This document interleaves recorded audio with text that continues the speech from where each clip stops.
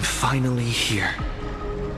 Once I return this core flame and become the world-bearing demigod, the cycles of Amphorius' tragedy can finally end. This Era Nova will be the arena for the final battle with Iron Tomb. But I still feel like something's not right. Even though this cycle has no demigod of time, time has always stood on humanity's side. Then, with this core flame blessed by the remembrance, respond to their hopes and blaze a trail to the future. Oh, weird. No one ever mentioned this. The core flame of time.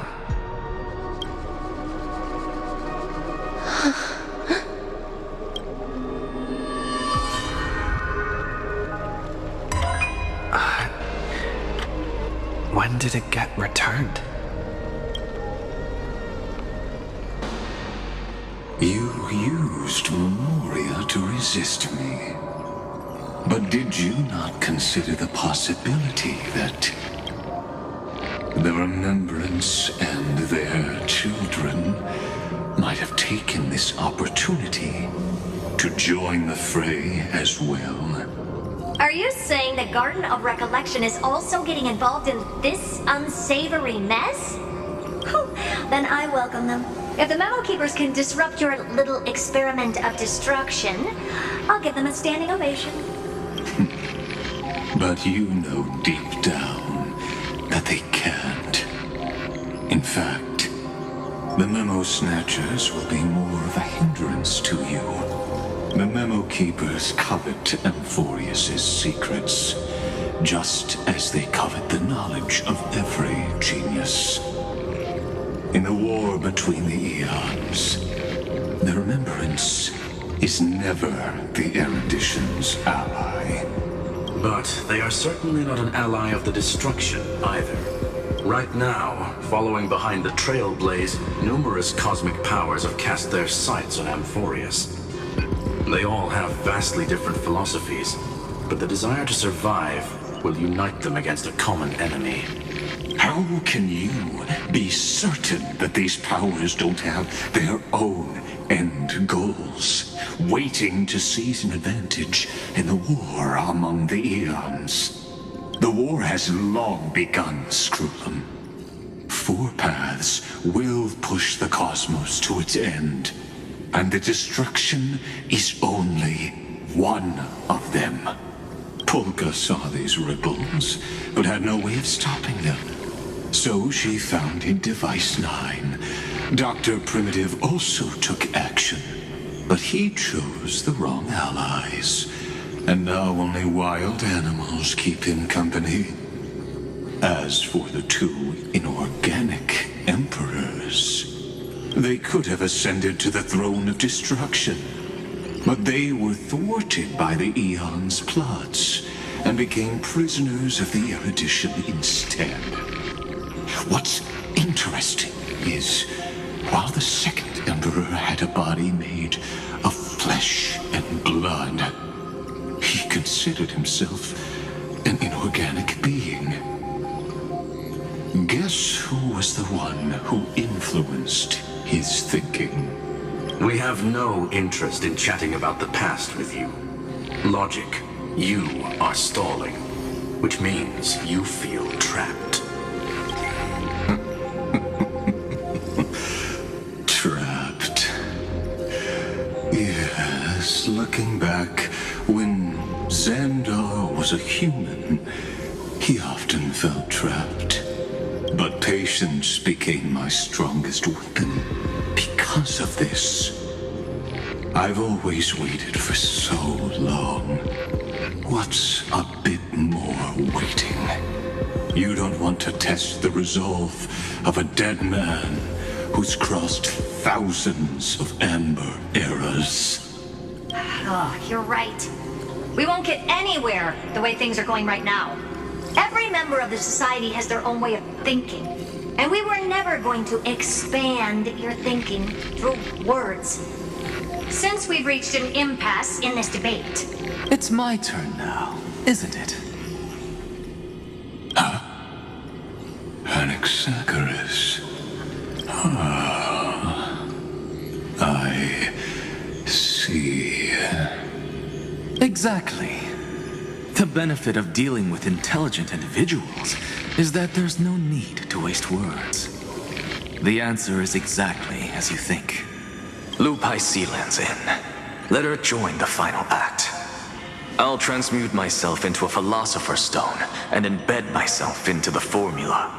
And when the time comes, she needs to shatter me and scatter that stone's ashes into the ocean within the vortex. So what exactly does your formula do? Now that would spoil the climax, wouldn't it? I have 10,000 ways to torture an anti-Catheran. And in the flame chase journey that he experienced, the previous me already discovered the optimal solution. Just as that Titan made themselves at home in my brain, I can also fuse myself with your avatar through alchemy.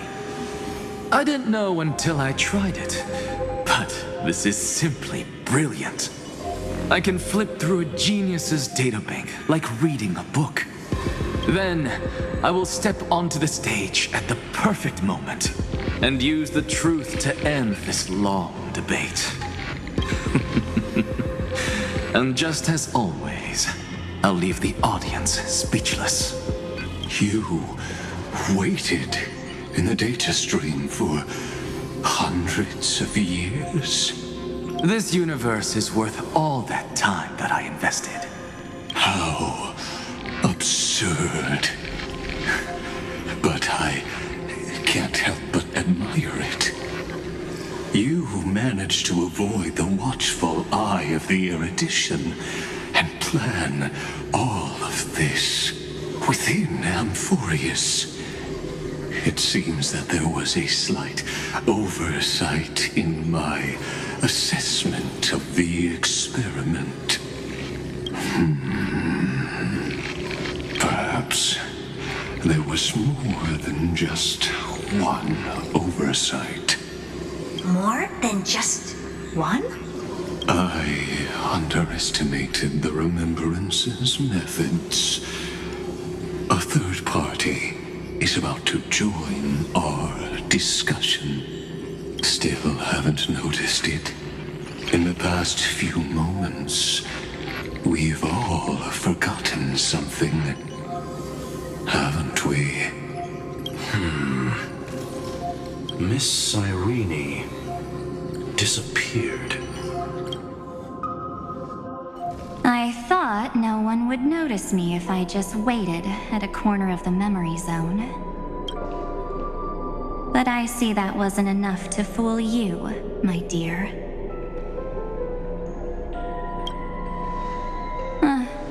Looks like you're no longer that surprised to see me. Even though I am an uninvited guest. Only you can see me right now. I only exist in your cognition. So that way, other people can't interrupt us.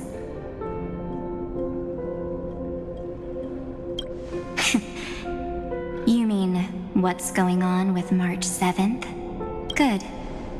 I like people who don't beat around the bush. So, let's talk about the one thing you should know. Your friend March 7th is no more.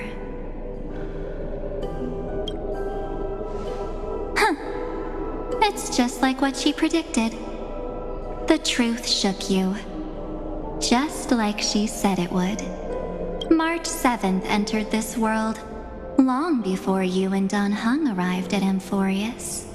She embraced the path of remembrance to save you two, and burned away, like a lone candle in the fog.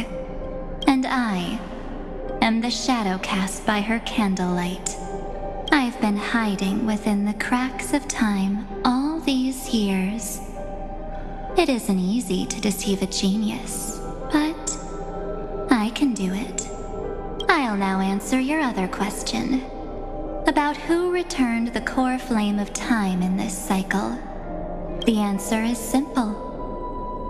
No one ever did.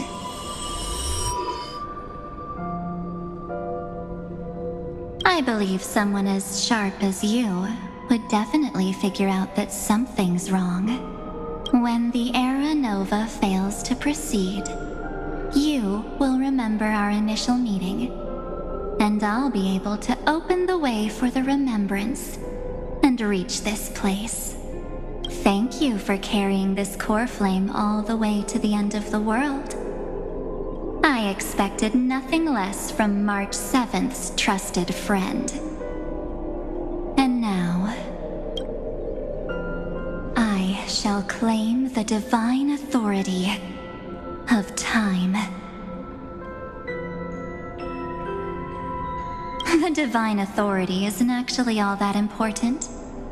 What's important is that I will use it to participate in the inner workings of this world. You already have a good idea of what the Era Nova does, right? It initiates extrapolations for the next cycle, based on the World Bearer's memories.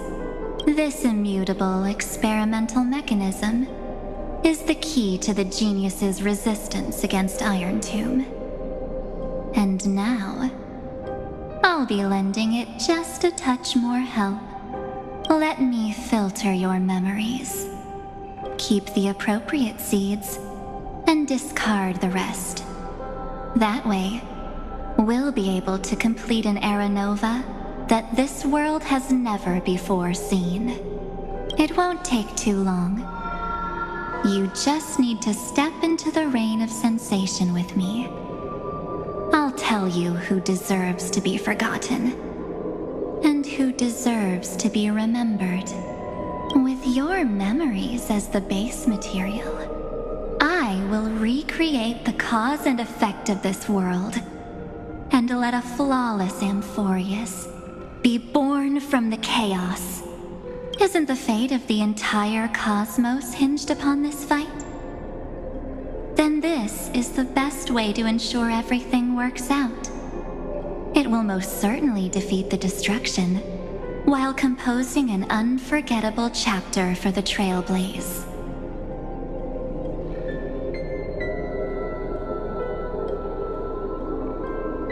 Of course, you've got to be at the same level as a genius if you want to contend with them. Besides, that's what March 7th wanted. If a new life is to be born, its seed has to be dead. March 7th made a wish to me before she disappeared. Her only wish was for the Trailblaze's journey to continue, without an end. I'll definitely fulfill that small wish for her. Friend, what's going on? Your consciousness suddenly went so far away. I promise you that the Astral Express crew will definitely see each other again in that new world. So come, dear. Sink into the sea of oblivion and become my guest. So much time. Just the two of us. And guess what? You cannot refuse my invitation. Because this Memoria Tide comes from your companion, March 7th. It's her deepest and innermost memory.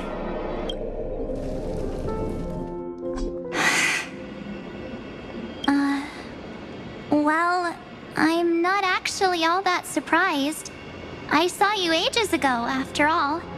It was on that night when a certain knight of beauty dropped by uninvited to the Astral Express. That was when you showed up, without even saying anything.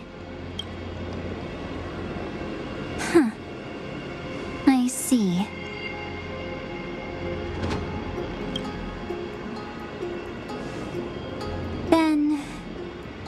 still remember how long it has been since you entered Amphorius? That's gonna be tough to answer. 97 days. You walked every inch of this world in 97 days. But unfortunately, no one was able to see you.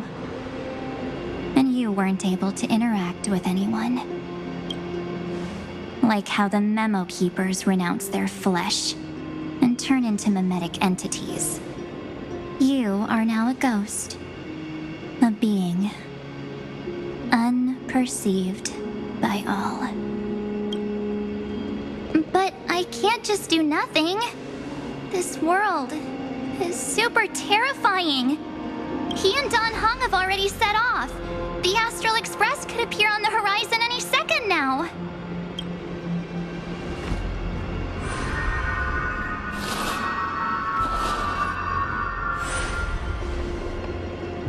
And they too will become this place's victims.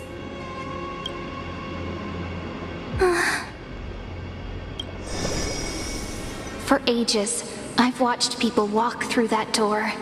They couldn't see or hear my calls. The voices beyond always promised safety, but I've never seen anyone return safely. They are all humans who got lured into this place.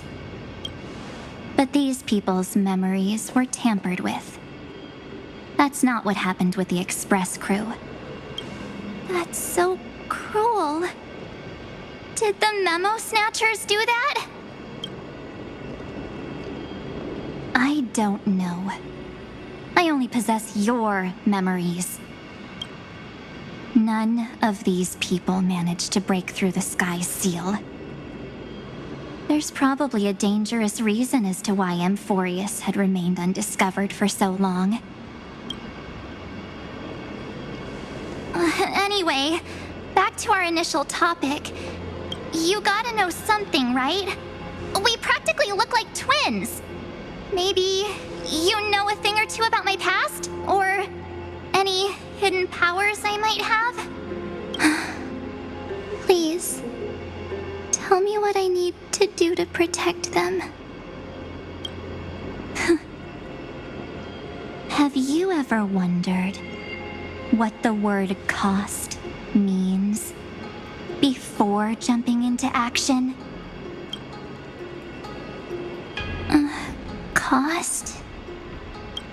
Shouldn't I be the one asking you that? Oh, You always hid in my memories. Never wanted to come out. The only times you showed yourself were when I got into serious trouble. That's because you also don't want to get discovered by the Garden's observers. Am I wrong? There's no one here except us. If you help me, then I'll help you.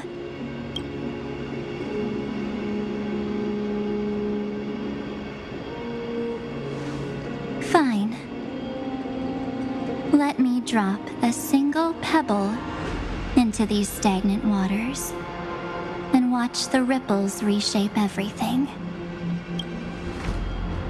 But you must polish this pebble with your own hands, and it will require all of your memories. What will I turn into after that? Maybe you'll turn into a guiding light. Or maybe you'll be reduced to dead embers. I can't guarantee that you'll remain the person you are now. Inside you is nothing but an Evernight. Even I can only catch a tiny glimpse of it. If this is the only way, then I don't see why I should say no. Besides, the mastermind behind the show is about to find us.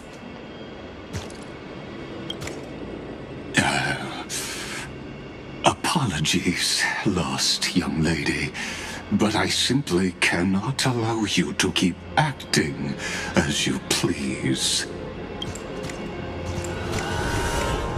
So, he can't see you, huh? As expected. Or maybe he's seen through our true essence. The Garden of Recollection's methods are puny party tricks. But you... how did you overcome the ultimate protocol? Looks like we don't have time to keep talking this out. That's right. Some opportunities will never come again. Then, let's do it. Offer up all of my memories. Cast down this pebble and let everything in this world Be swallowed by the torrents of oblivion.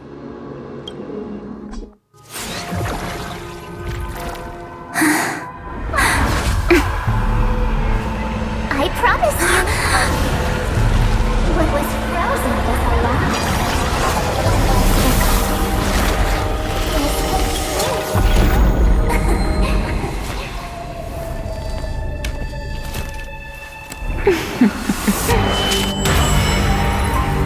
Now,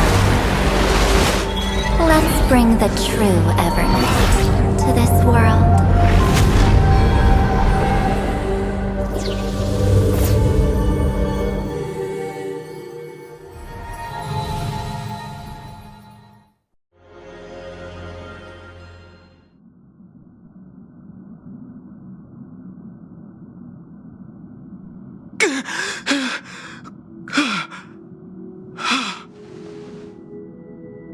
Is this...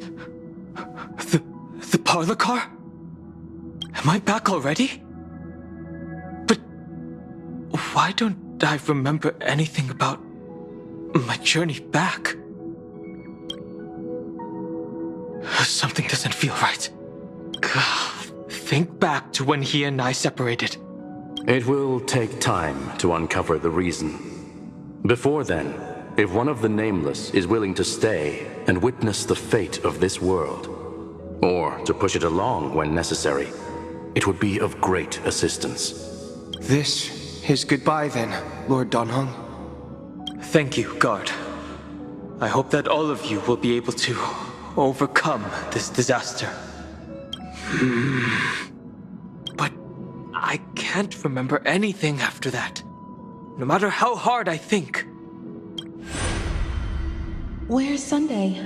Did he not come back with you? He stayed with Madame Herta. They wanted to try using his tuning to help support the genius's thought hacking. Is that Himiko's voice? And Mr. Yang? Oh my. That was Herta's suggestion? It's hard to imagine she'd borrow the power of the harmony. No, it was Sunday's suggestion. Herta initially refused. But she changed her mind after Xandar's identity was revealed. And we still can't get in contact with the Xianzhou Lafu? I'm still trying, but this place is outside the interastral peace communications coverage zone, so there's a limit to what we can do. What about Aventurine's chip, the mini transmitter? Surely it can get through to the IPC's lines. Himiko, are you all right? I've never seen you this anxious before. I'm all right. I'm probably just tired. Let's focus our energy on the kids. Now's not the time for distractions. Right.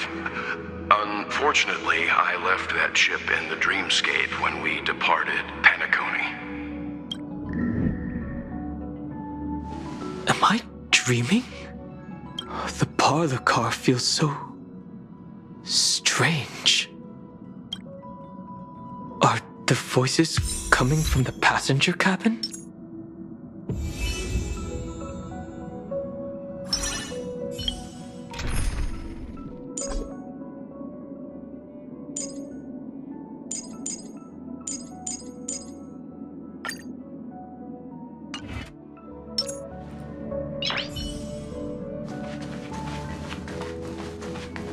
Those two passengers have to return safely. Don't worry, Pom Pom. They're both experienced nameless. They'll be just fine. Oh, I'm right here. But where did all of you go?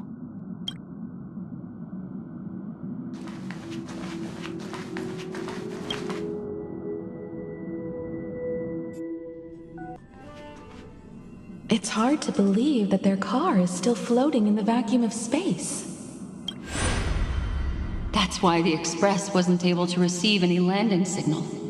It's likely that the two missing nameless, like March 7th, also came under the influence of the Path of Remembrance, and only their minds entered Amphorius. We can analyze all we want, but the real question is, what can we do right now? I was just about to get there, Miss Himiko. Right now, Amphorius' memory zone is extraordinarily full. I can also take this opportunity to enter the world and seize as much of an advantage for the Astral Express as possible before the other memo keepers arrive. For example, I can light a beacon in the memory zone for the Trailblazer and Don Hong to follow back home.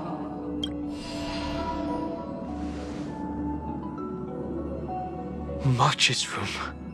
I haven't heard a single peep from her this whole time. March already wasn't feeling very well when he and I set out. Even if this is a dream, I should still check on her.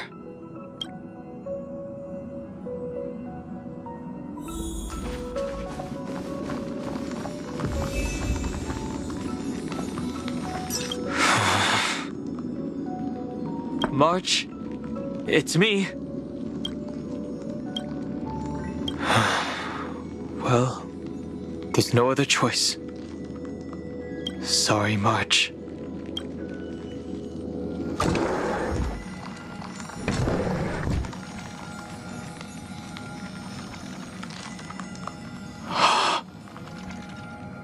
This isn't a dream after all. Based on what Madame Herta said, Don Hung should already be on his way back. But the Express hasn't detected any traces of him. I feel like I've seen these floating black things somewhere before. Or he's already returned to the Express, but fell into the trap of someone with ulterior motives. No, I've definitely seen them before. But I've lost that memory. The Memo Keeper's mimetic entities are truly everywhere. Don't worry. Normal Memo Keepers can't do anything to that little dragon. As long as he's awake enough, he'll find a way out. All he needs is a little concentration, patience, and resolve. Hearing you say that makes me feel much better. Don Hung has all of the qualities you mentioned. I don't know what your intentions are, but as the guard of the Astral Express, I must ask any suspicious and uninvited guests to leave.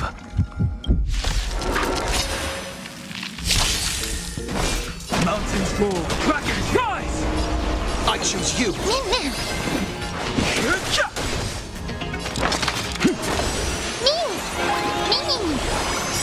Look, with this divine power, I reforge all things!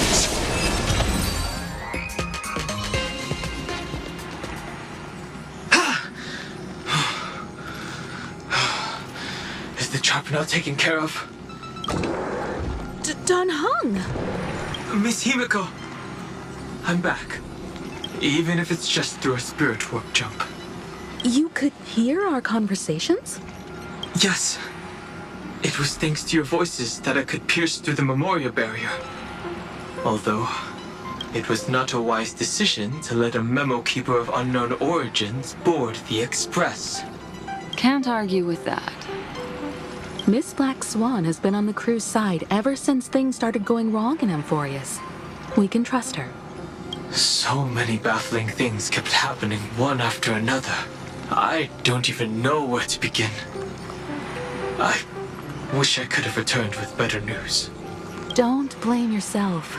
You're all safe and sound, and that's good enough for me. Are he and March 7th really safe and sound?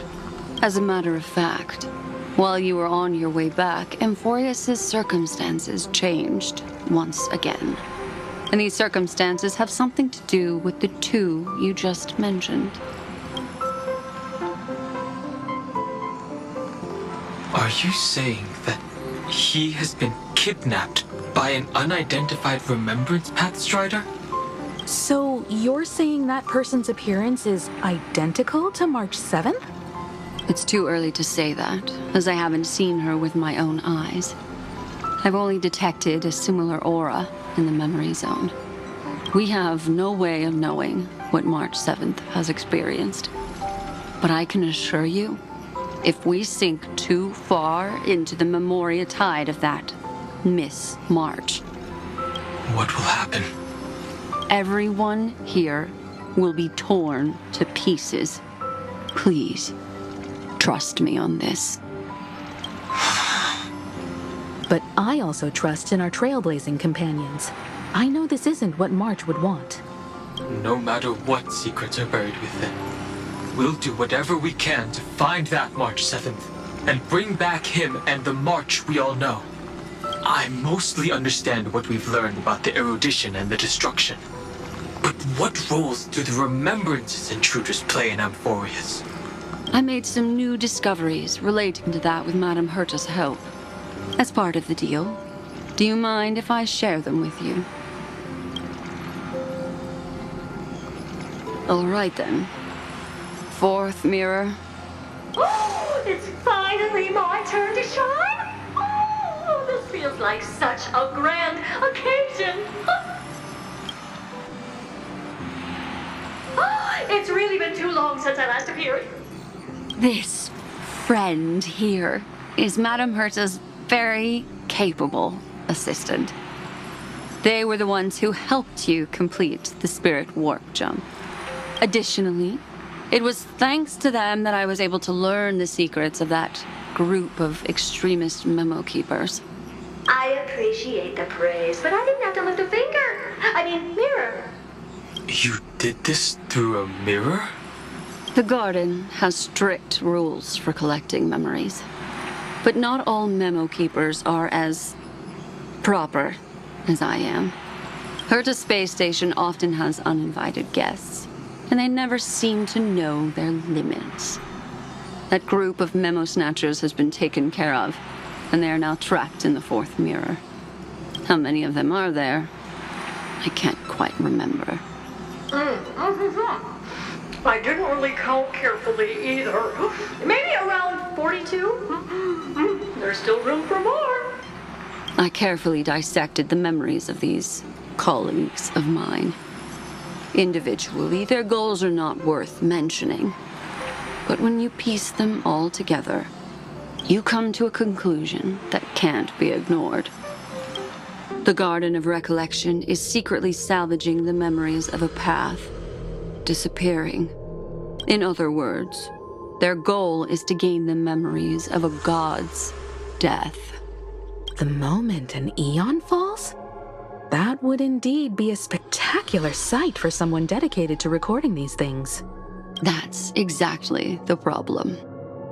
They seem to have been aware of the destruction's movements early on, but they lacked a decisive power and had no way to penetrate Amphorius' firewall. So, what did they decide to do?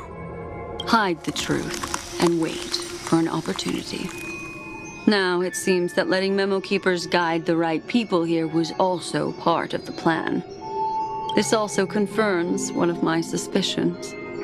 They have already infiltrated deep within the garden. They would not hesitate to associate with the destruction in order to salvage memories? Could they be the cremators? I don't know. Perhaps there are even deeper things at play here. The majority of Memo Keepers believe that when the universe inevitably reaches its death, unable to sustain increasing entropy, Fu Li will use the memories of everything to reforge the cosmos. Amphorius, as a scepter, can be viewed as a mini-universe. This is why Memo Snatchers have been frequenting the Herta space station. Without a doubt, these extremists wish to record the cause and effect of Iron Tomb's destruction of the erudition. They may want to use it to simulate the end of the universe, or to probe into the unfathomable will of the eons. The Trailblaze broke the seal around Amphorius, giving these people the opportunity to enter. Now they'll do anything to prevent outside powers from interfering, because your involvement will certainly influence Iron Tomb's final outcome. You said that March is closely linked to the Remembrance. Is what she's doing related to these Memo Snatchers? I do not believe that Miss March is on their side. In fact, when the car you used for landing first made contact with Amphorius, a violent surge of memories flowed past. Combined with what we know now, I have reason to suspect that the flash of power came from March. Exactly.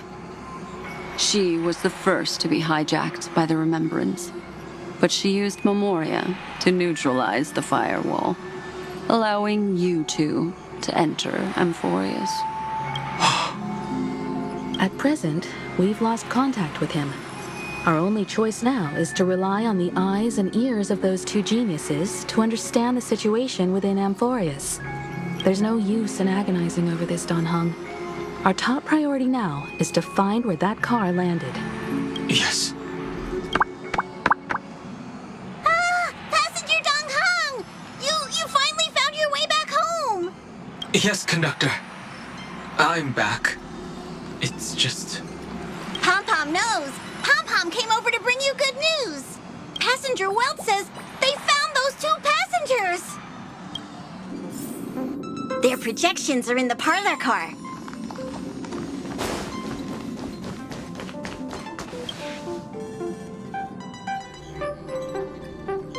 Welt. And Mr. Screwlum. Himiko. You seem to be feeling much better now. And Don Hung. It's great to be able to talk to you. Once again, we owe Madame Herta a huge favor. Madame Herta doesn't care much for favors, but she'll be happy to receive everyone's praise. Back to the topic at hand. Mr. Don Hung, we did a sweep of the area surrounding Amphorius' celestial body for organic signals, and we finally discovered the bodies of you and Mr. Trailblazer. The two of you were very fortunate, as there was something protecting your bodies. All vital signs are still present, and your functions are all intact. Was it March protecting us? Our preliminary determination is that the bubble enveloping you two in the vacuum is made of a substance similar to Memoria. Conjecture. This substance is connected to the lost Miss March. It will take some effort to bring your bodies back to the Express, so you should get some rest first. Have we completely lost contact with the inside of Amphorius?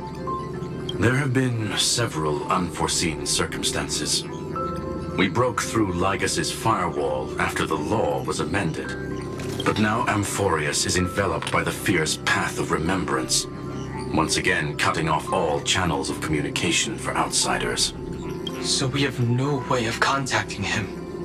If we take into account the difference in the flow of time, every minute we delay here could be a year of waiting for him.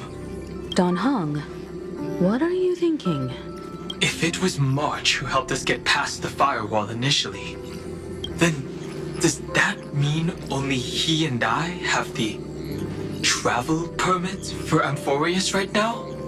That is a logical inference, Mr. Don Hung. Mr. Screwlum, do you have a way to transmit my spirit signal back to Amphorius? You want to go back? That is far too risky. Even if my body and spirit are able to return without a hitch, there's not much I can do here. We can't lose you again, Dan Heng. Miss Himiko, if we can't get him and March back, how is that any different from losing me? You're right. I should have known you'd say something like that. No. It was Well, completely I suppose destroyed. there's no point in But trying there to are still dissuade survivors.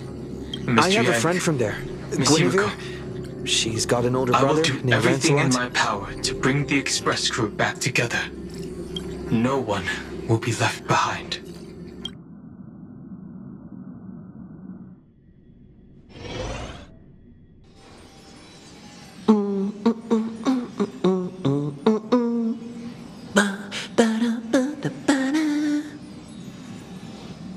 You may notice a hint of sweetness in the air.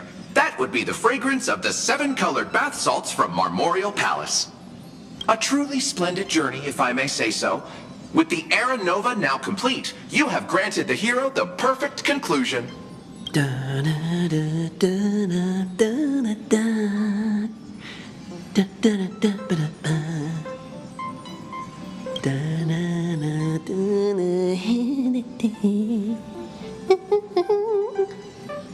Losses were a constant on the Flame Chase journey, until your radiant arrival turned the tide. Lord Ravager, Iron Tomb, ha! Mere playthings in the hands of the Trailblazer. The cosmos is safe once more because... Shush! Hey! Incoming train broadcast! Attention all passengers! The navigation meeting is about to begin! Make your way to the parlor car!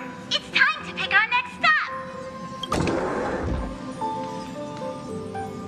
Perfect timing. Let's head to the meeting. I'm wide awake and feeling great.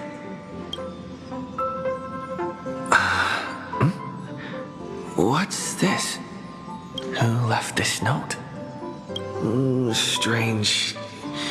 It's like I...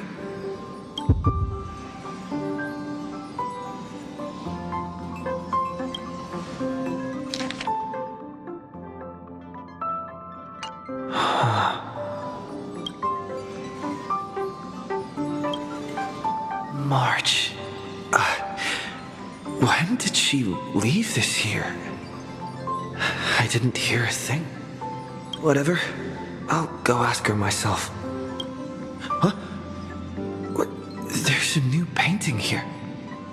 All I did was take a bath. How did so many surprises pop up? Better step forward and take a closer look. Keep it down. I think I found him. Who's there?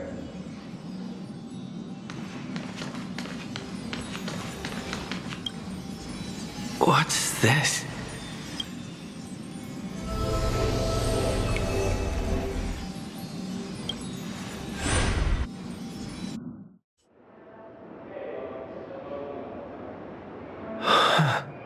What? Is this the Reverie Hotel? Seriously, what is happening?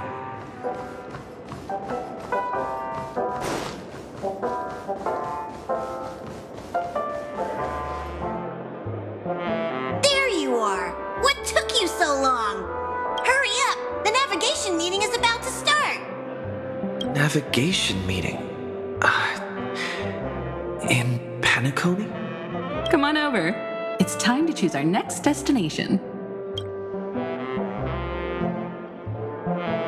Perfect timing. The meeting's at a standstill. Lushaka or Melistanin? No one can make the call. The vote's split 2 against 2. Everything hinges on your vote now. What do you mean? And once again, the passenger is talking nonsense. Ah, young people, always full of jokes. What? Their reactions. What's going on? Oh, I get it. You want to play a game with us, right? You said you didn't see March. True, she might be hiding somewhere in the lobby. The objective of the game is to uncover where she's hiding. You're her closest companion. If anyone can do it, it's you, right?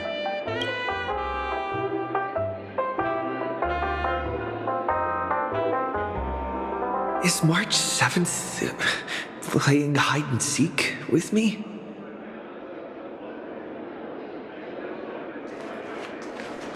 You seem in good spirits. Rest assured, wherever our next stop is, I'll make sure you're all protected. Dan Heng being this forward? Oh, that's not like him at all. Youthful games like this are a bit much for me these days. I'll step aside and let you all take the spotlight.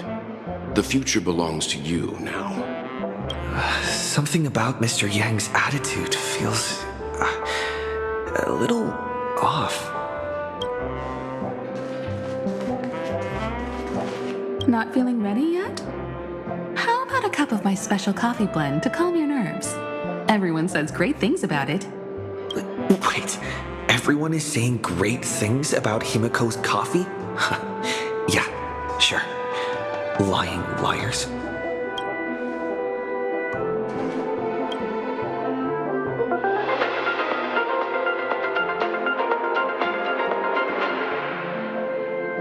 This is the Interastral Peace Broadcast.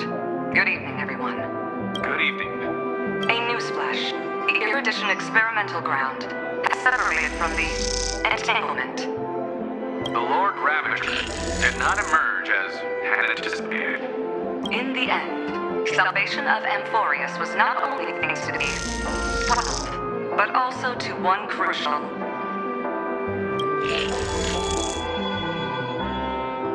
It won't be easy. I know. But you've got this. Find your way back. Find yourself.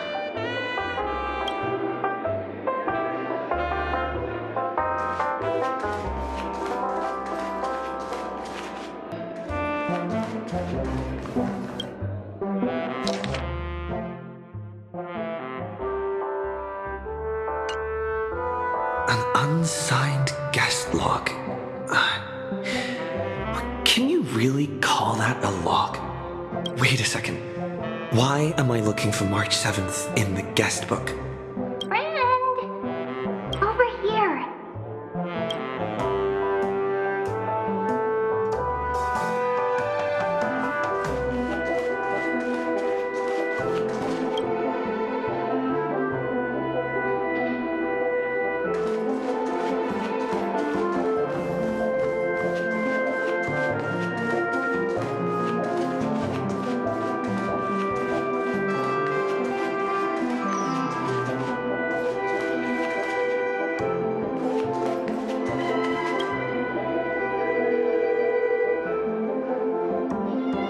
Weird.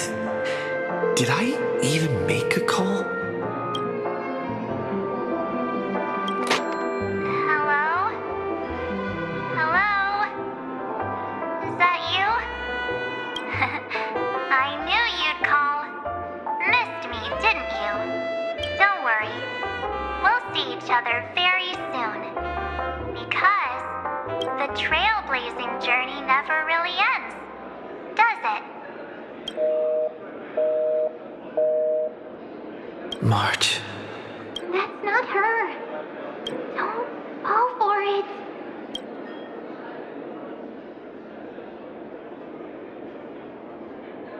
March 7th isn't here. Faint, fleeting voices are speaking to me. But where are they coming from? I went through something like this before, back in Panaconi. Not even Lycus's prison could hold me. I found my way out. Keep it together. I know I can do this.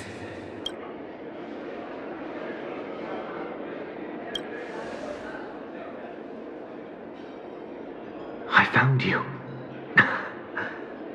You did well. Soar. break free from the cage of Memoria. Let harmony become your wings. A clever little trick.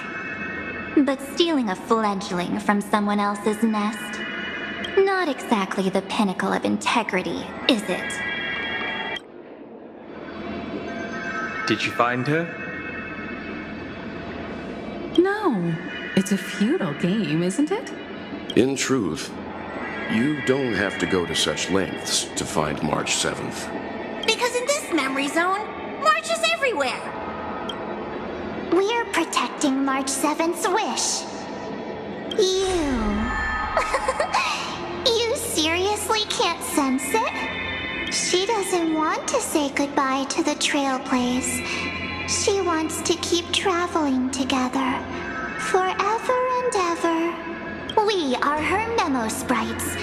For the sake of her wish, we must give it our all.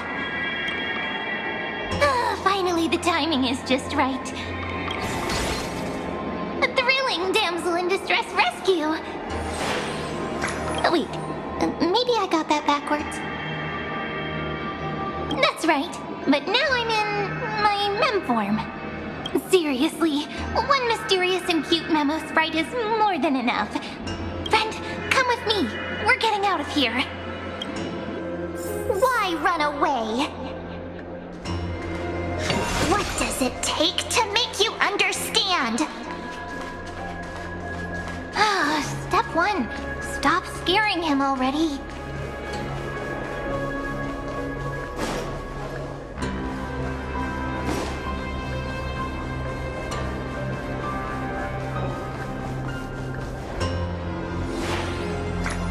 In this form, I'm way more suited for the memory zone. I'm totally in my element. Grab my hand. Let's hide away in the deepest corner of your memories. Lift the curtain of memory and stir up ripples of past reverie.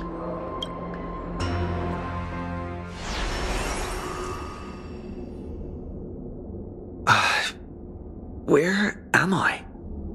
The space station. Where it all began for you. Looks like we made it. What's that? Silverwolf? Kafka? It's your secret. I'm so curious. But I won't peek. Promise. When I first met you, I remember they were there in your memories too. Want to take a closer look? Go ahead. Think of it as a glimpse into the past. I'll stay right here. I promise not to disturb you.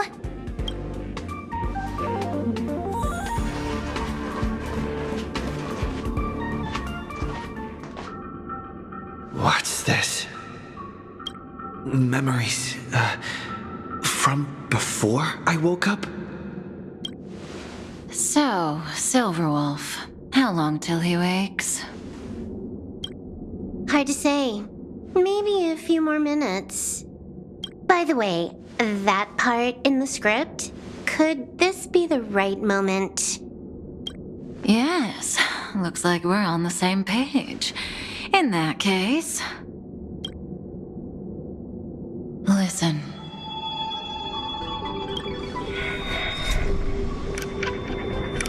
Remember these words, then forget them. Let them slumber in the depths of your memory until the day they are awakened once more. On that day, your journey will intertwine with the remembrance. In nearly every possibility Elio has foreseen, it leads to a great crisis. You'll face betrayal, lose your way, and seek answers. So before you hear these words, I don't want you to consider this a prophecy. You arrived at this moment because of the decisions you made. Huh? I don't know what you'll have endured, or whether you'll still believe in me. But if there's even a trace of doubt in your heart, I hope these words can give you strength. It was a wish of the cosmos that set you in motion. And in the tale where you are the protagonist, the stars themselves will defy the destiny of finality. Mark this number, 4. According to Terminus's prophecy, 4 paths will push the cosmos to its end, and on your journey, you shall encounter them, one by one. Destruction, harmony, nihility, and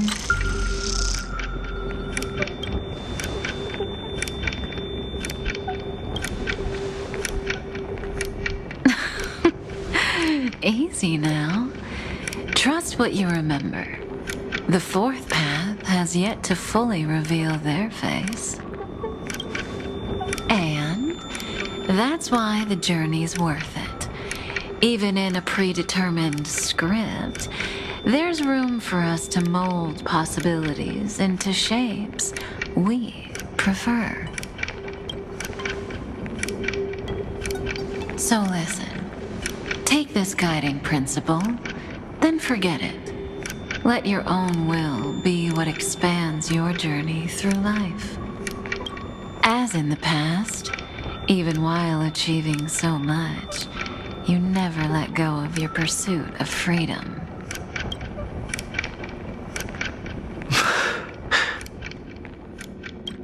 That was so sincere. I might actually tear up a little. Now we all live within the script, but adding a little color to the lines has never been forbidden. Are you going to say more about those branching storylines? Never mind. Best not to tempt fate. Get ready, he's about to wake up.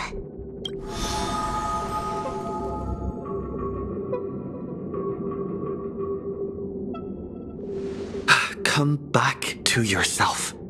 Kafka said that when my link to the remembrance deepens, this memory will resurface exactly when it needs to. And an inevitable crisis will surely follow. But even a Stellaron hunter can't fully grasp the trailblazing journey. Just as I thought. It all begins with March 7th, doesn't it? Even if the Express had never arrived at Amphorius, her secret would have come to light eventually.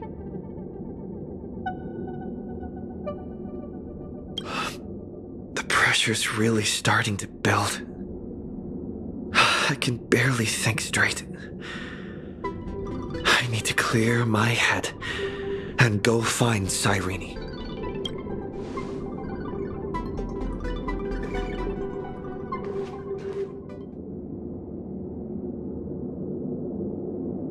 Cyrene?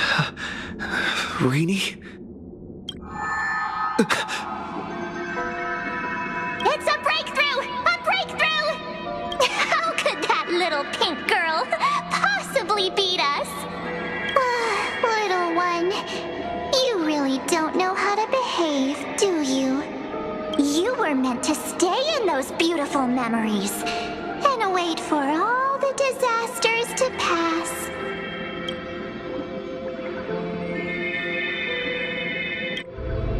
Oh, triple-faced soul, cast your light upon us. Let no darkness remain concealed. Sunday? Raise your hands high and embrace this boundless light.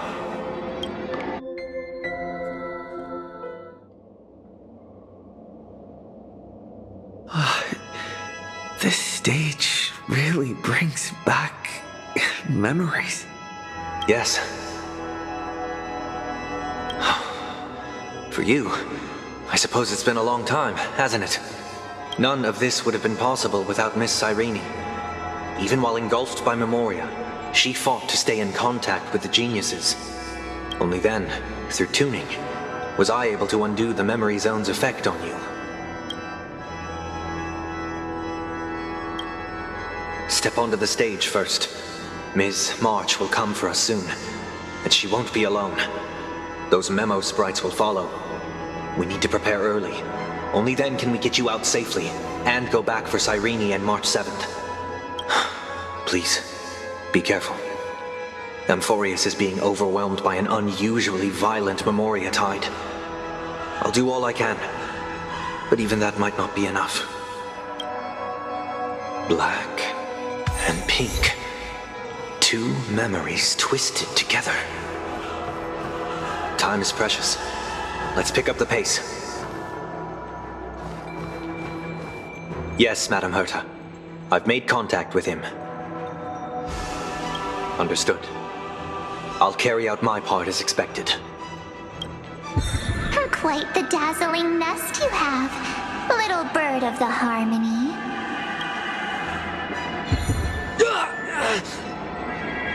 Your grasp of Memoria is unexpectedly profound, but playtime's over. This ocean we created according to her wish. This journey that flows on without end. Don't any of you think about interfering with it. She's coming. Is it me she's after this time?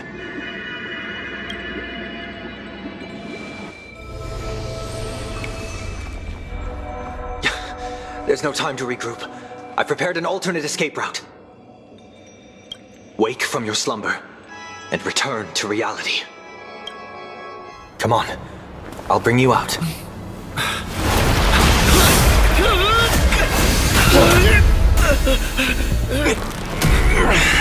Out. Self-righteous pathstrider of the harmony. You think you can do that? Next time, get a memo keeper instead.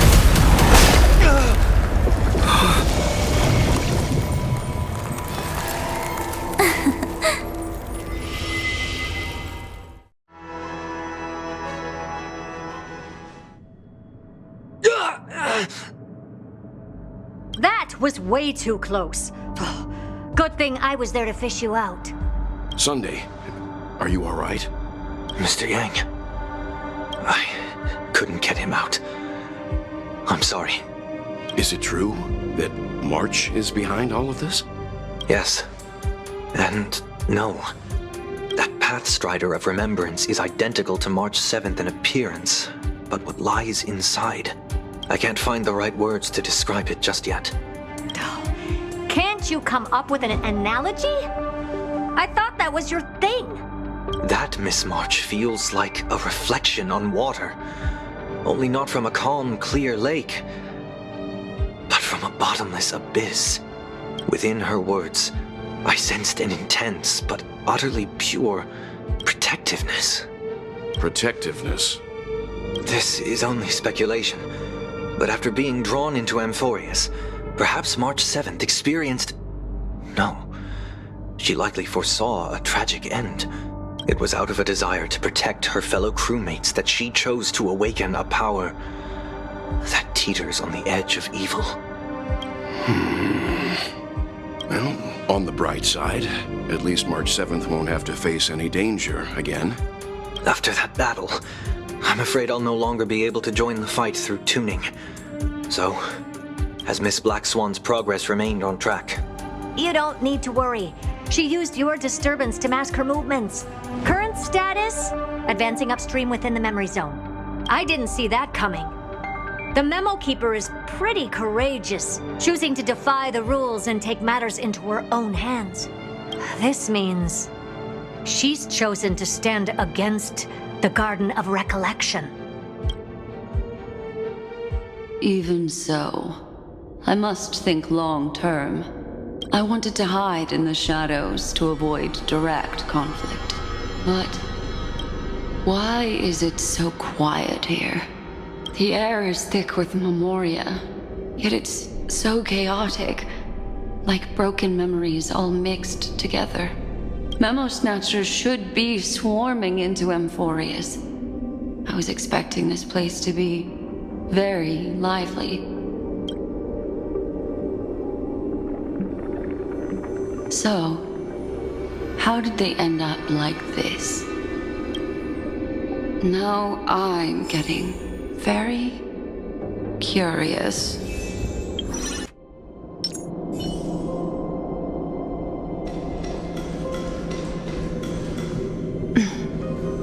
An empty shell. The consciousness that maintained this Dharmakaya has disappeared. So efficient. Not a single trace left behind. Alternatively, she might have sacrificed herself for an even more mysterious purpose. Either way, what exactly made these fanatical believers end up like this? Memory. It is indeed a deep ocean of dangerous allure, where fascinating secrets always hide beneath the waters. I keep getting the feeling that the same thing happened in Penacony. Get ready. We're about to head off. Is it really gonna be okay?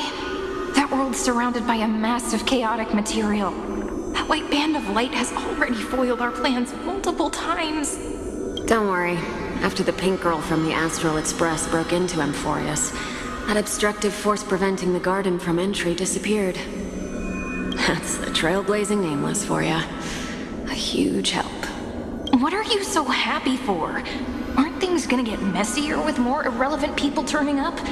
What if those Trailblazers find the Seed of Remembrance before we do? Then we'll just steal it back. Simple. By the way, there's a messenger and a memo keeper on that express. We don't know where they stand on this matter, so make sure they don't notice you when you make your move.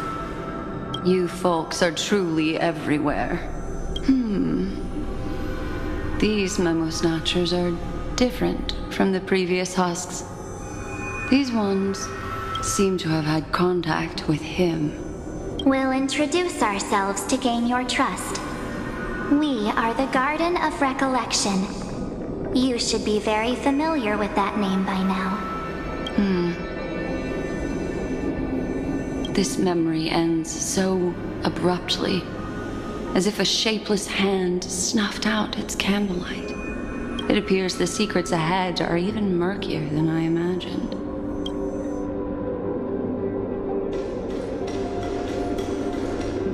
What a bizarre sight. It's spinning out of control! Everything's out of control! Why did no one tell us? That girl is the Memo Keeper's nemesis!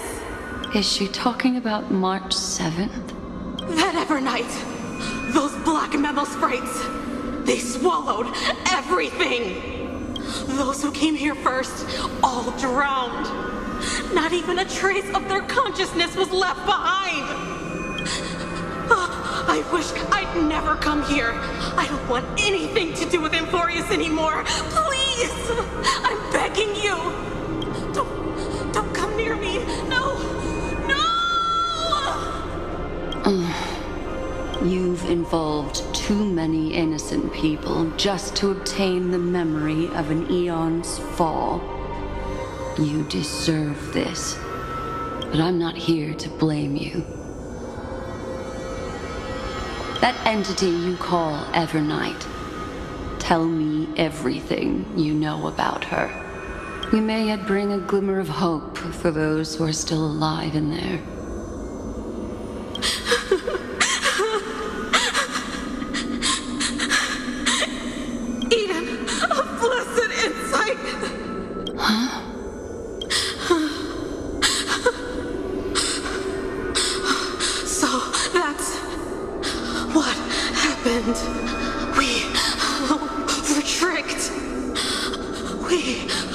We are the sacrifice.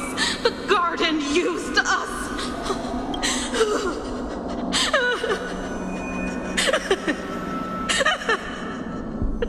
She just wants to find her lost sisters. Find them, kill them, reclaim them. If a new life is to be born, its seed has to be dead.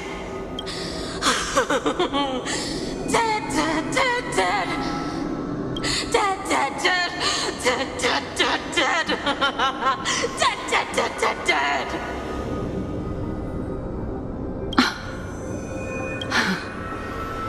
I can finally understand your fears now. Thank you for the information.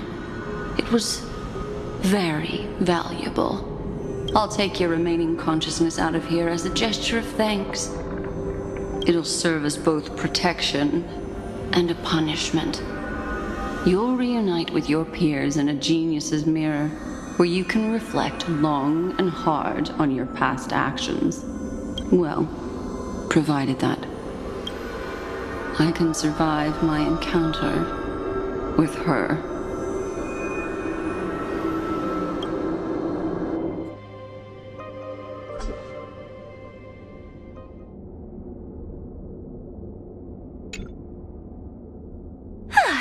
These little critters look scary, but they're not so tough to handle after all.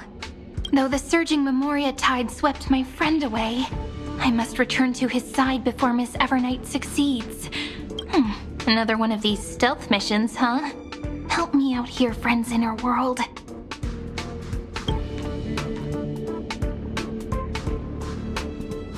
A scorching and dangerous aura. This power shares the same origin as Finan. And then there's that enigmatic, bottomless aura that seems to jolt awake at midnight. Must be Miss Evernight. Better steer clear of her. There's a beam of light over there. Full of energy, yet uncontrollable. More familiar than the others. As if it's coming from someone close by. Could it be... my friend? Maybe it's the Stellaron he mentioned. Memories of the Stellaron are flowing deep within the Memoria tide. Let's go there to find my friend. Ugh, jeez. So many little ones gathered here. Did you know I was coming? You're being a bit too enthusiastic, aren't you? Thankfully, his presence hasn't weakened. I feel like I'm getting a bit closer. Huh? They're guarding something. Is that my friend's photo stone? What's it doing here? These memo sprites are completely still. It's as if they're drawn to this thing. This is an even cuter memo sprite. No wonder the photo stone can't store more memories. Have you been hiding in there all along? Find my travel companions. What? How could that mean? My companions. Are you March 7th?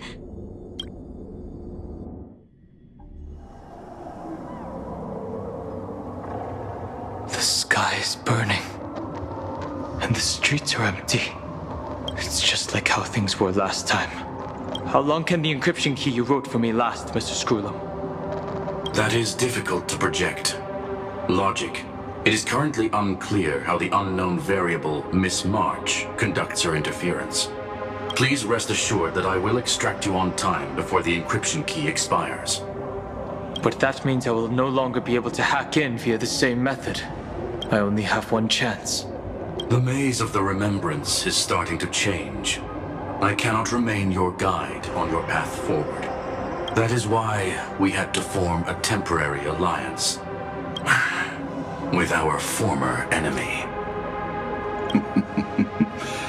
I express my utmost respect for your courage to personally face such dangers. Lygus? Your enmities, well within my calculations.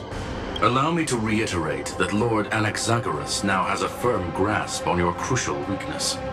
If you still plot to harm the Nameless, then you will find that the Society's previous warnings were not empty threats. I understand.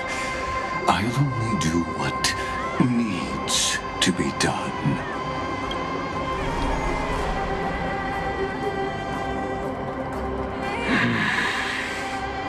I never imagined that I'd one day walk alongside a genius who offered himself to the destruction.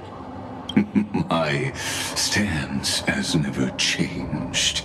The erudition's ruin is inevitable. But before that, I'd be very willing to witness the reunion of the Nameless and to escort you on your way home.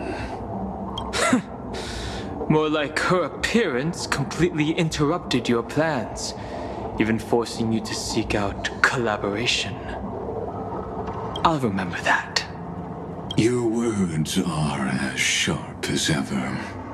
But remember, happenstance is the only true constant in the universe. The demise of the progenitor of all dragons is a testament to that. Come with me. I am honored to guide a scion of permanence. You created this wasteland before us with your own hands. Such sights are no longer able to stir anything in my heart. Ha! Are you saying that once upon a time you were actually moved by their defiance? I'm sorry to say, I never was.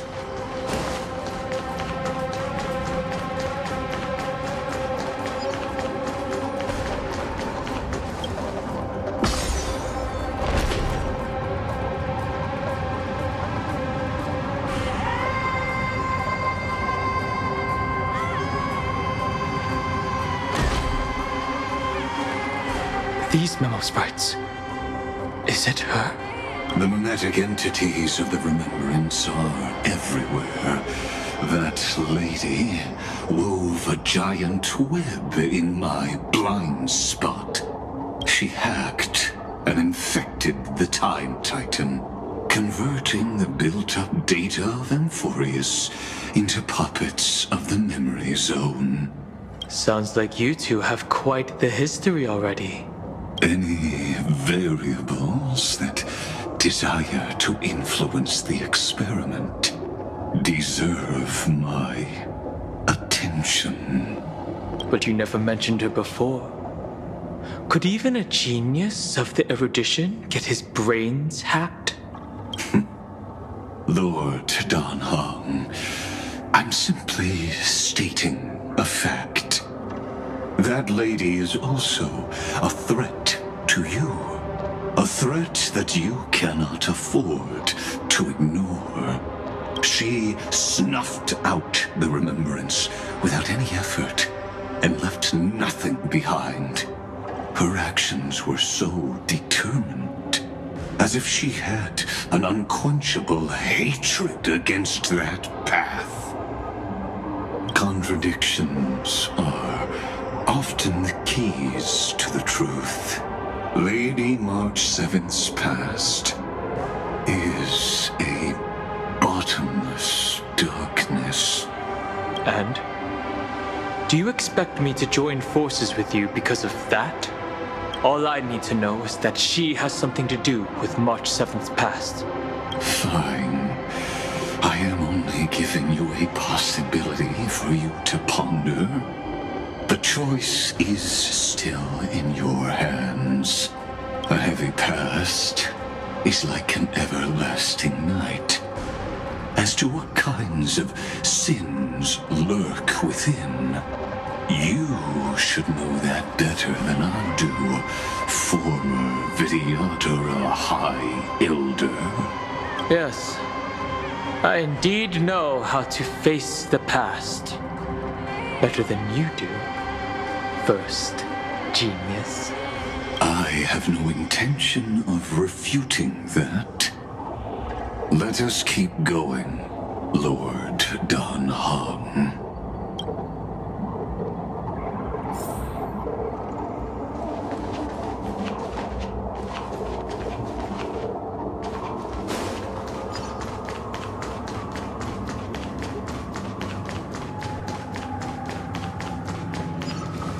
Huh? didn't think there were still some that got away. Explain. They are thieves from the garden. They have long coveted this world, but it always been kept out.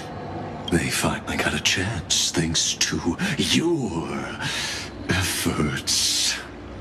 Unfortunately, they ran into Miss March, and their consciousnesses were plucked out one by one, reducing them to mere husks. Those who were lucky enough to escape her drowned in the black tide, becoming these twisted figures. But they look very different from the usual black tide creatures. The reason has to do with our destination. Let us deal with the threats before us first. Then I'll reveal the answer to you. You really have no intention of fighting, do you?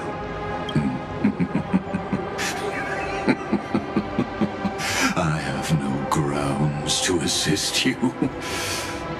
Besides, the geniuses are still keeping a close eye on me. I would hate for anything I do to be misconstrued as provocation against you. Never mind. Let me clear the way. I'll stand in their way. Earth shatters, heaven trembles! Dragons soaring above the lands! This is permanence! This is being insane. I choose you. No interest in conflict. I'll endure. What's the matter? Look, with this divine power, I reforge all things.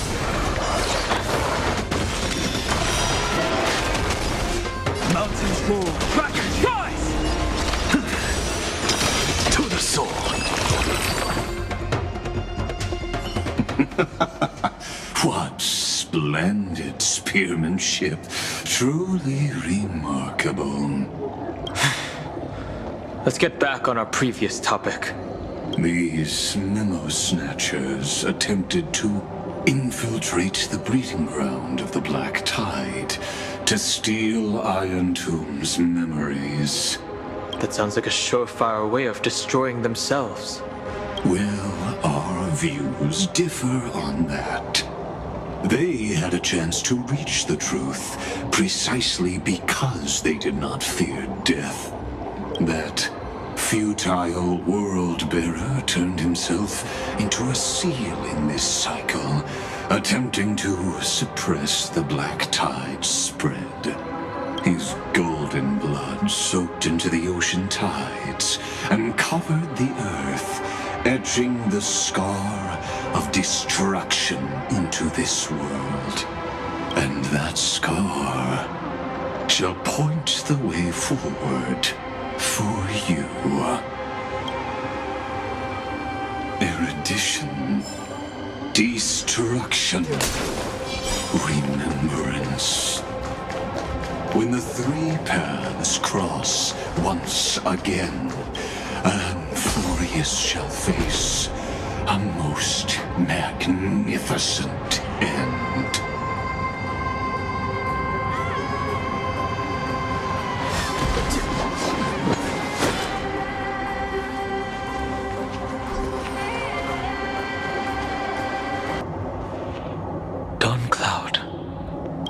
Witnessed 30 million futile ends atop this cliff. You may not agree with me, but I've always believed that this number has made me the person who understands Kozlana the most. This is also where he decapitated me on that day and pointed his sword at the Aeon of Destruction. He suffered a tragic defeat. but also achieved a legendary deed. A drop of burning golden blood. The blood that will cleanse the world. Dripped from the god's wound. Nanook? Fiden managed to hurt them? Yes. It melded into Kaslana's body, becoming the destruction's final blessing. If you wish to dispel the fog and find that March 7th, then go and awaken his fury. She hides in the crevices of time, in the most concealed corner of Amphorius. Only the most ferocious will can break through the memory zone and illuminate her footsteps. Just like how the blazing sun can only rise at the end of the Evernight. How do I know this won't be another trick of yours? I have nothing to gain from helping you two work together. But in this cycle, Kaslana never answered my calls. Perhaps his mind has already eroded away. Or perhaps he is still awake, still fighting the whispers of the black tide. Deep down, I only wish that you and the esteemed Trailblazer could bring me an answer.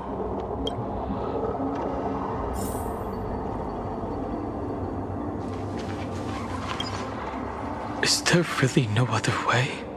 How long has it been for you? Kaslana! Finen. I'm back. What? The moment you took the world upon your shoulders without hesitation, you lost the chance to ever be yourself. Duty does not drive you to wield your blade, but hate. Behind that hatred, you seem to desire the destruction of the self. Losses are a constant on the flame chase journey. What you stand to lose weighs far heavier than life itself. It is because you suffer that you are so much stronger than any ordinary person.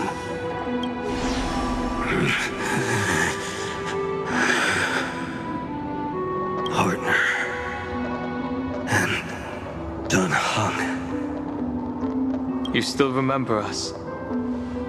Those two names are like brands.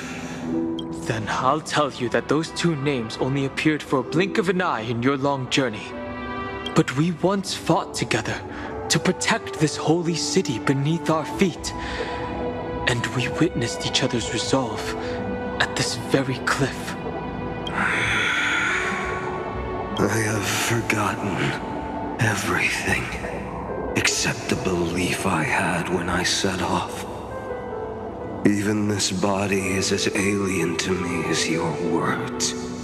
All I know is that I must imprison the destruction that swallows all. What if I tell you that we're here for the same thing? Look at what this world has become. You know what it's waiting for. Even if you've forgotten everything, I still believe that you'll make the right choice, like you did in the past.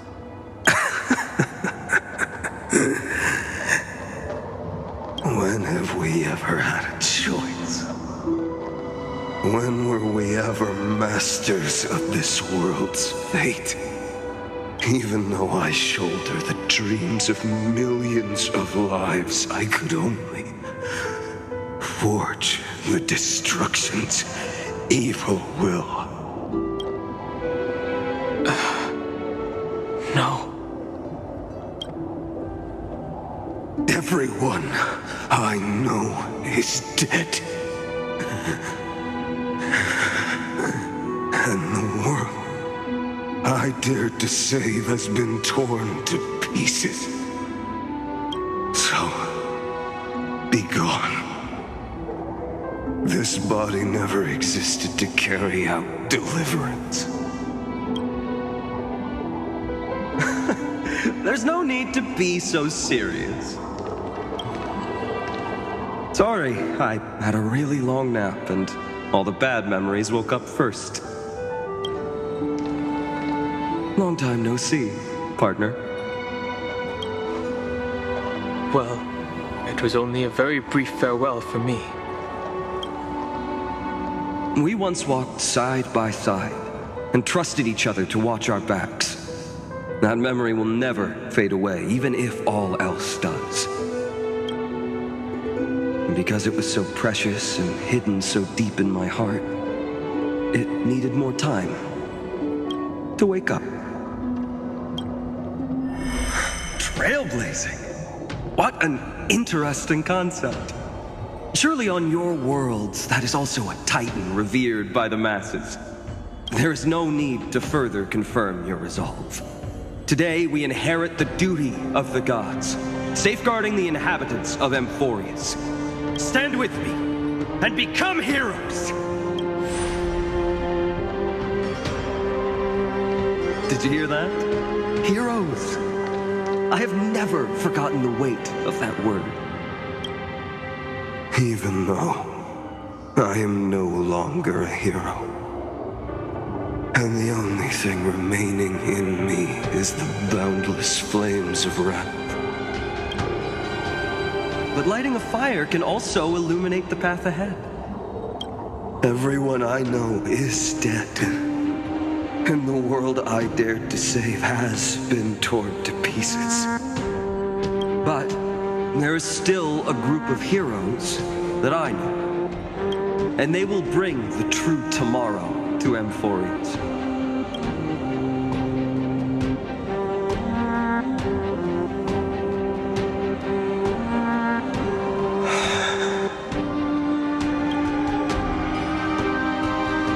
This body never existed to carry out deliverance.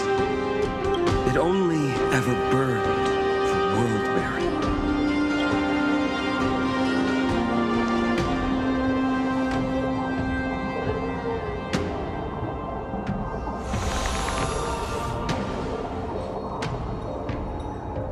So, I'm going to head towards tomorrow first. Don't make me wait too long, Donna. Partner. Deal.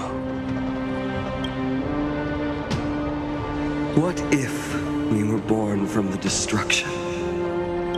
There is no need to question your heart. No need to crave victory. If I am born to be a vessel of sin, then I shall roar at evil and trailblaze a dawn for future generations to come.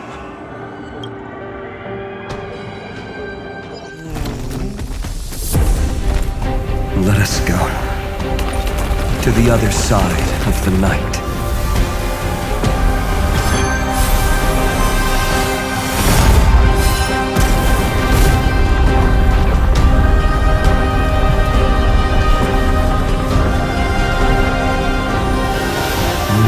The dawn is there, and the blazing sun, destined to rise.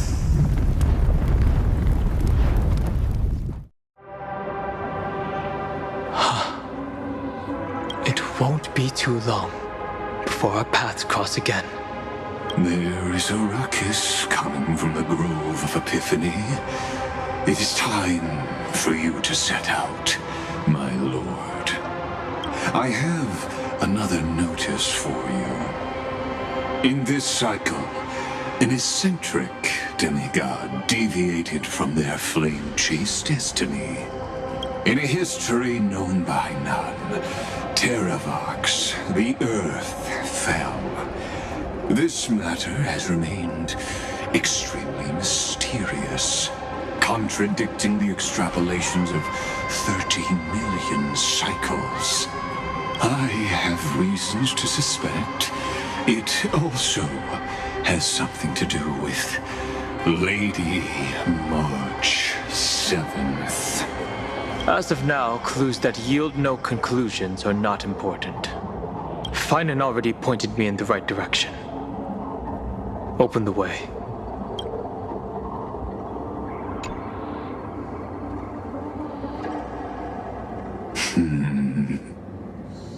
Lord Dan Heng is gone.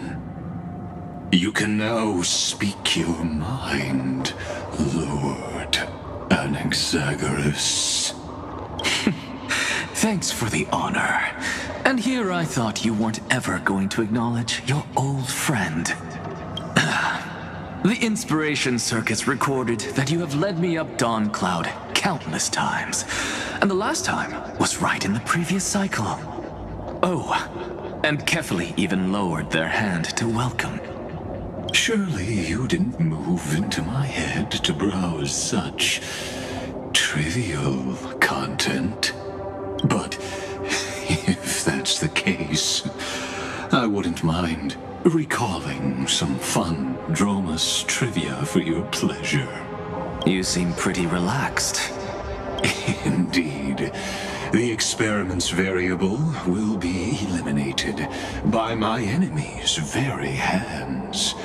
A beautiful way to kill two birds with one stone, isn't it? You know very well that everything I said about that Remembrance Pathstrider was true. Both my hypothesis regarding her identity and my recommendations to Lord Dan Heng.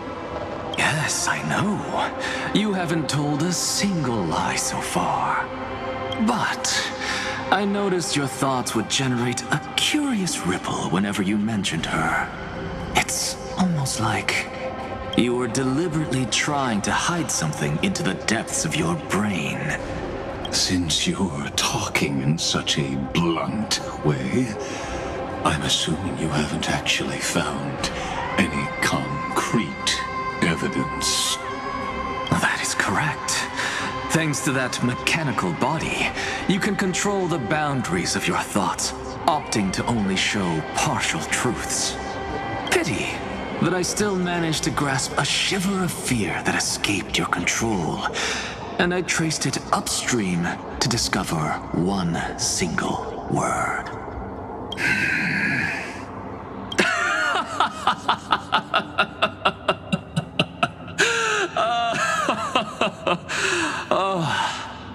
Lycurgus, tell me, what is the Demi-Urge?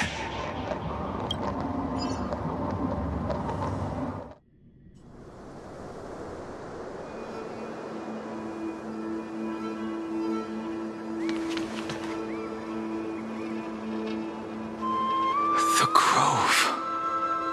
Even the branches and leaves of the sacred tree have been dyed gold. Finan gave his all for him. Now that the destruction has quelled the Memoria tide, it's time for me to go deeper into the grove.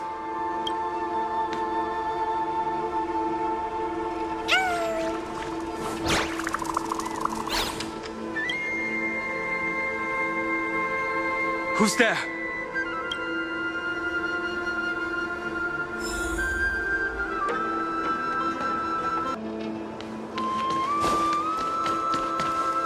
That fiery blaze engulfed the grove and woke all creatures from their slumber.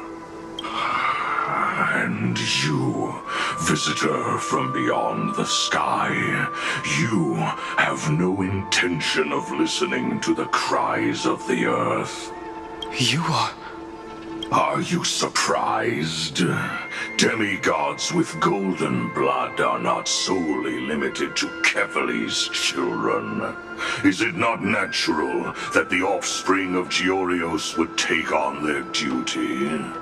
I am Terravox, Avatar of the Earth, divine protector of the myriad living beings. What a coincidence. I was just told by someone to watch out for you. Answer me. Why would the Dromus King of the legends, the demigod who should have fallen, appear in humanoid form? You already know the answer. Is the transmutation arcanum not precisely your specialty, descendant of the permanence? How do you know about... was it March 7th? Exactly. Thanks to her, I was able to escape into the Memoria Tide and disappear from the world's memories. So you didn't die. Your fall was just a lie. You cast aside your duty as a flame chaser and joined her. Why?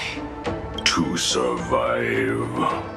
For a Dromus, life is no more than existence. The birds and beasts of this world have struggled to survive since time immemorial.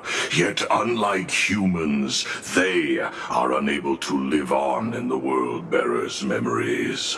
But Evernight is the master of remembrance, and I saw your story in the Veil of Evernight. Vidyadhara, the permanence, dragon transmutation, resurrect, Shan. The path you chose to survive will lead to your death, demigod. And what of it? This body is soaked in filthy golden blood. The earth is hungry, and only the permanence can satisfy it.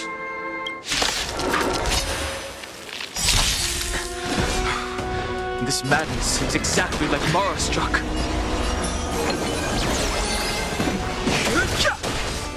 Trust me, we can do anything! Look, with this divine power, I reforge all things!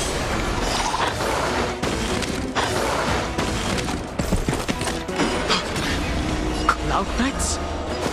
How is that possible? Dragons soaring above the lands! This is permanence!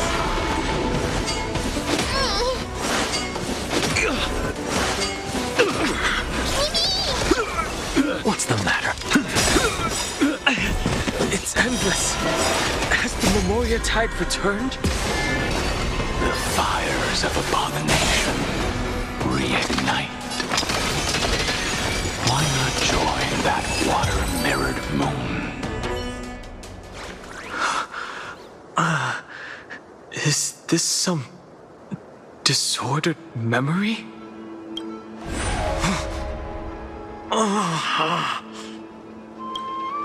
The mists of the past shall drift away. What?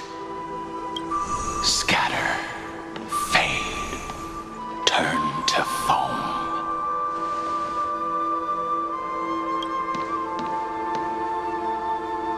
Do you not remember me? After all, I am the heavy burden you must bear. How could I be so easily forsaken? Dan Feng? Is this another memo snatcher trick? Vidyadhara are supposed to forget the past during hatching rebirth. But the preceptors interfered back then and allowed me to remain deep in your consciousness. If you do not wish to use that bloodstained name, you may call me Obliviated Memory. That's not necessary. Though we've long parted ways, I won't ever forget you. So, who is that giant? That is Amphorius' Earth demigod. He should be on our side, but he was led astray and intends to seize the power of dragon transmutation. The dragon descends upon the earth, and all beings look to it in reverence. You and I know that all life in the universe covets permanence. Are you trying to say I'll end up like you? One day you will. And as I see it, that day won't be far from the end of this journey.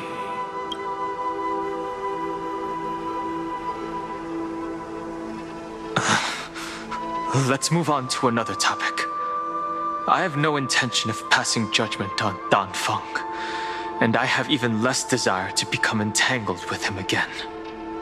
I only have one concern right now: bringing my companions back safely. You can either help me deal with these abominations, or return to the shadows of memory. Dan Feng. All right. The filthy remnants of the Memoria Tide still run rampant. Let me accompany you through these rooms. You could use the help. And presumably, that giant who craves the power of dragons won't just let things rest. Do as you please. I'm moving ahead.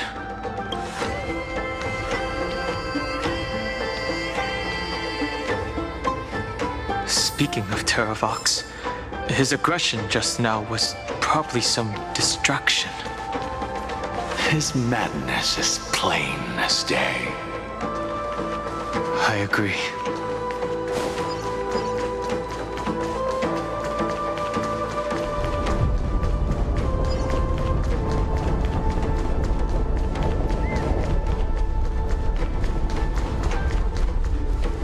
Phew! It's all good now.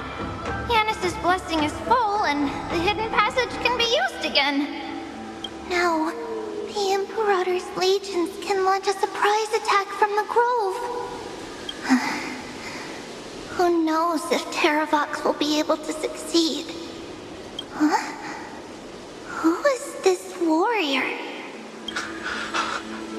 Lady Trebios, I am Dan Heng, the Trailblazer's companion. Dan Heng? Nice to meet you. I didn't realize Little Gray had more companions in addition to Little Cyrene. There is no need to elaborate further. They are merely a collection of your memories, just like me. No. If they were my memories, they would recognize me. Dan Heng? Even though we don't know you, we'll still ask you to get somewhere safe. A terrible battle is about to break out here. Tux Gladiorum is not far ahead. The evacuation efforts are almost over, so go now, or it might be too late. I see, Lens. I see. In that case, I'll go look for her now. Thank you. No problem. We need to go deliver some messages, so we'll be off. Please, take care, Dan Heng. Memories crazed ramblings. What do you think? It's too early to reach a conclusion, but this memory is most definitely not mine. There are two possibilities. This memory either belongs to Terravox, or it belongs to him. The person you're desperately looking for. But the probability of the latter is very low. You should know better than I do. After that final battle, even the first genius couldn't determine where he went. Correct. But the conversation I just had gave me an idea. Let's forget Evernight for now. In the Vortex of Genesis, there was someone else who went missing along with him. I still have a chance to make contact with her. And the way I'll do it is Right here. In the grove.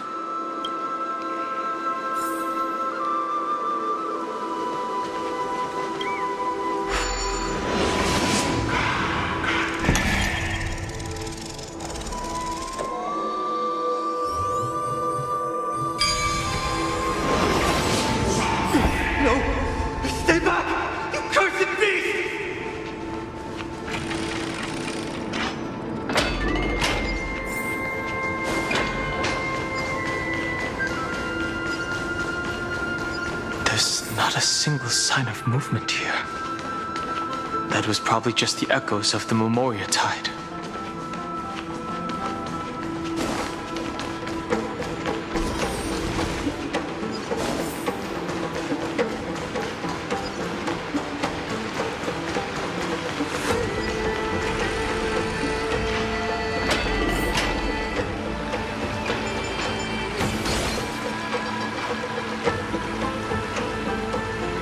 Are you the spirit thief?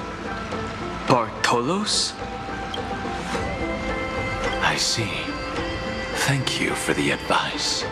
My cloud hymn magic will take it from here.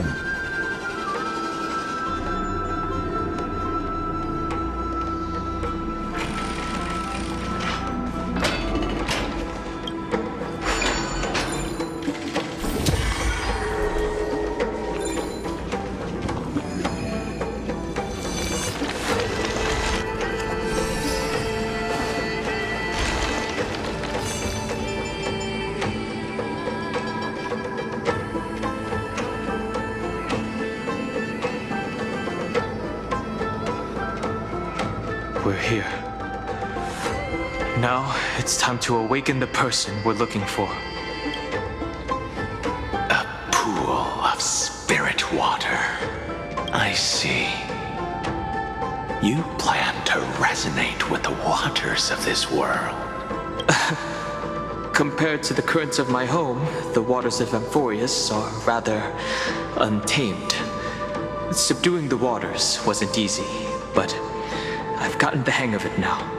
Under the raucous steps of their frenzied dance, the roar of celebration calls forth the Spirit Water's memories.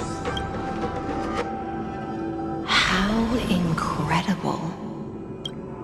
There are still survivors in Amphorius. And this one even knows how to use the arts of water. Very good. It's nice to meet the ocean demigod, Lady Hycelens. A green dragonfish. A Yudon Hung? I hope I've remembered your name correctly. Scale Gorge Waterscape is your home, isn't it? In Greyfry's memories, I saw you two standing side by side. That's fortunate. It means I won't have to introduce myself. I can get straight to the point. Tell me, Where are Evernight and him? The stranger snatched away the deliverer right before my eyes. I commanded the waters to surge after them, but layered cliffs block the water's current. You must be careful. Earth has abandoned the flame chase mission. Though Terravox still lives, they are not an ally of the Trailblaze. That's no surprise. I've already exchanged blows with that mad demigod. I didn't think the worst would still come to pass. He also intends to get his hands on a dangerous power. As his comrade in arms, do you know what his goal is? Terravox has only ever cared for life born from this soil. If they covet powers from beyond the sky, I suppose it's out of the same care. Even so, their behavior is far too unusual. I presume they wouldn't have made such a drastic and irreversible decision if they had not exhausted all other means. But embracing the permanence may result in even more misfortune. While I admire that demigod's willpower, my position has not changed. It seems that if I want to find Evernight, I will have to confront Earth. Since my opponent has already turned into a vicious beast, what I do won't weigh on my conscience. Then allow my specter to accompany you, Lord Dan Heng. As the demigod who witnessed the end of this world, at least let me sing an elegy for my last comrade. That doesn't sound like something you would normally say. Huh? What I do won't weigh on my conscience. I can certainly guess what you mean by that. I will never hesitate for my companions. I am a nameless. And what I'm going to do is defend all the hopes that are on the verge of fading away. Then I misspoke. That is exactly how the guard of the Astral Express should act. If you please, Lady Hysealance. Hold on to this current, for it still carries the warmth of Greyfry. Hopefully, it will lead us to the depths where our companion is hidden.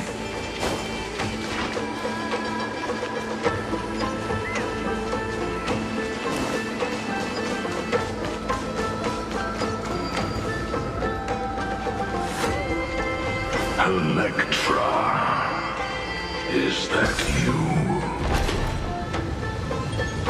Who's that? You're right on time. Let the ocean sink into the Memoria tide and become part of the sacrifice to resurrect the Earth. Join us. You or me or us. From permanence, gain eternal life. Throw yourself into the forge. As one. Keep going. Keep going. Do not run from your fate. Use the permanence to fill the earth. The Yadara might not even be considered people if we did not resort to beastly actions. Why did Dunfeng choose me all those years ago? Long sire, fall into oblivion. The Memoria tide surges violently. Hold on. and don't let your focus be swept away.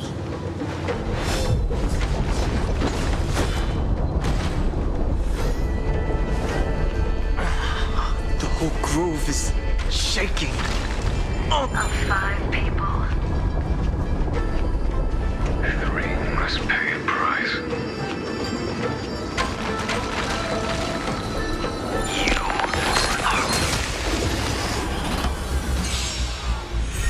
My strength, earth shatters, heaven trembles! I'm on it. We can do it!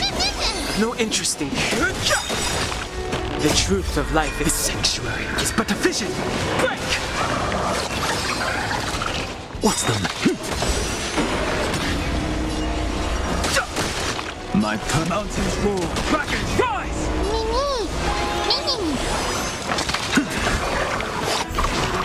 Look, with this divine power, I reforge all things.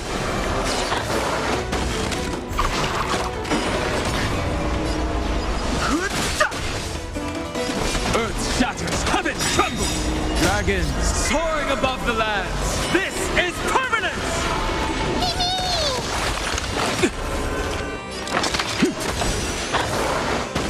I'm on it. Trust me.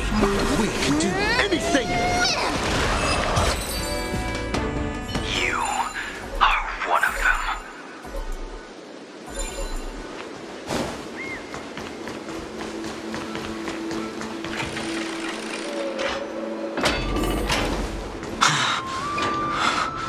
Is it over? It seems so. These phantoms that are haunting you are indeed here to bring you to your demise.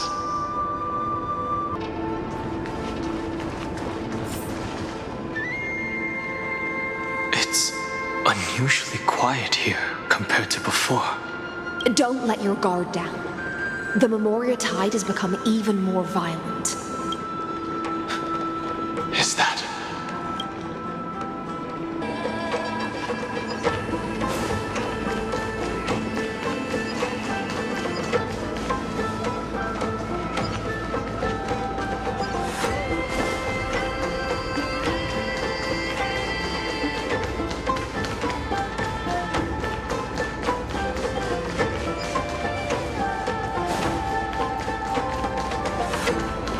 This is an interesting-looking wine jar.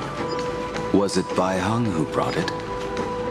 It's a specialty from the Lhasa that she brought and left here just for this gathering. But she herself didn't come? Your mind retains far more of the past than I had imagined. I've seen this farewell more than once in my dreams. The previous life is just an immersion to a newly born Vidyadhara. You know rationally that these are your memories, but it doesn't feel like you experienced them yourself.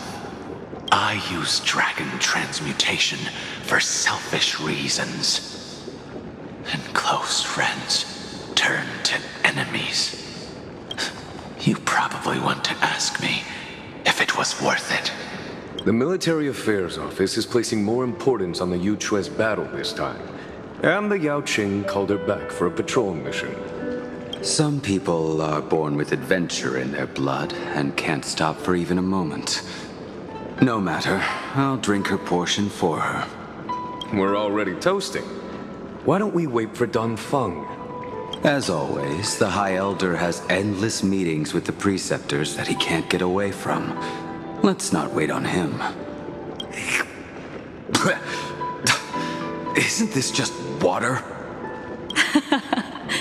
I'll relay her exact words.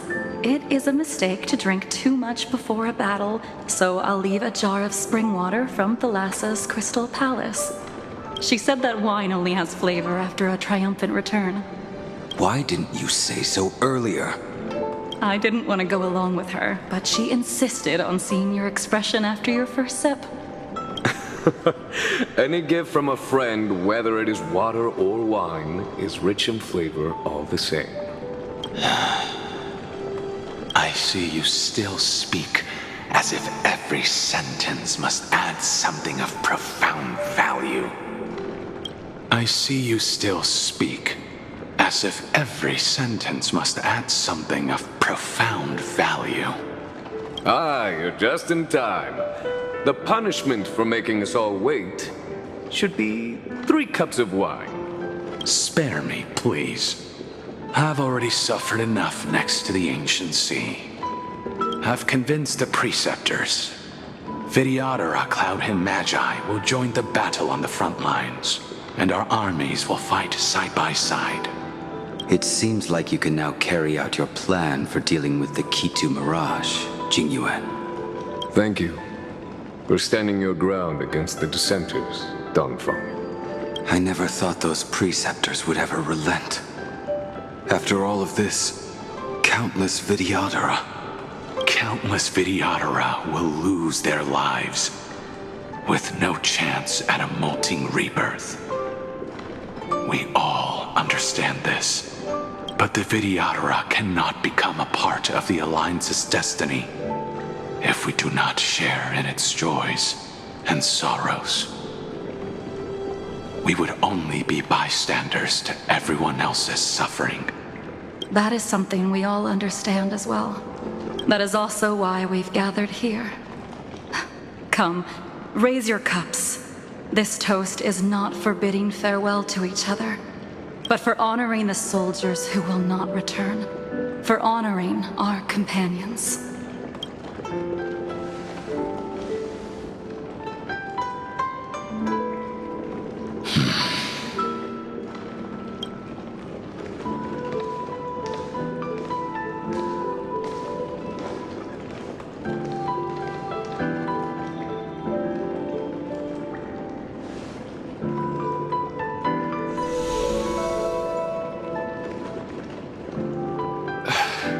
Apologies. My reckless plan must have put a lot of pressure on you. Nonsense. If our positions were flipped, you'd support me no matter how reckless my plan was. Right? Of course. But let's try not to be too reckless.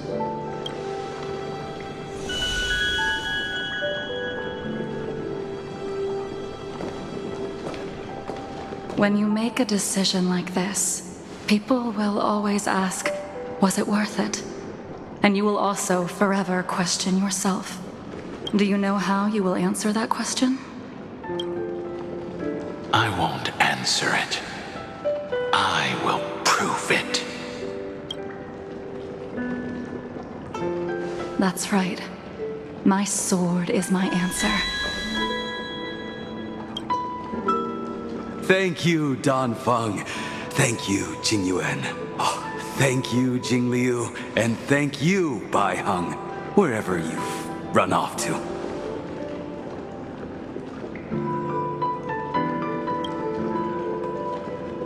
Ridiculous.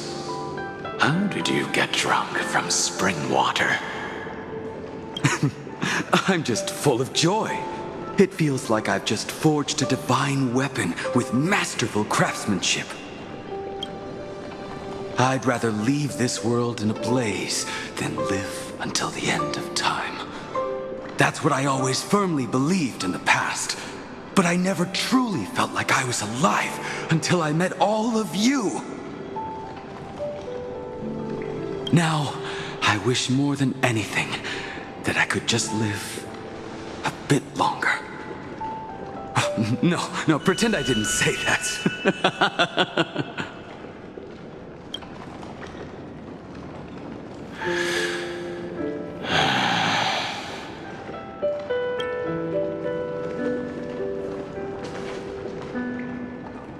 It's over. And you know exactly what happened to these 5 afterward. So, can you understand it now? After both he and March 7th have left you. Losing a dear friend with whom you've shared so much can never be considered a victory. It's a failure that torments you for the rest of your life. I could never accept that kind of fate. So you made a decision. I was the one who used the transmutation arcanum. I was the one who swore to bring Bai Hong back to life.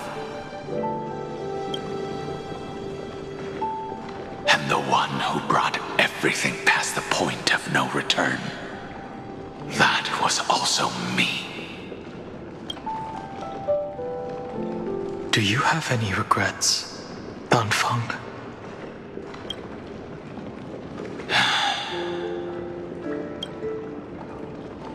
Even if I could reverse time, I would not choose differently.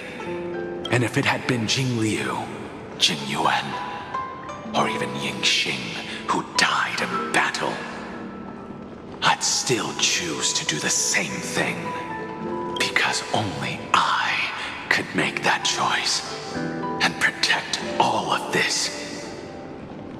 Now, for the sake of your companions, for the sake of those two who walk alongside you, how much are you willing to sacrifice, Dan Hong?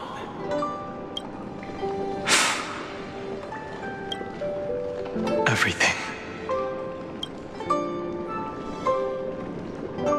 Your answer does not surprise me.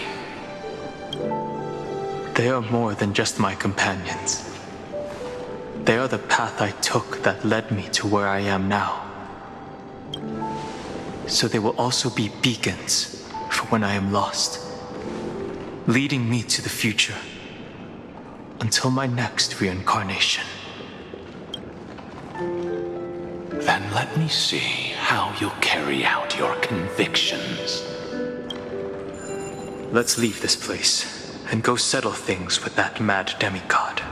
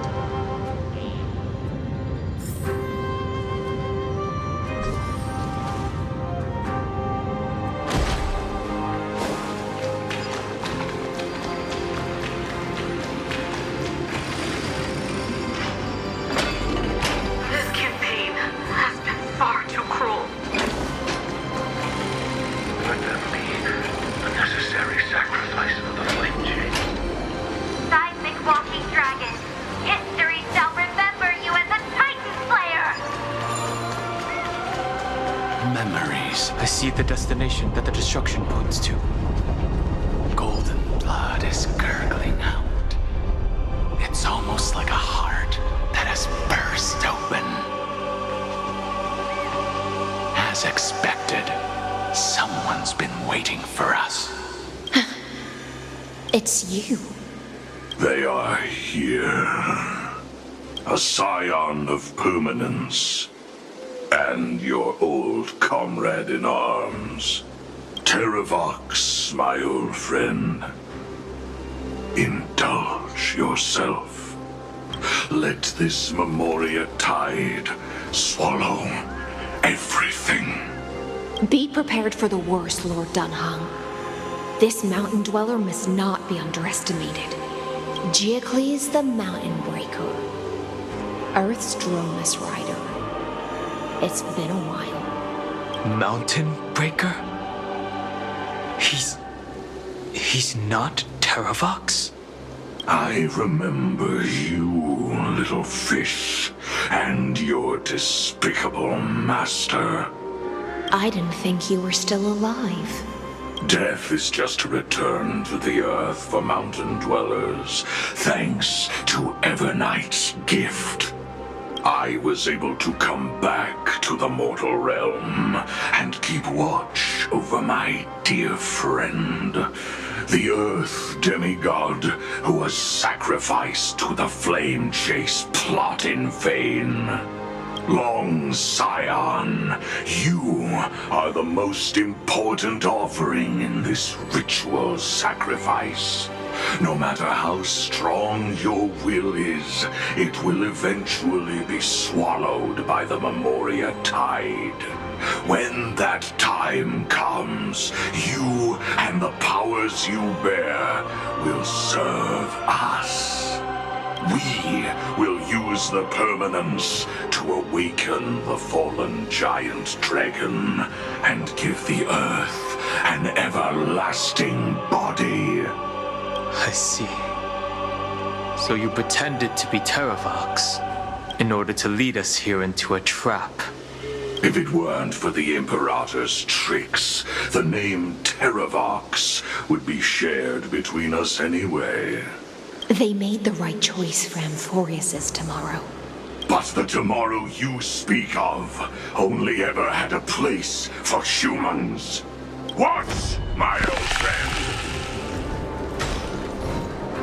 I will once again start a fire that burns away the chains that shackle us! Why don't you leave this to me, Lord Dunhung? Use that hidden passage to reach the opposite shore. Perhaps Greyfry's there, deeper inside. No. I will stay here. Mountain Breaker, hero of the mountain dwellers. If I do not stay here and triumph over him, he will die an ugly death in delusions of the permanence. That should not be his destiny. And for the vicious beast that insists on obstructing the Astral Express and threatening the fate of the world. We've stood on the precipice countless times along this journey, forced to make difficult choices in the face of disaster. But this time, it's my turn to put some pressure on this world. This feeling, this scene. All too similar. The sanctuary is but a vision. Break! What's the matter? Look, with this divine power, I reforge all things. Insanity!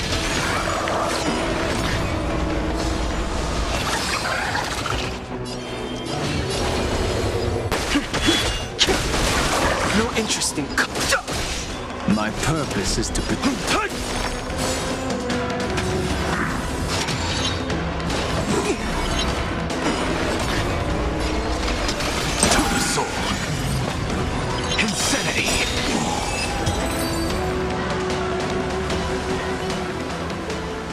It's time to stop struggling, Geocles. Go to your death with dignity. Before that, tell me, what kind of deal did you make with Evernight? How was the Great Mountain Breaker reduced to this?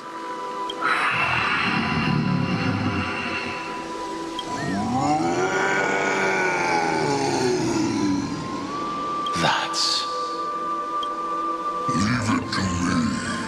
I'll recount the Earth's heaviest past and sever its deepest delusion. Terravox? Is that you? Your body has become so frail. Even mountain rangers grow old and eventually die. But I can hear the sound of blood still surging through your veins, fast and strong. I suppose you are the true Earth demigod. I I am near my end, and the demigod title means nothing to me now. The being who stands here now is just the former comrade of the Mountain Breaker, and the traitor who abandoned him. Traitor? Terravox was once a member of Geocles' Dromus Legion. This force was famous for its skilled riders and their brave Dromuses. Terravox himself was the Dromus King, the giant dragon who swore their life to the Mountain Breaker. In the battle against Georios, the Imperator could not surmount this mountain, and thus had to break it from the inside. Terravox's betrayal was key to the Flamechase army's victory. The age of the gods was coming to an end. Living beings had adapted to the changes amidst the rifts of the earth, and now they had to learn to survive in the crevices of the epics. Someone had to watch over the earth, so I agreed to a deal. I would take the Titan's divine authority and sink into the cliffs, using my flesh and blood forged of stone to mend the land. But there was one betrayal I could never forget. The Mountain Breaker refused to believe that was my choice, even till his dying breath. Faced with having to surrender to the Imperator, he chose to die instead. So this is why you decided to conspire with Evernight. Time's strange visitor appeared before me. The great power from beyond the sky, called the Remembrance. It's incredible. Geocles was able to be reborn as a memo sprite. He mumbled about the times we fought side by side. Just like how all the lives this body carries speak to me. Evernight did not ask for much in return. She only wished for me to use the divine authority of Earth to hide her tracks. Since you're being so candid, does this mean you've given up resisting? Resistance. For a beast on the brink of death, what is the point of resistance? I see.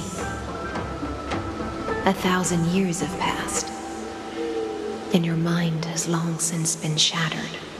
This frail body bears the weight of all those I've betrayed.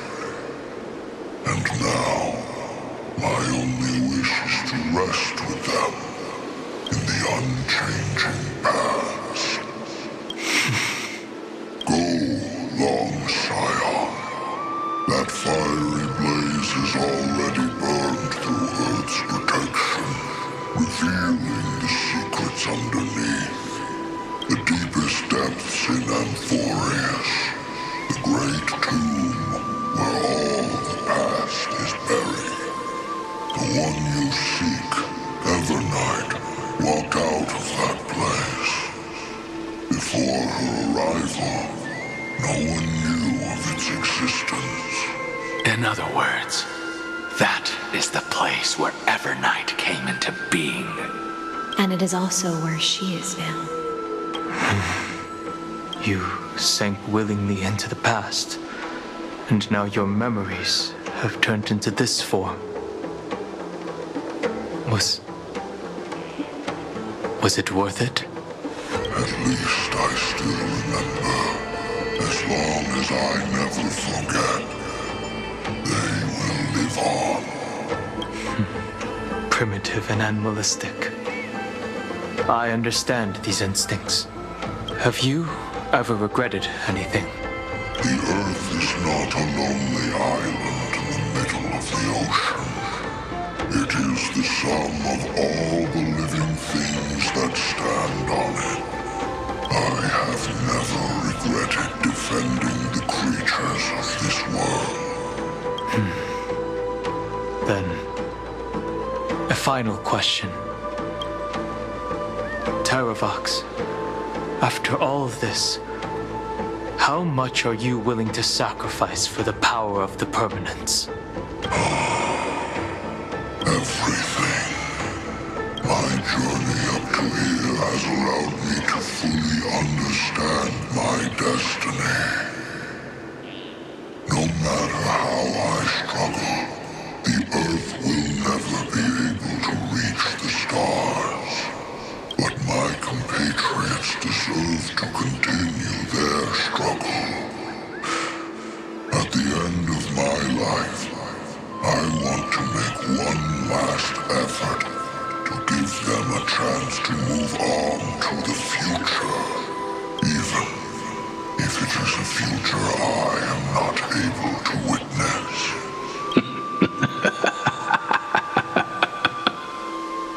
I understand.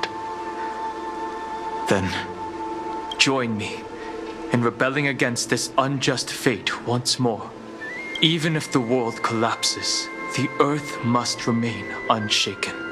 Give me the core flame that burns within you, and allow this immortal body of the permanence to bear the furnace of life for you.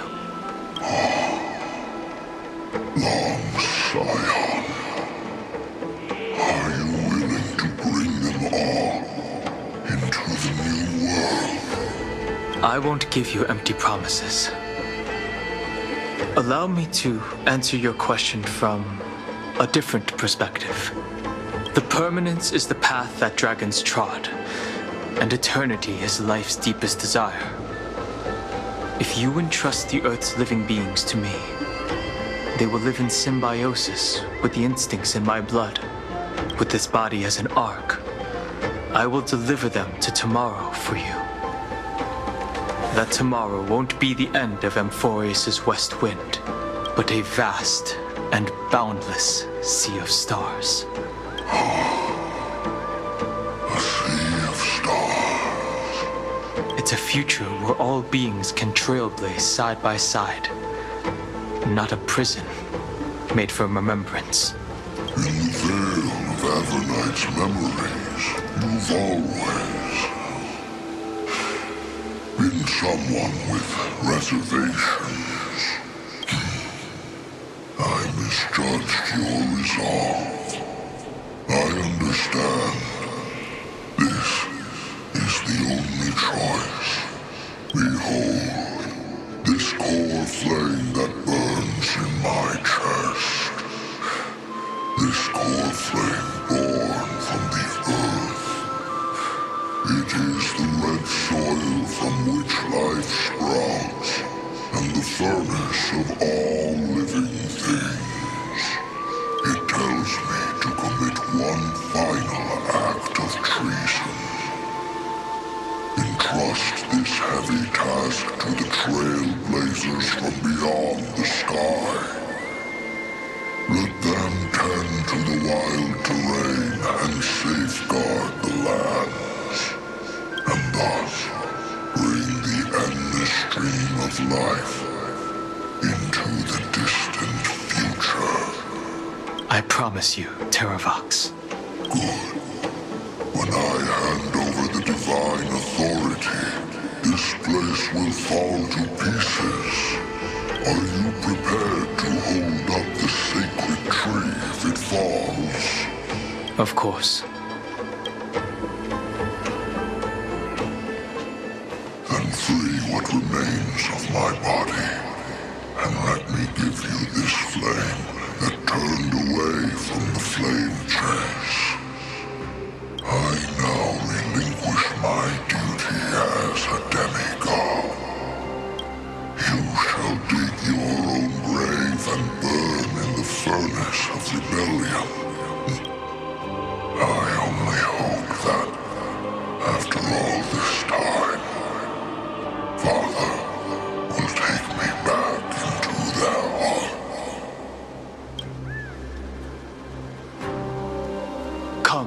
crouching beast, for the endless life of this world. Rise from your dormancy and follow me as soaring dragons of the wilderness. My final rebellion.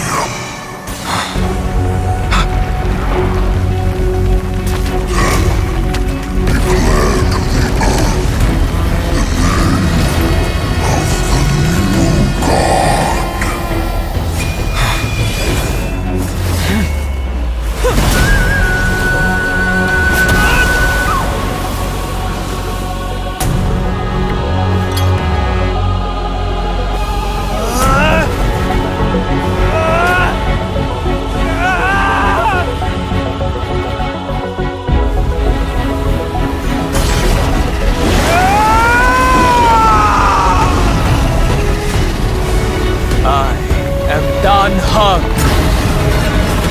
One who guards the Trailblaze's way forward.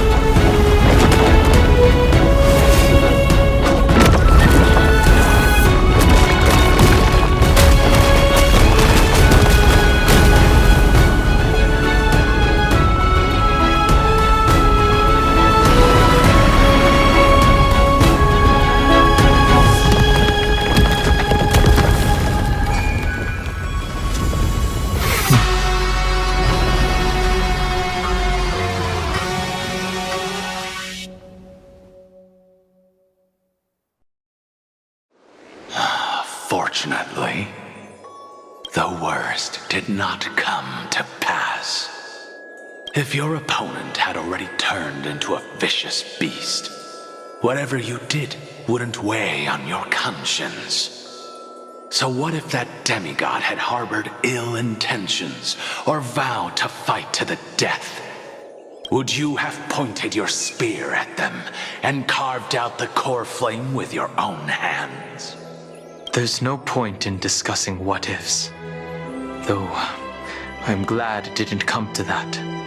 Regardless, I will attempt to join this game and become a part of the Era Nova. This is the only way I can face my friends and this world with a clear conscience. Now that things are settled between us, it's time for you and I to say goodbye. Everything that I left behind has faded away at this point. Go and march toward your own permanence. As for how to tame it, I'll leave that to you. Thank you. We can't go back to the past and make better choices, but at least we can do better in the future. A dragon can only welcome new life by shedding away his old, scarred skin. For the first time in my life, I feel at ease. This burning core flame. Is this what the destruction feels like? The light is unexpectedly warm. It's just like the fleeting moments when one wakes from a dream. Farewell, Don Fung. Now, it's time for me to set out once more. The final rebellion of Earth was to bestow trailblazing wings upon all living beings. For Terravox, this was probably the best possible ending. Behind that scar lies what they called the deepest depths. The rising steam tells me that Greyfry is in there. But right now, he's trapped in a bottomless whirlpool. Is Evernight with him? I'm afraid I can't tell. A scorching abyss. If I were to enter it alone, I'd almost certainly get lost. And Miss High Sealants, would you give me cover? I'll need to focus completely on what's ahead, and may not be able to pay attention to my surroundings. What are you planning to do? I'm going to continue where you left off. The stranger snatched away the deliverer right before my eyes. I commanded the waters to surge after them, but layered cliffs blocked the water's current. Times have changed. The cliffs are now in the palm of my hand. Then I believe it's worth a shot. It's just, without absolute resolve, you still won't be able to pass through that Memoria tide, much less save someone from it. The search for Greyfry might stretch on like an Evernight without end. Be careful. Wandering through time is no easy feat. Don't worry, Lady High Sealance. Just as you kept your lonely vigil in the depths for 1,000 years, my determination to find him is even more unshakable than the earth itself.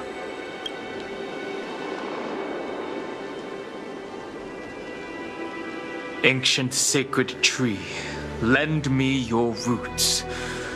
With the core flame I carry, let me resonate with this land. With heaven and earth as my map, and time as my compass, I will find that one singular point. Even if I must cross every mountain and valley on my own 2 feet, I will bring you home. Circe's giant tree, witness to Amphorius. This time, I will follow its roots into the ancient earth until I find you. On this journey, I will become the bedrock of mountains and bear the cities above.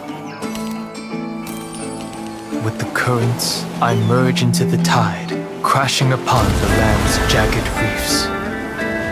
I sweep across the nameless barrens, scattering endless snow and frost.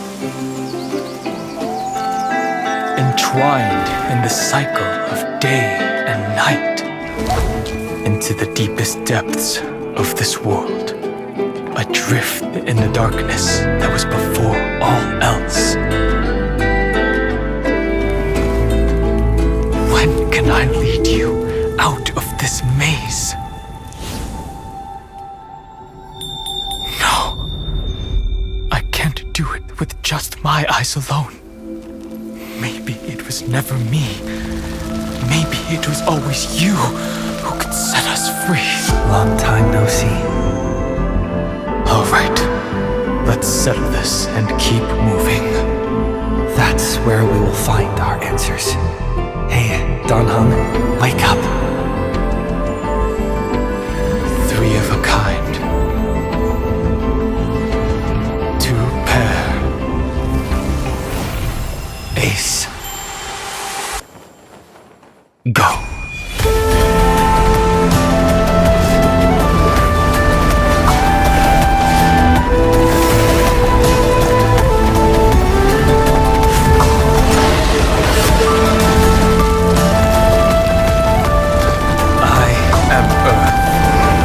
That grows upon the earth. I am you.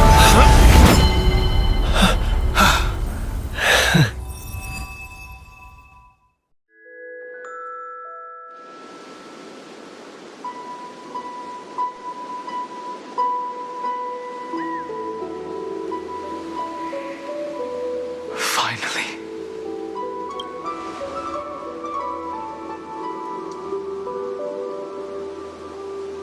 I found you.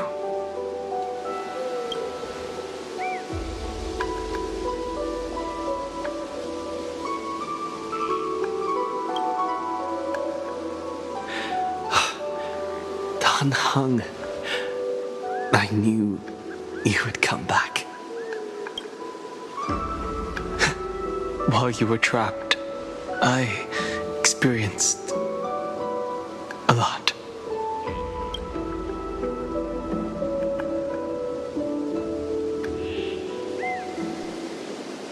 Thankfully, Evernight did not try to stop me.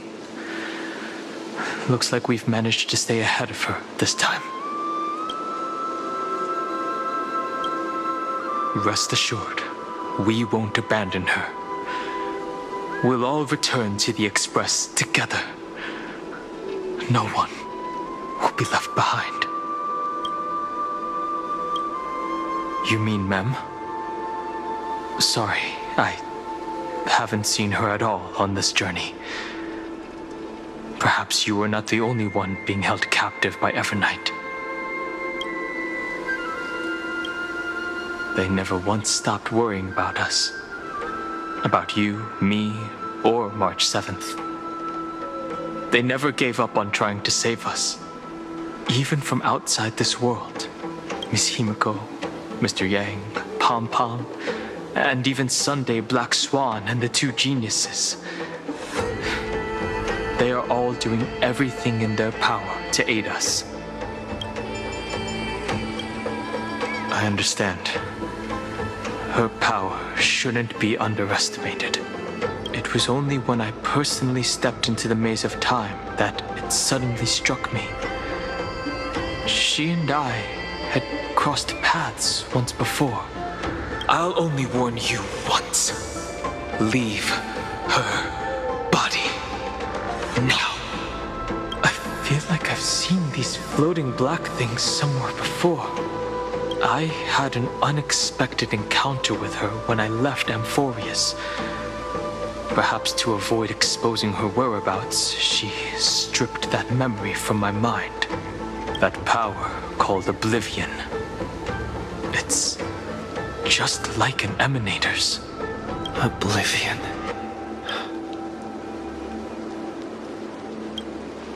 I know. But you still remember me and our companions, for now.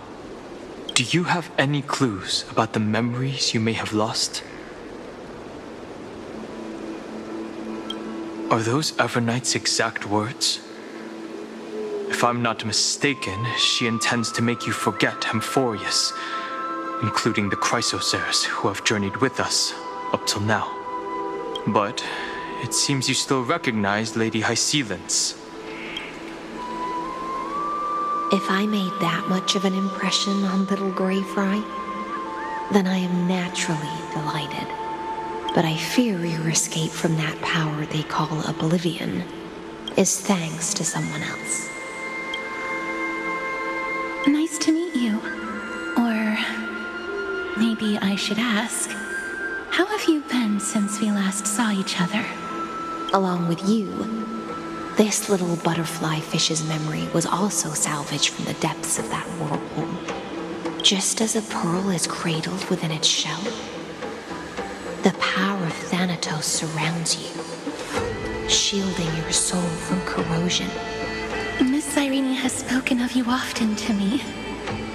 Though we never met in this life, I believe there's a kind of warmth that can transcend time itself. Through the endless flow of time, I guarded the secret passage between Styxia and the Vortex. When the Memoria tide flowed backwards into the River of Souls, even in deep slumber, I could feel that warmth. And with all my might, I protected that warmth. I apologize if that seemed improper. I hope you'll forgive me.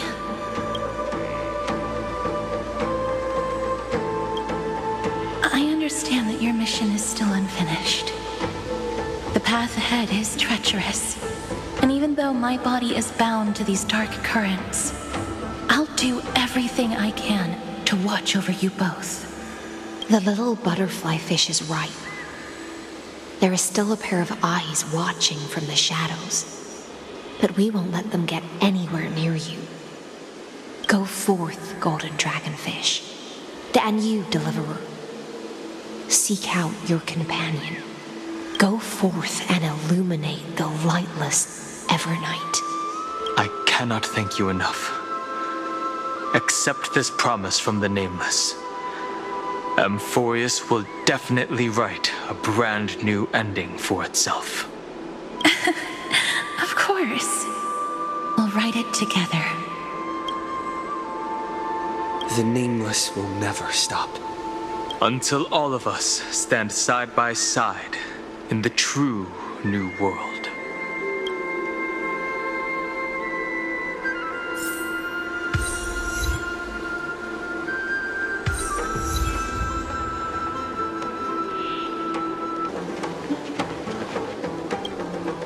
Go forth with courage, little grave rye. My ocean currents will guard your arrival, and my songs will accompany your journey ahead.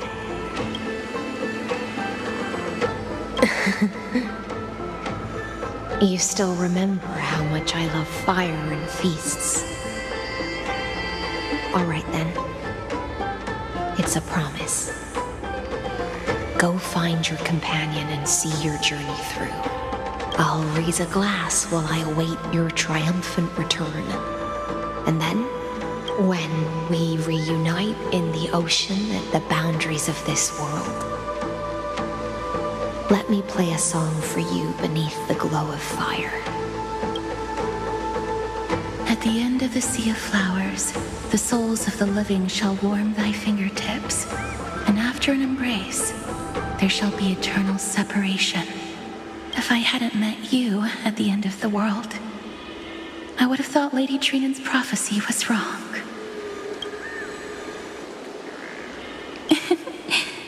As Lady Trinan used to say, fate is not the flowers that bloom at the end of the road, but where people tread beyond the gate. Thank you. My own path finally come to a gentle end. Take all beautiful wishes with you, march forward with determination, and don't look back.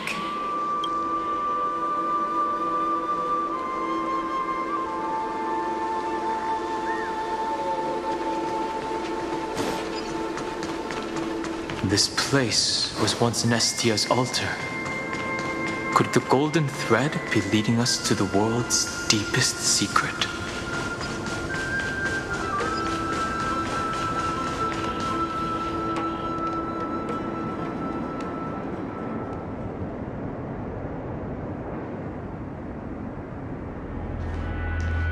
Is this a symbol in the shape of Amphorius?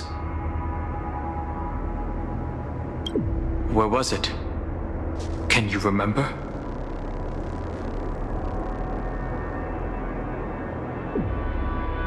Which Titan is this? It's very similar, yet somewhat different. That doesn't make sense. How could a world enclosed within the scepter have a way of knowing what it looks like from outer space?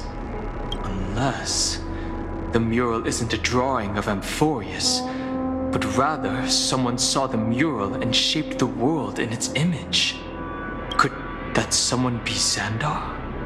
No. His concession proves that this place where Evernight is hiding must be a blind spot of the experiment. I'm afraid not even Xandar knows about the existence of this great tomb, or the secrets buried within it.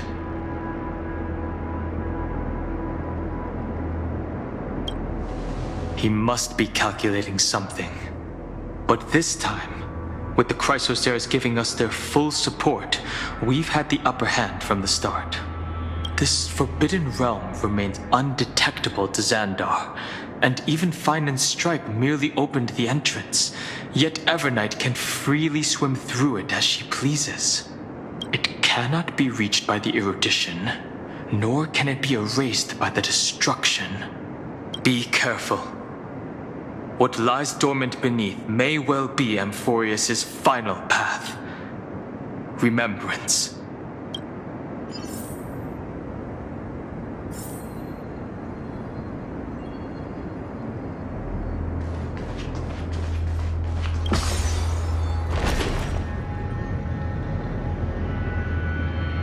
It's endless.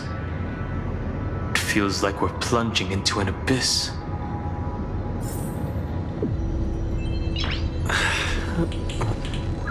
Nice.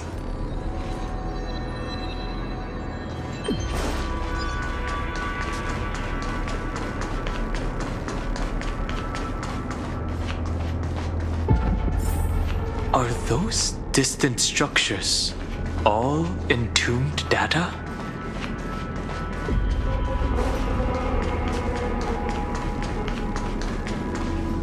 The whirlpool of remembrance. Bottomless and unfathomable. Behind this mist must be Evernight's domain. Ready? Once we step inside, I'm afraid there'll be no turning back. March 7th is surely waiting to see us again. Let's go.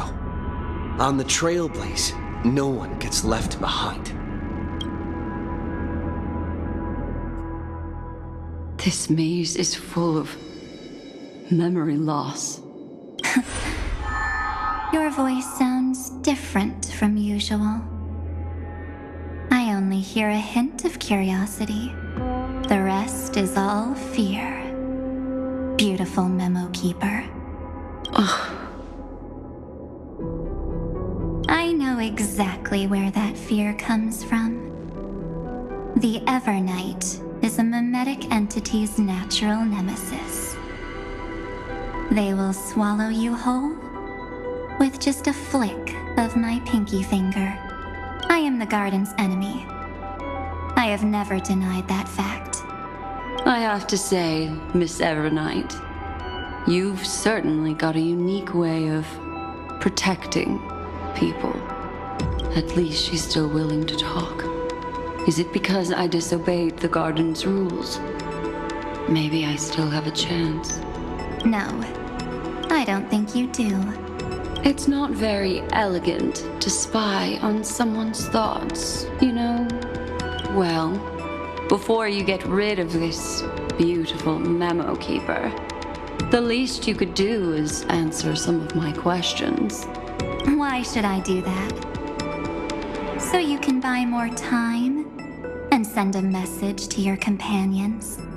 And here I thought you were already watching my companions' every move.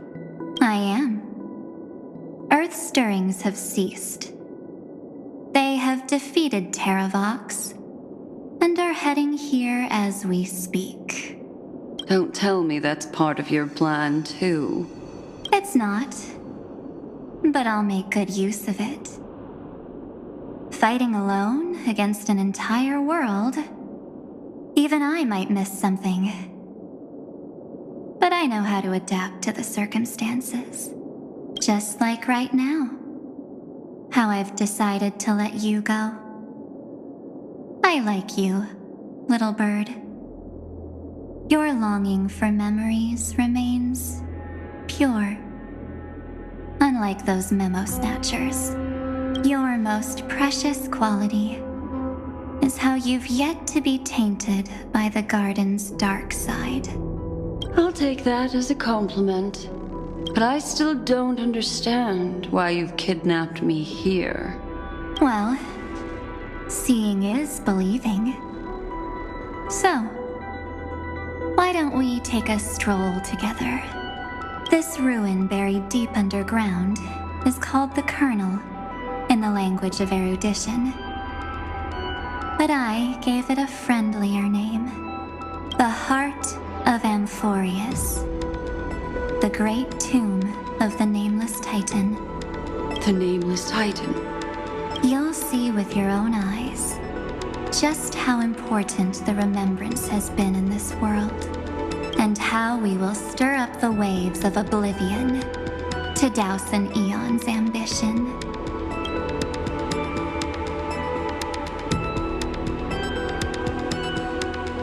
You've been hiding here all this time.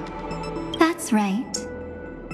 Curious about how I discovered this place? It's not actually all that complicated. The road we just walked was the beginning of March 7th's journey in Amphorius. The beginning? Do you still remember how 3 paths are said to intertwine in Amphorius? That 3 entities, each comparable to an emanator, left their marks in this world. There's Xandar, Iron Tomb, And? That's right. To this day, there have been no signs of the entity corresponding to the remembrance. The Garden of Recollection was curious about that too. So the Memo Snatchers spent an unimaginably long time chiseling out a tiny channel to peek into this world. But there was always a power in the memory zone that kept them out. And when March 7th's consciousness was seized, it was a ripple of the remembrance that protected her and sent her in here. Can I assume, then, that this hypothetical emanator of remembrance was consistently protecting this world from the Garden's eyes until the Astral Express arrived? That's correct. You're a smart one. But why? Go see for yourself, little bird. The memories contain everything. This gate is really impressive. These are March 7th's memories.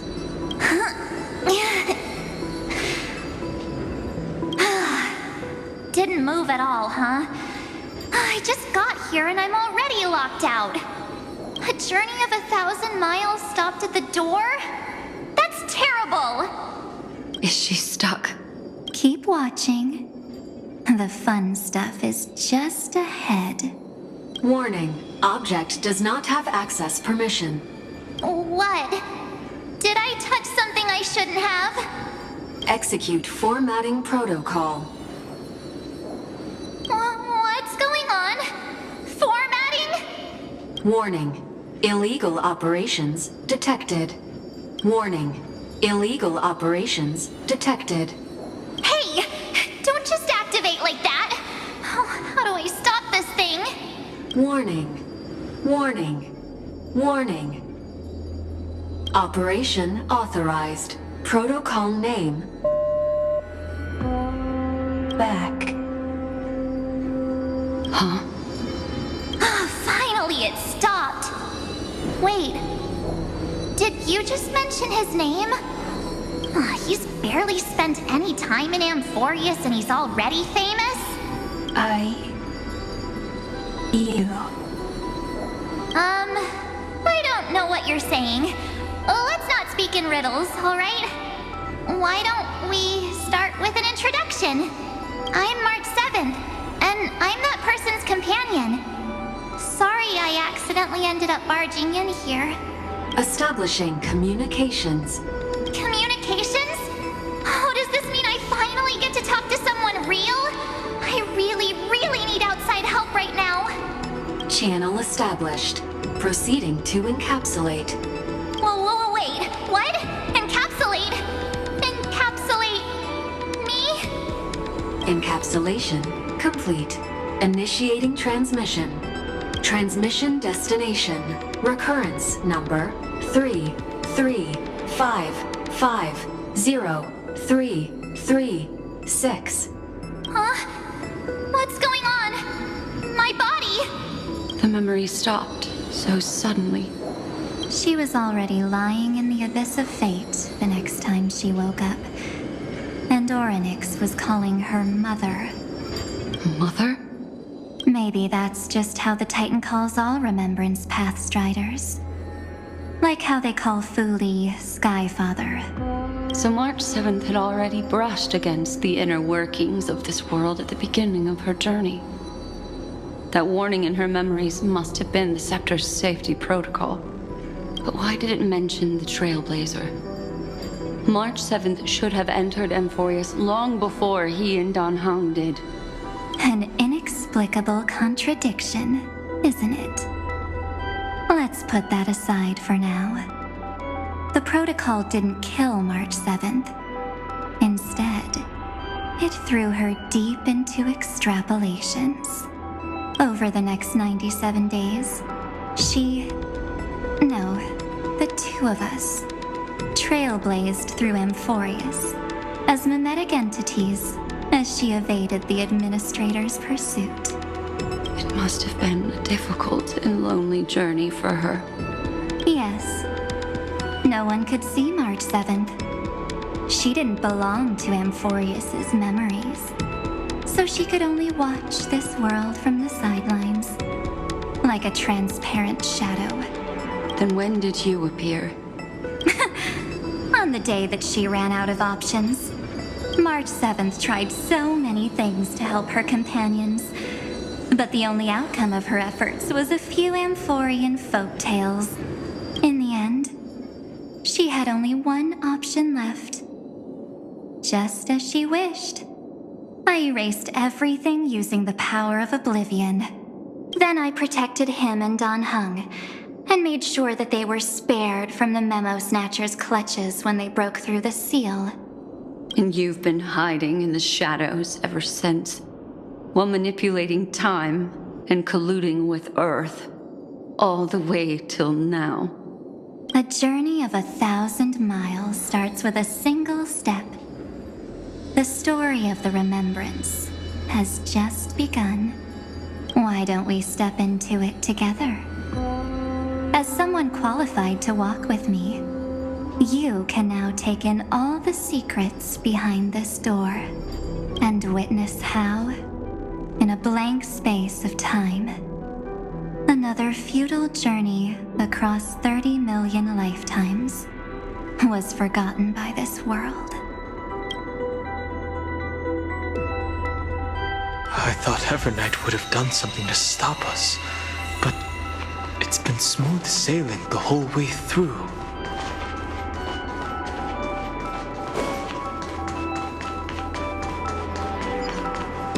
Are you ready?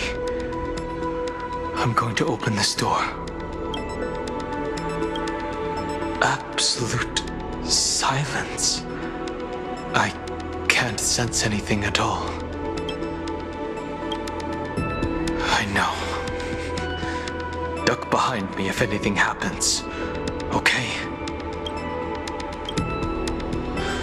3, 2, 1. Warning. Object does not have access permission.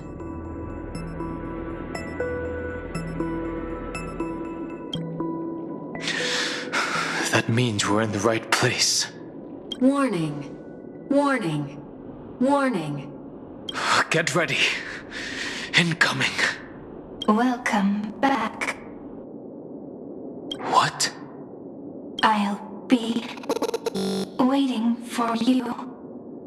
It mentioned your name.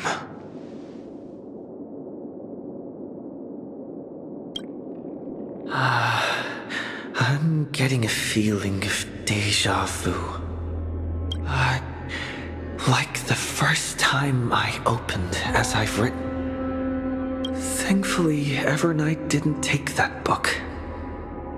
Let's try using it. Operation authorized. Protocol name. The seal's gone. Didn't think this book would have a use here.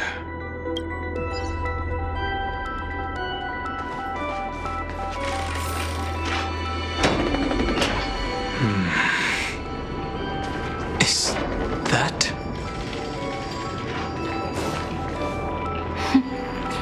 Hi. Miss me yet? I'm just messing with you. This is the first time I have met you.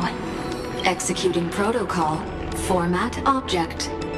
Formatting progress. 0.015%. And it looks like it'll also be the last. Something's wrong. She's not talking to us. She's not the Mem you know. Could she be a Cyrene from the past? Formatting progress. 23.815%. Since we don't have all day, let's get started, shall we? As always, I'll read this book to you. That way it won't just be Cyrene's memories alone. Formatting progress 45.147%. Where should I start this time? Let me see. There.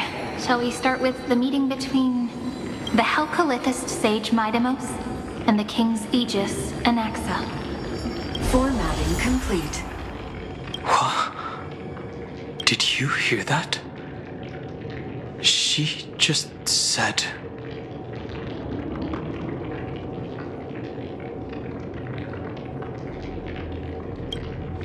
This is obviously not the history we know. It might be one of the possibilities in the 30 million cycles, but Cyrene should have died at the start of every recurrence. So why is she here? And who was she talking to? And that book she mentioned. That's very likely. That door reacted to the book as well. Let's try copying what she did. Accessing recurrence number 335503337. Access failed. Error code Gamma 13. And that's it. As I've written is definitely connected with this great tomb.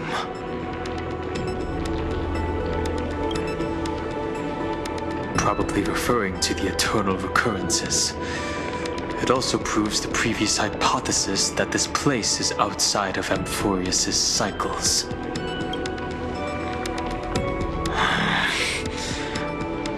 There are 12 chapters in As I've Written, corresponding to the 12 demigods. Maybe the nameless recollections match these runes. Let's try linking them first.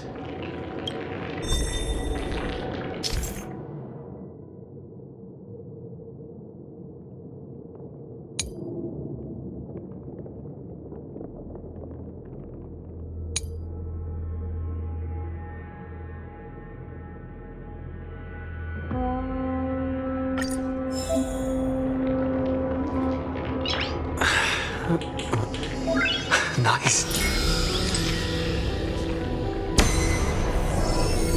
Ubrice 504. Downloaded. As expected, the data stream flew into the crystal in the middle. It's absorbing the memories in the book in this manner. The world never learned how Saridra rewrote the law, but I believe it was Amphorius' decisive move against destiny.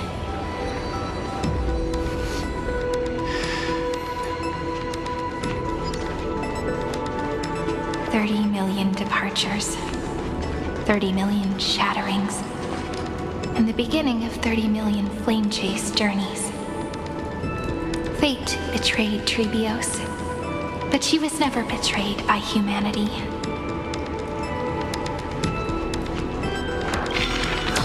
This ruin is so desolate. What exactly is it?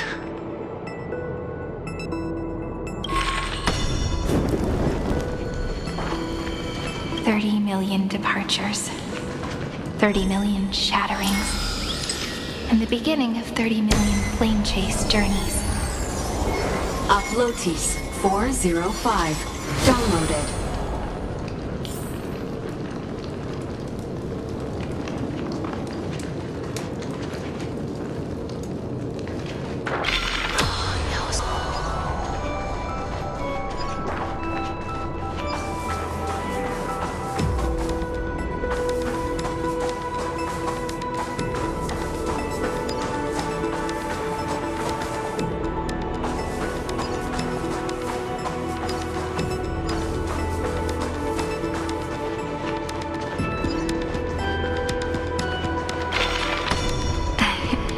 You must be very familiar with the story of time now, so why don't we leave some pages for the heroes instead?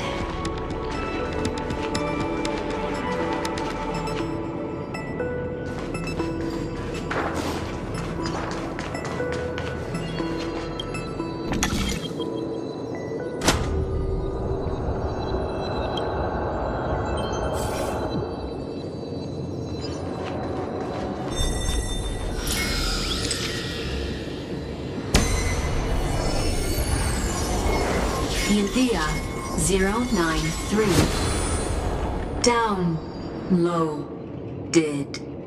Scopeo 3.6 downloaded. Branch number 1. Archiving.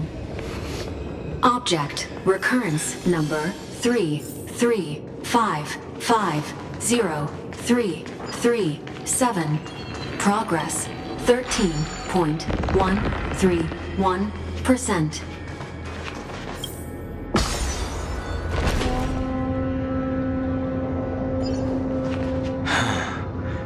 There's a notch in the terminal that's just the right size for this book.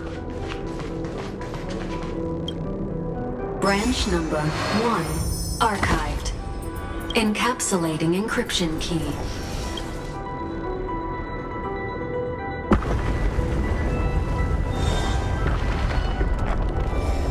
I see. This As I've Written book is a data terminal that has been modified by the Remembrance. It might have looked like Cyrene was reading a story, but she was actually carrying out a data transfer. It's probably the entity deep within this tomb. The details aren't clear yet. No wonder these facilities are reacting to it. This book is a key.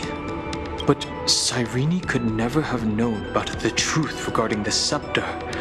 So where did she get this key?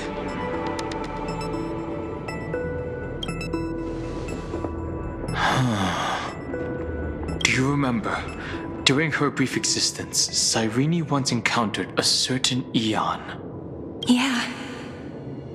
So, I can only place my hopes on that childhood dream. And the god behind Orynyx that appeared in that dream. It's no secret that Orynyx and Fuli are related. That Eon also appeared when you encountered Mem. We still don't know the role they play in Amphorius. But if Cyrene accidentally stepped onto the path of remembrance, then her sacrifice wasn't just for resetting the cycle. There was another purpose. Encryption key encapsulation complete. Let's keep going for now. If my hypothesis holds, then the scene we just saw will replay many more times.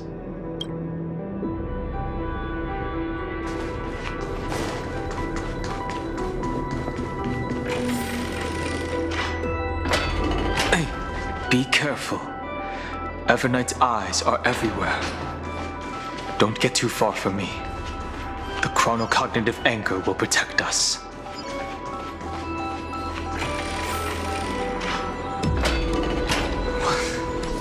What is this? It's hard to believe. Is this still Amphorius?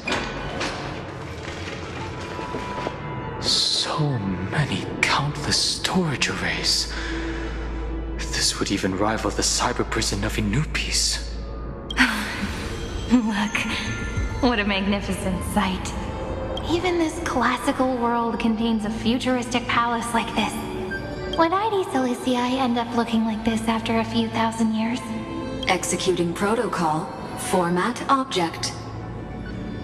Formatting progress 0.027%. It's always so on time. Never late at all. It's okay, I get it.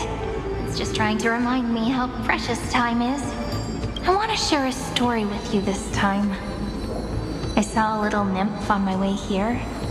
It was on a fallen wheat stalk, and it glowed under the sunlight. It was incredible. I forgot all my pains at that moment and just stared at it in a trance. I wonder, did every Cyrene in the past feel that the nymph was beautiful? Would they also have recorded that scene into the Eternal Saga? So, could you give me more time, please? I want to leave behind more memories for the future. Formatting complete.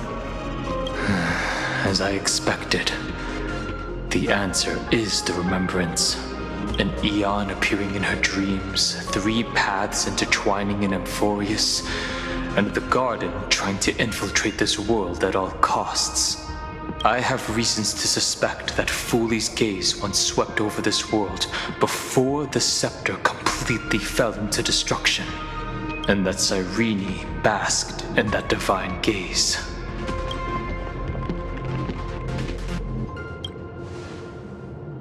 Humanity cannot judge eons based on our own common knowledge. The Remembrance has always been an observer of the universe, ever since their birth.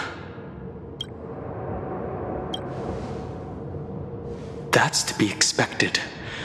The various factions are only followers of their eons, and Fooley was never known to be friendly with humanity.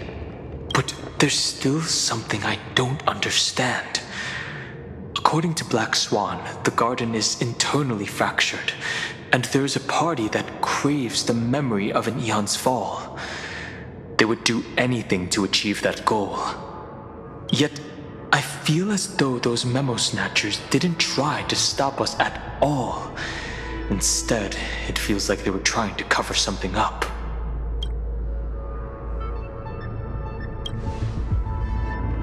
Most of the time, a gaze is simply a natural phenomenon, though some Pathstriders regard it as a supreme honor. An Emanator, however, must possess power granted by an eon's blessing. I know what you're thinking. That theoretical Emanator of Remembrance remains a mystery. But now, I'm leaning towards the idea that what the Garden's mirror reflected was a kind of miracle that Fooley left behind. Yes, we're thinking the same thing. Legend says that Fooley sits in meditation in the Anasrava Pure Land, spreading the seeds of remembrance across the universe. And when the cosmos ends, all the different realms will be reborn in their garden. If this sealed-off world is also within their gaze, then it's not too big of a stretch to surmise that they need a mechanism to save these incredible amounts of memories and store them somewhere out of the erudition's sight. This mechanism was previously the Time Titan and their demigod, but after Amphorius entered an endless loop,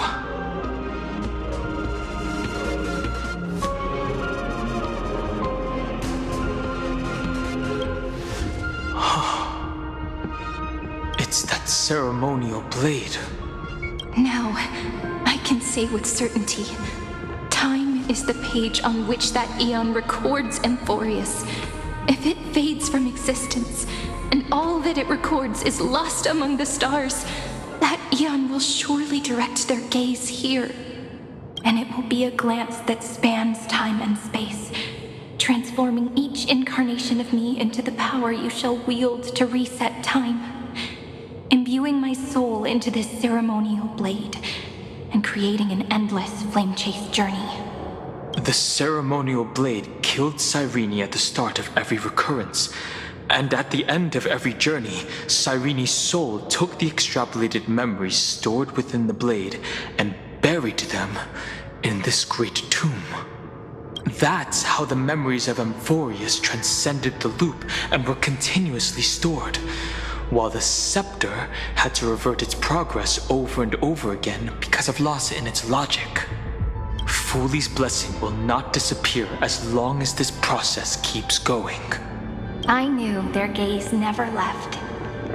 As long as I record every page of this story and tell it to you, Amphorius won't be forgotten. Cyrene encountered the Eon's gaze and regarded them as the hope to continue her world. That's why she offered them memories over and over, even if she had to turn herself into nothingness every time. As to why she insisted on keeping her human form and offering the memories through reading a story, it might have been the only way for her to maintain her sense of humanity and leave her mark in this world, even though everything was just her wishful thinking. Right. Based on the runes on the floor, the encryption key from earlier should be used here. There are 3 keys in total. We're 1/3 of the way through.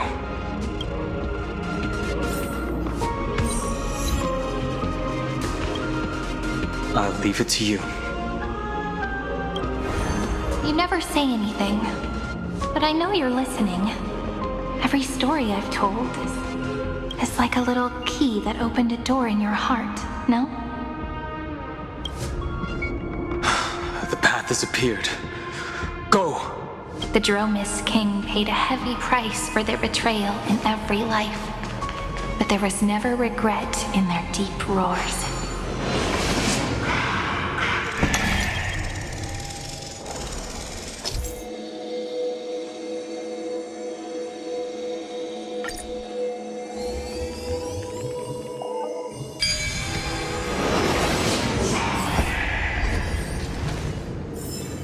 So that's how it works.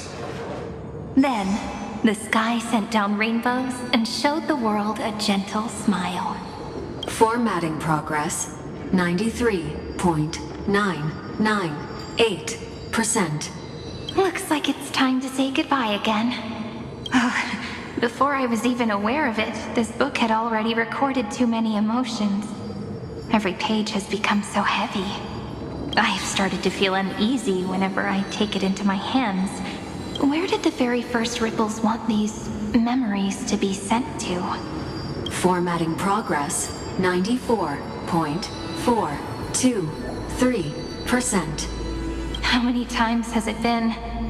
It faithfully fulfills its duty, activating and formatting.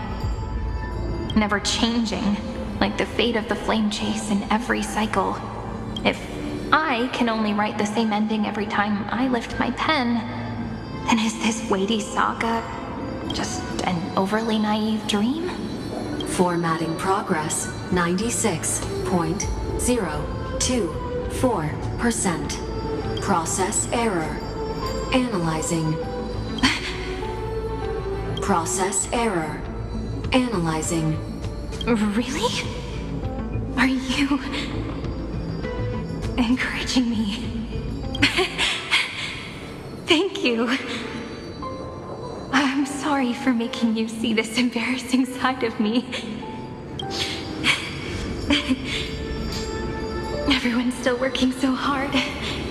If I'm the only one who's crying, that wouldn't be romantic at all, would it? Thank you for listening to me all this time. So, shall we continue? Formatting complete. The endless cycle took its toll on her. Even Cyrene could not resist despair when faced with the eternal stasis. Like Aslana, she started to wonder whether everything was futile.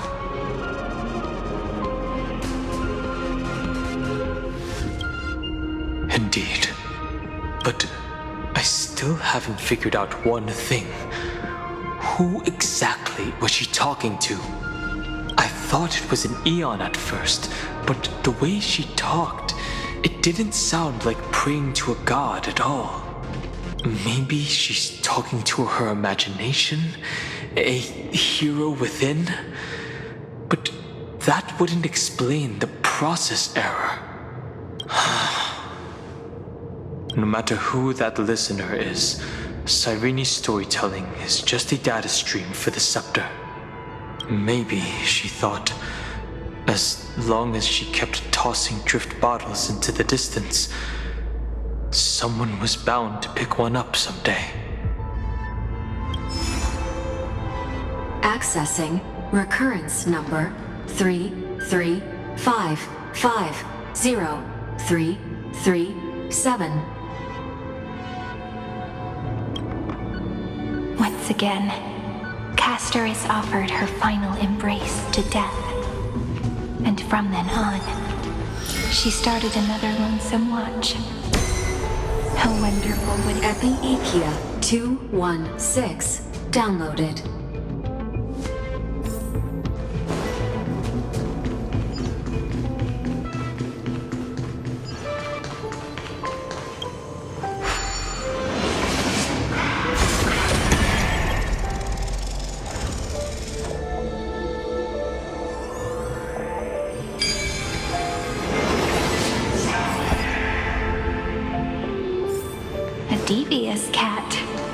trick. The hand of Zagreus.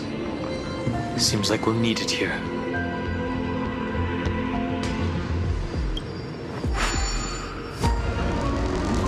Maybe the room will only be completed after the modules are inserted into the slot.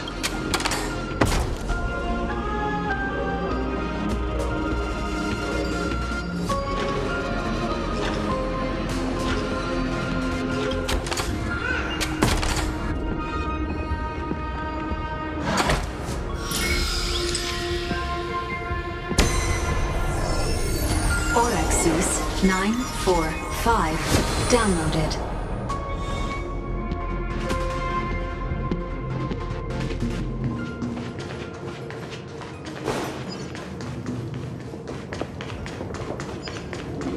Midamos's road of strife once again reached its glorious and lonely end. As always.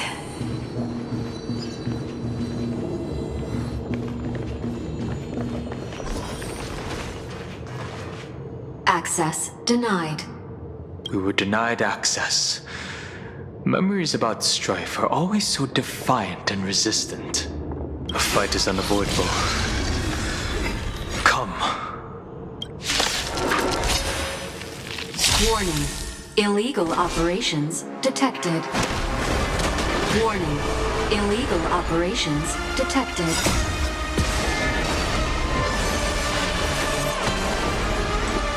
I choose you. To the soul, insanity. Dragons soaring above the lands. This is permanence! I'm just a to the soul. Look, with this divine power, I reforge all things.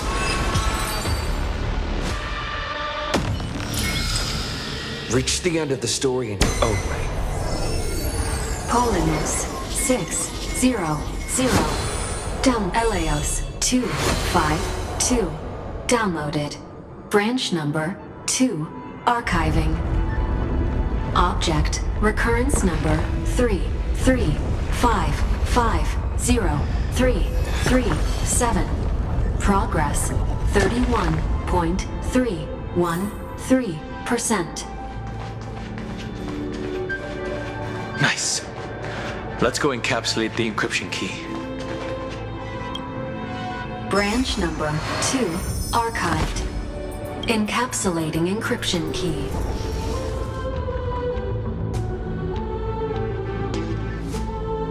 I've been wondering, could all the memories we've encountered on the way be Evernight's traps? She still hasn't shown herself. That's very suspicious. But I can't think of a good reason for her to do that. I can only surmise that she's either still waiting, or someone's holding her back. Encryption key encapsulation complete. Let's keep observing. Every ripple of these memories could potentially reveal to us Evernight's true goal.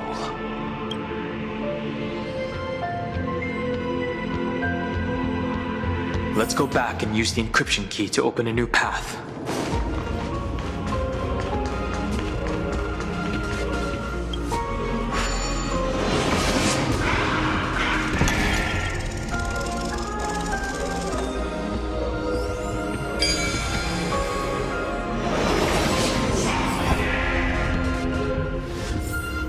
So that's how it works. Go upload the encryption key, just like last time. What could be behind this door? Glittering crystals? Or a beautiful world I've never seen before? If I tell you all the stories of tomorrow, will I be able to finally welcome the Deliverer and Amphorius' dawn in the next life? The third encryption key belongs to the ocean. Let's get going. In the end, the gentle rainbow covered the sky. Whether in the past, present, or future, Hyacinthia will always illuminate the glimmering light in people's hearts.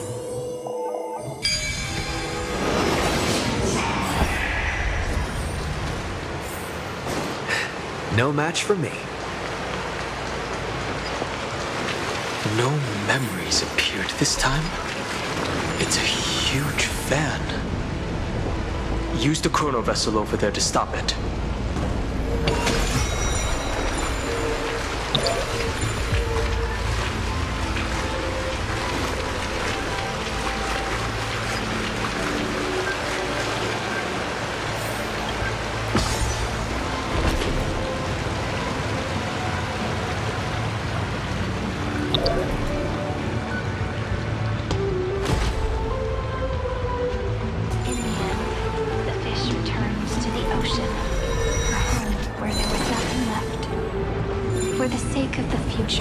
She guarded the vortex at the end of the deep sea until the very last moment. Look! She's over there. Cyrene. There really is no end to her perseverance. Once again, the saga comes to an end. Everything is deathly silent. Just like this very moment.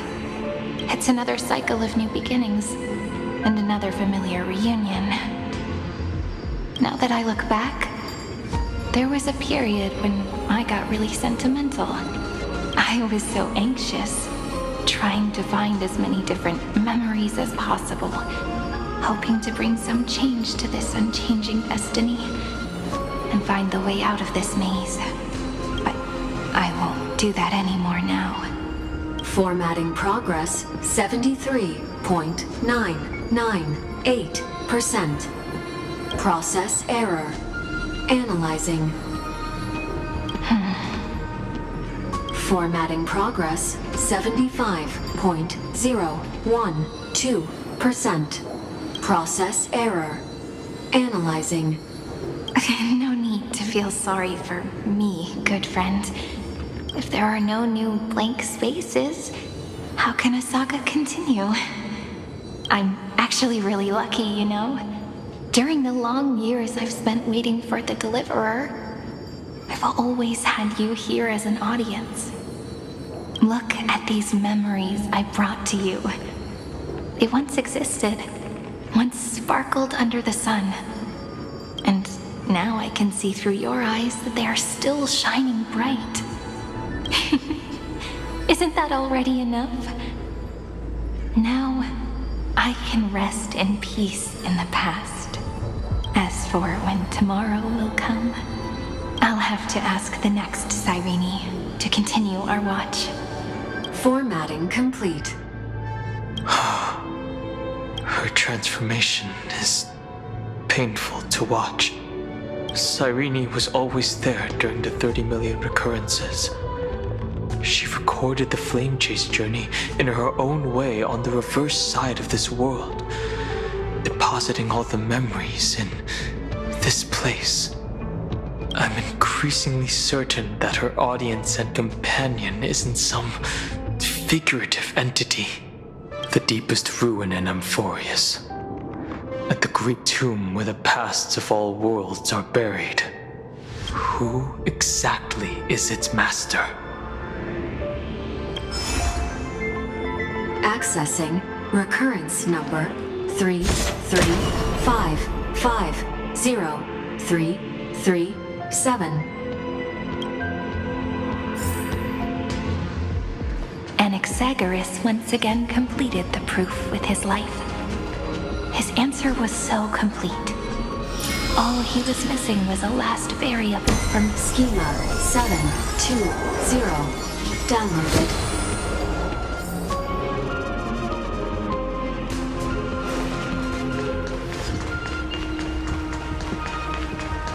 World-bearing.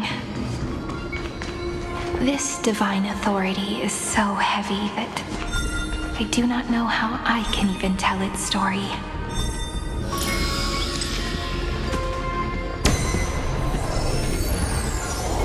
Nikos 496 downloaded.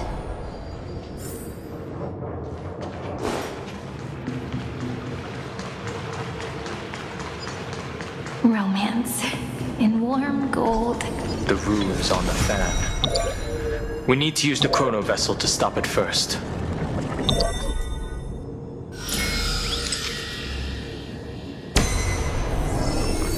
Carlos 618 downloaded. Aporia 432 downloaded. Branch number 3 archiving. Object recurrence number 335503337. Progress. That's the last encryption key. Take it with you. Branch number 3 archived. Encapsulating encryption key. Encryption key encapsulation complete. It's time to go back and activate the system in the middle of the Great Tomb.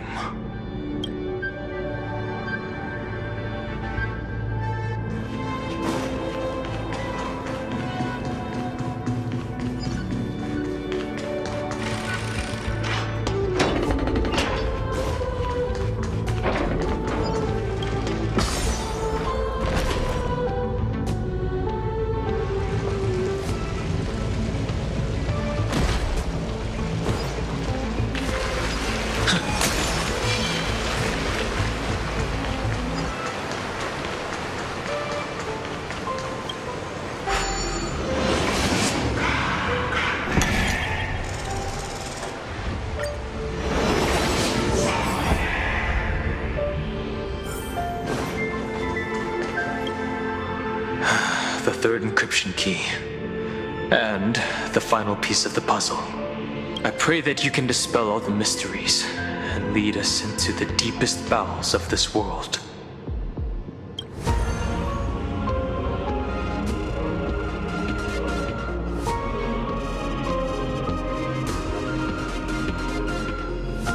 Someone once told the very first me that everything was false. That the only life in Amphorius was a great catastrophe, nurtured using the world as a factor. But how could a dream feel so real? That's why I didn't agree with him. My good friend, I'll read this book to you. For the 33,550,335th time. That way, it won't just be Cyrene's memories alone. Formatting progress 23.815%. Process error. Analyzing. It doesn't even make me feel cold anymore. It's like a ceremonial conclusion, ending every cycle's narration with a full stop.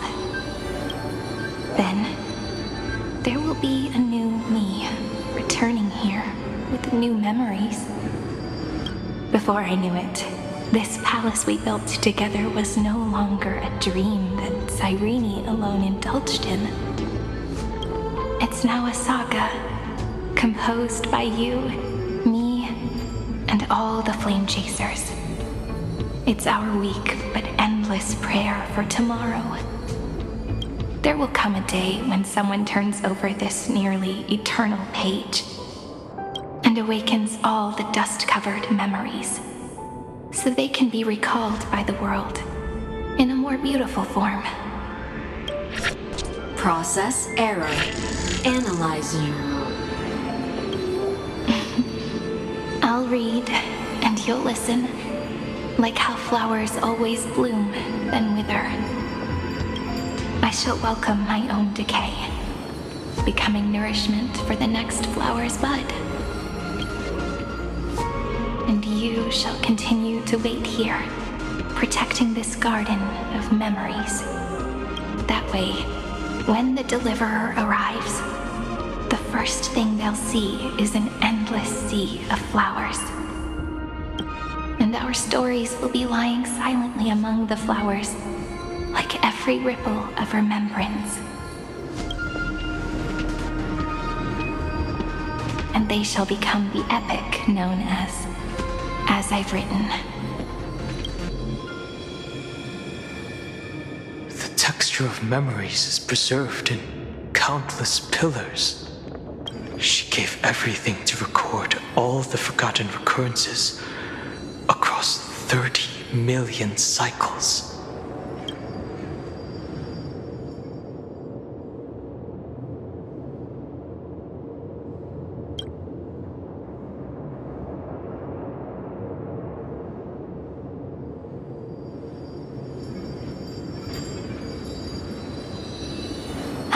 All right. Let's not make things so gloomy. The very first Ripple cheered up her friend like this before she set off. It's a sentence full of blessings, so I want to say it to you as well. Come on, cheer up a bit, okay? I bid farewell to this beautiful world, so that we can reunite in your memories in the way I want.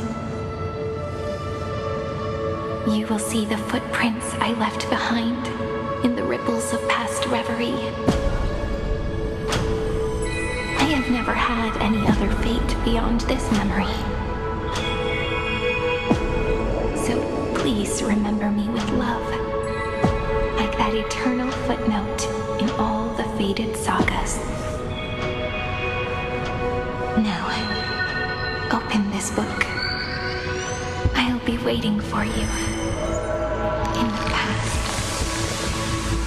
Operation authorized. Protocol name, Illusion. Welcome to the Demiurge Matrix.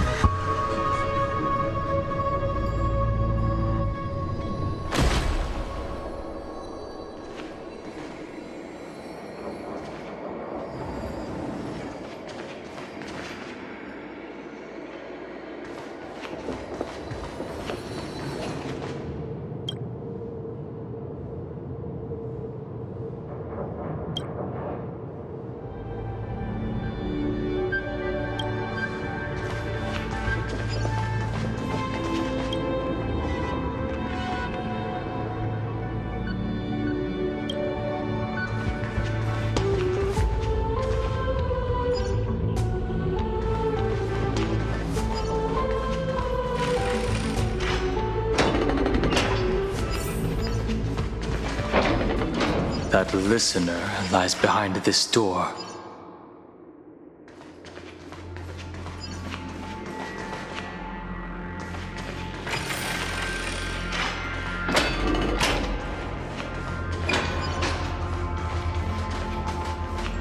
She gave everything to record all the forgotten recurrences across 30 million cycles.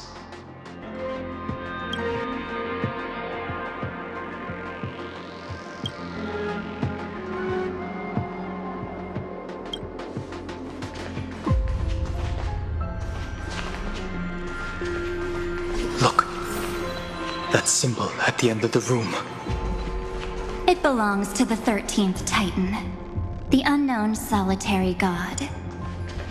The first new spore, Demiurge. Those who are lost remain lost, while those who have met will meet again. What a touching scene. The deepest place in this world is exactly the ideal location for the Trailblaze to reunite. You're not the one we want to reunite with, Evernight. But you'd better explain everything to us. This tomb and the 13th Titan. Tell us everything you know.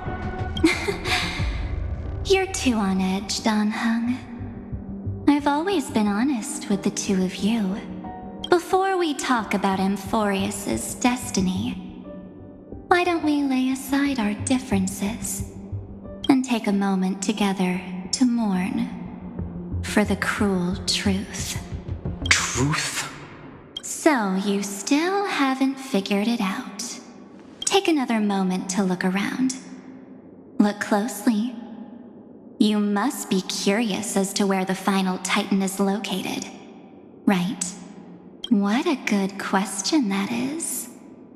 I too am curious, because there's absolutely nothing here, except a cold, empty void. You mean Cyrene was deceived? Indeed. Fu Li planted a false hope in her heart, making her believe that she was special, and that Amphorius still had a chance. Then, that poor girl walked into the Great Tomb over and over again, and willingly offered herself to the remembrance. Why did they do that? Did you really think they would just save this crumbling world?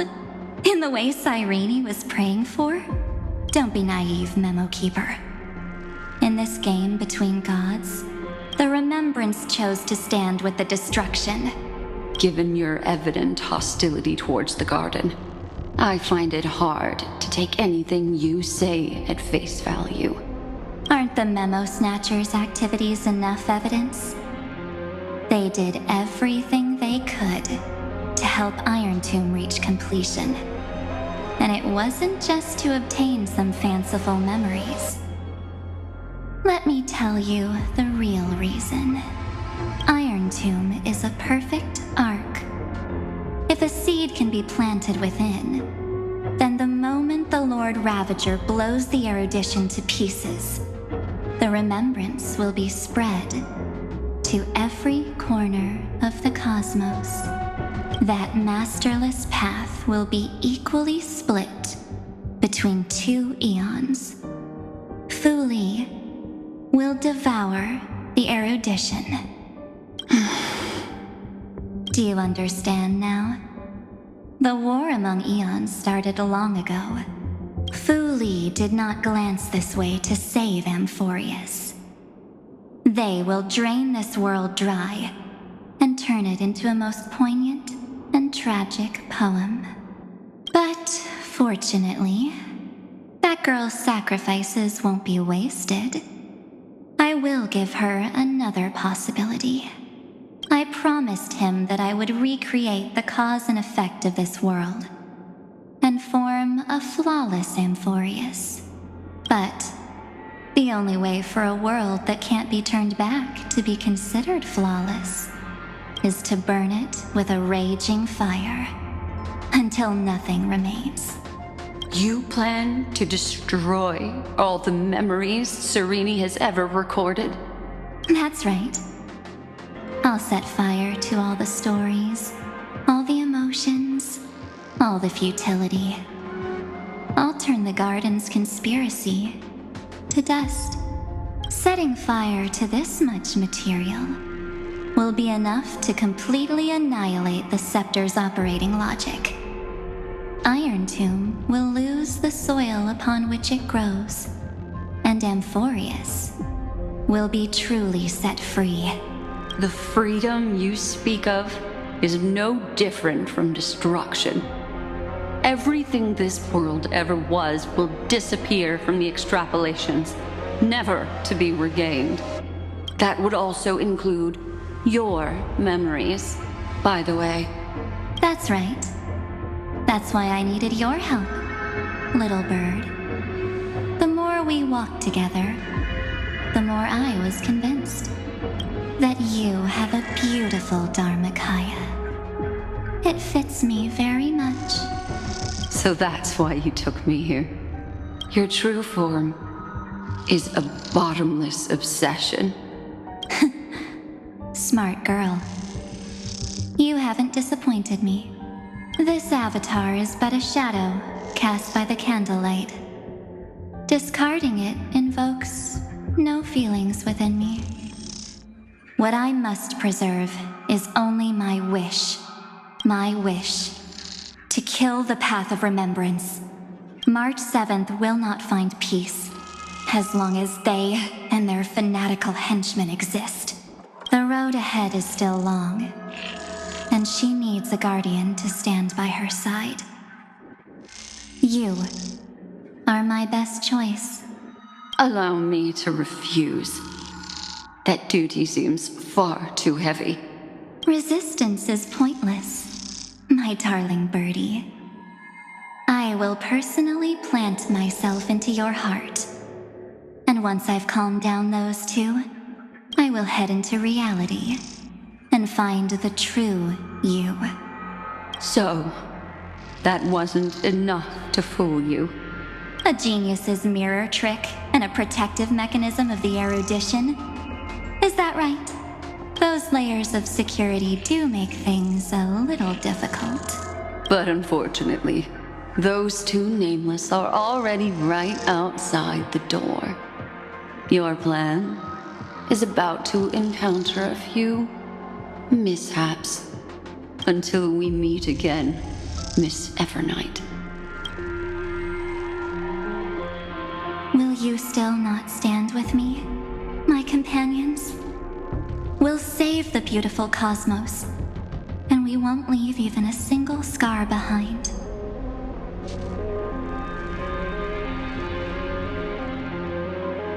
Don't get caught up in your emotions, my dear.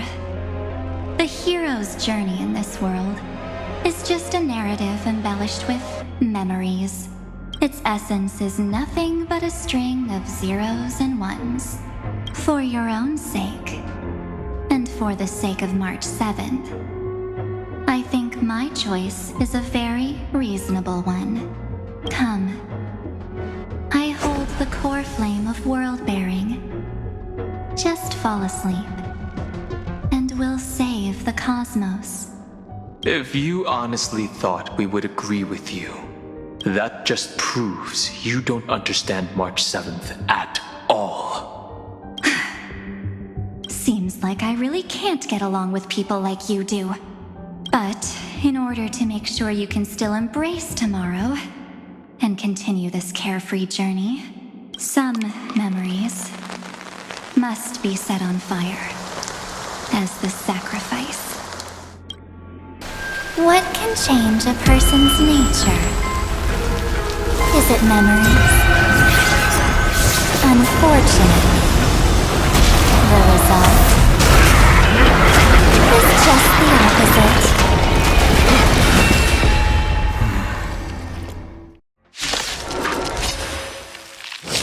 If a new life is to be born, its seed has to be dead.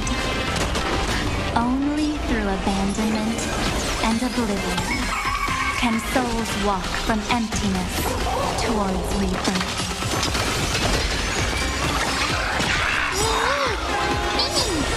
Look, with this divine power, I will forge all things. To the soul. Existence. My purpose. Mountain full.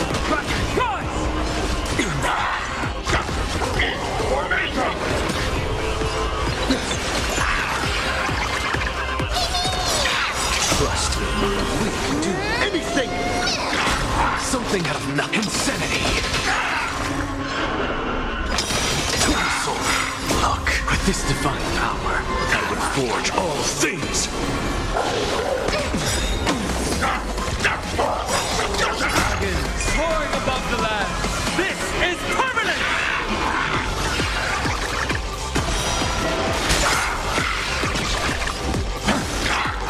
Earth shatters, heaven trembles!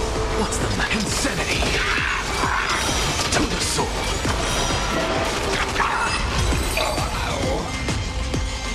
It's time to end this. Return March 7th to us, and end this pointless conflict.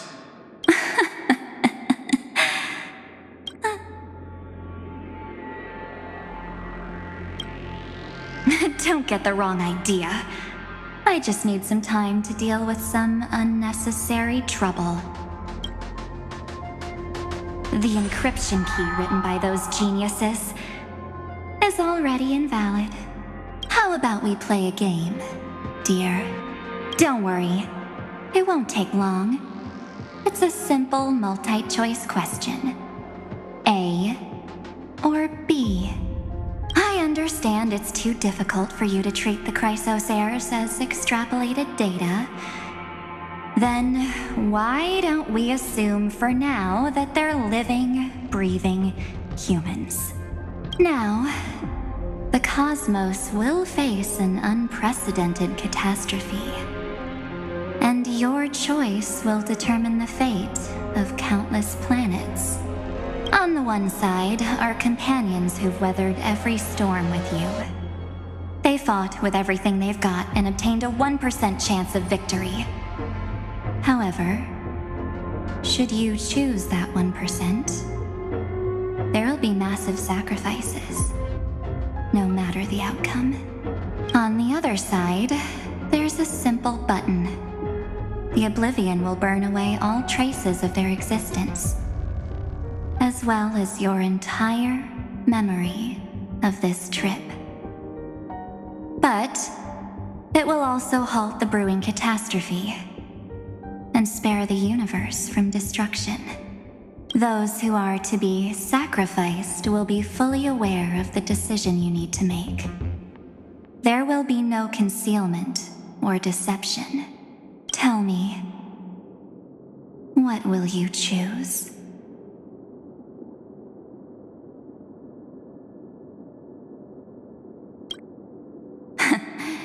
You're right. This choice is meaningless and unimportant. The only interesting thing is the number of people making that choice. I've just posed the same question to Dan Heng. The answer doesn't matter. Let me see. Is this Trailblaze spirit truly as unified as you all claim it to be? Now, why don't you prove it to me? Wait! Cyrene?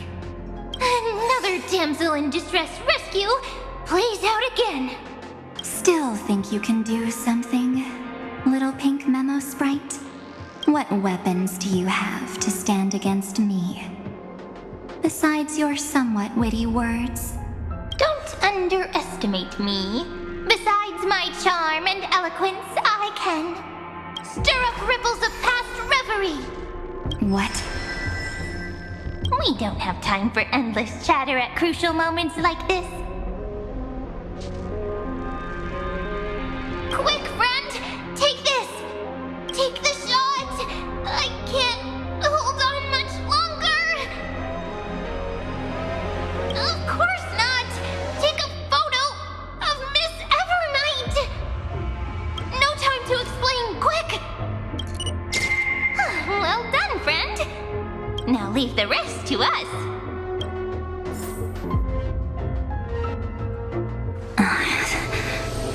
This is a light cone made from someone's memories. Oh, and there's a harmony entwined with it. Looks like someone's been busy behind my back.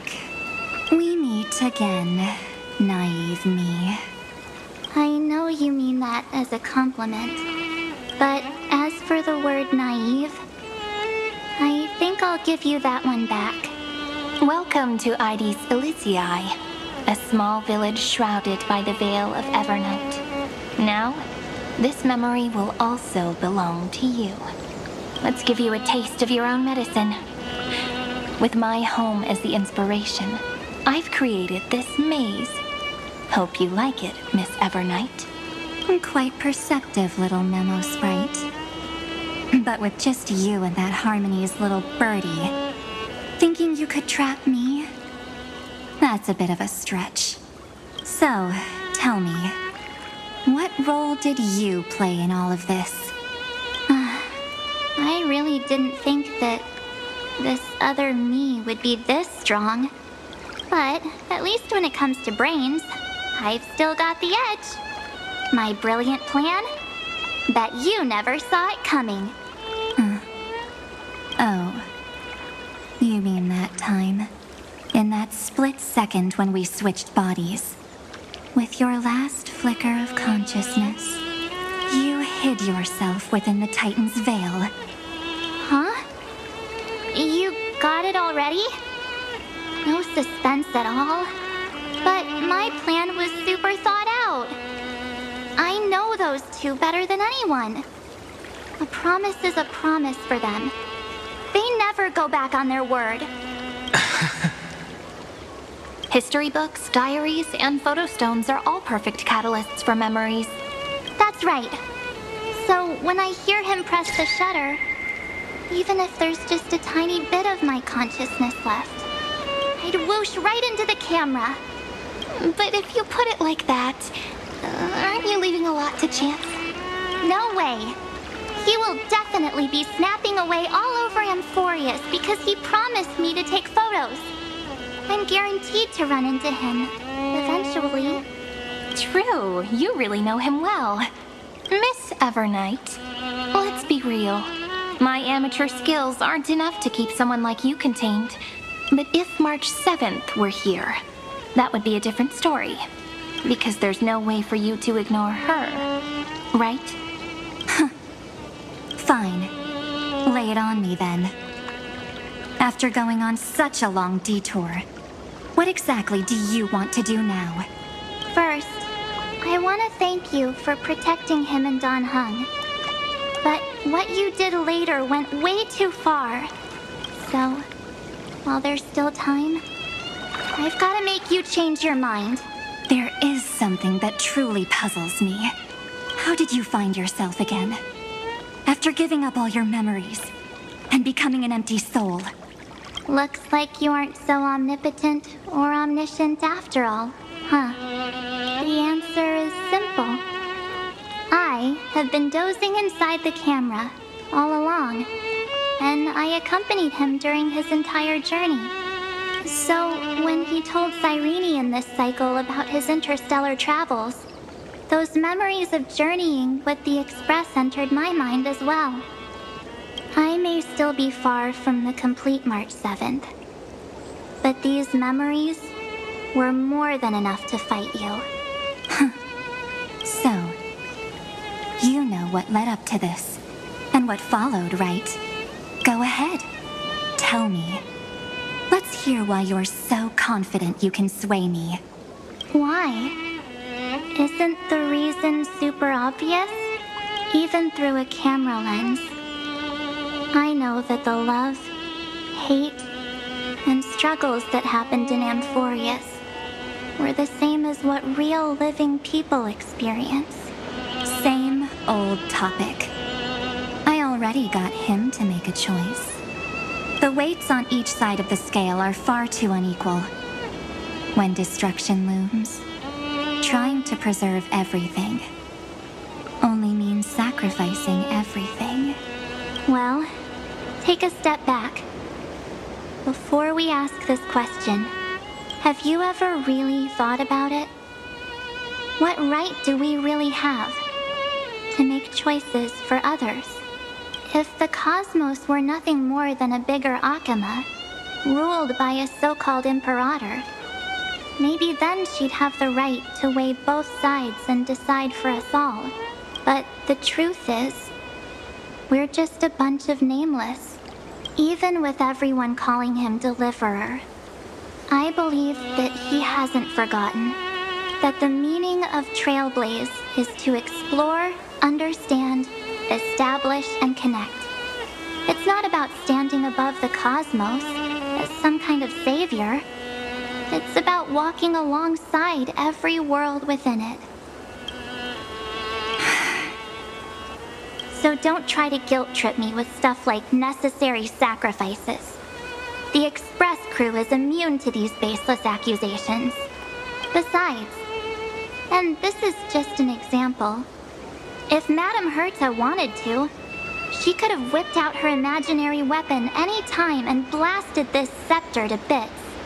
Because, according to your logic, the lives of a few nameless are nothing compared to a Lord Ravager's potential threat. But that's not what she did. You wouldn't have liked it either, would you? I figured you out a long time ago. You've got a fatal flaw, a weakness, in the shape of me. You've got such incredible powers, but you still kept your promise to me.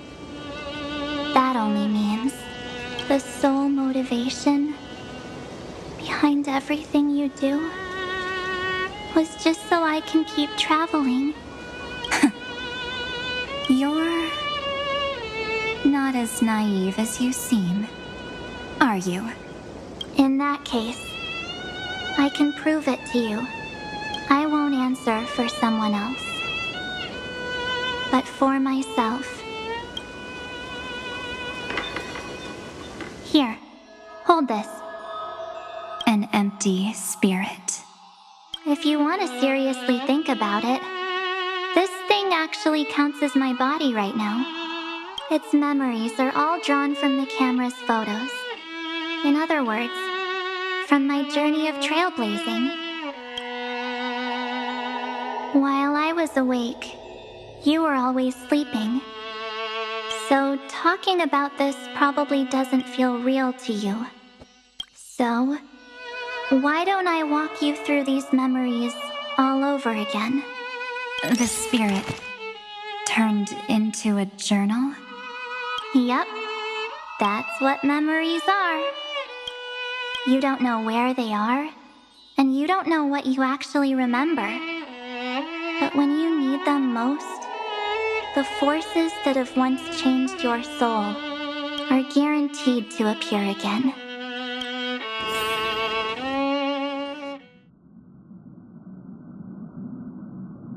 So, how was your first Trailblaze journey? It was very fun. We should still be careful in the future. Oh, come on, Don Hung. We're here to celebrate for him tonight. Don't be such a buzzkill. Don't listen to him. Listen, I am practically a Trailblaze expert. Stick with me, and you'll be just fine. You call this trip fine? Well, that's because we could only find 700-year-old guides online. So, you've been to a lot of places before? You bet. Capital of Passion, Calcis, Tychean. If I count on my hand, it looks like this is my 6th stop. All my souvenirs are in my room, but they're just a bit of a mess right now.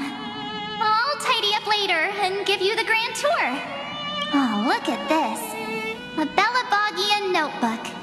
A special souvenir I asked Branya for. She prepared quite a few gifts for us. Raw Geomarrow, Supreme Guardian medals. But I only asked for this little notebook. What's so special about it? The previous Trailblaze missions were all on super high-tech worlds. Forget about paper books. Even holographic projections were ancient relics there. Eurillo is completely different. Watching people record their lives with pen and paper, I finally understood why some still cherish writing journals by hand. It's just like calligraphy. Those deep emotions buried in human hearts can only be awakened through such seemingly thankless actions. Don Hung, you truly embody both a fierce beast and a delicate rose. Anyways, that's what I thought too. A camera can only capture fleeting moments, but stitching those moments into a story, you've got to use your own hands. In other words, just taking photos isn't enough. They need a place to be displayed. Isn't the photo wall enough? I told you it's different. Besides, this little notebook is a memento of our first Trailblaze together with you. That makes it even more special. Anyways, the next stop is the legendary planet of festivities, Penacony. So, when we get there, I'll make sure we take tons of pictures together, until the memory card's bursting. Fine by me. And one more thing. If I'm ever too busy to get off at a stop, this camera is gonna be in your hands. I don't want to miss a single Trailblaze. So you all need to practice your photography skills until you're at least 80% as good as me.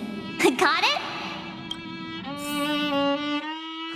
Back then, I was only half joking. I never thought I'd actually miss out. And after just 2 stops, too.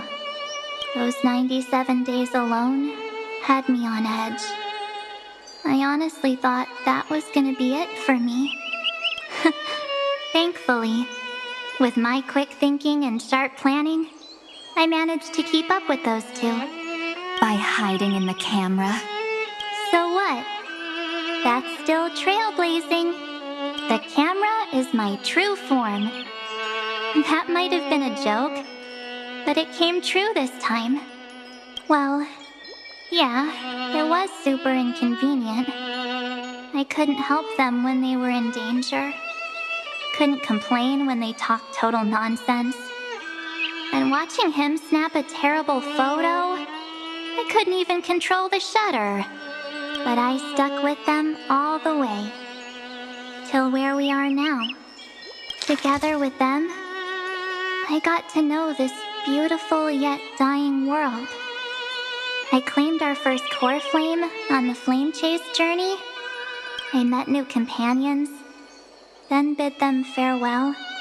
I inherited everyone's determination, carrying it forward into the future they fought for. One they can never see. Until my destiny becomes one with this world's, rewriting the predestined tragic ending, and returning to the true starry skies together with everyone.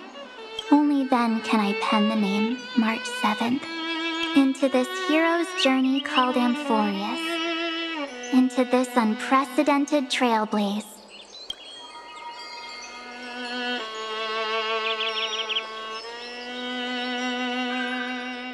Looks like our Trailblaze in Amphorius is coming to an end.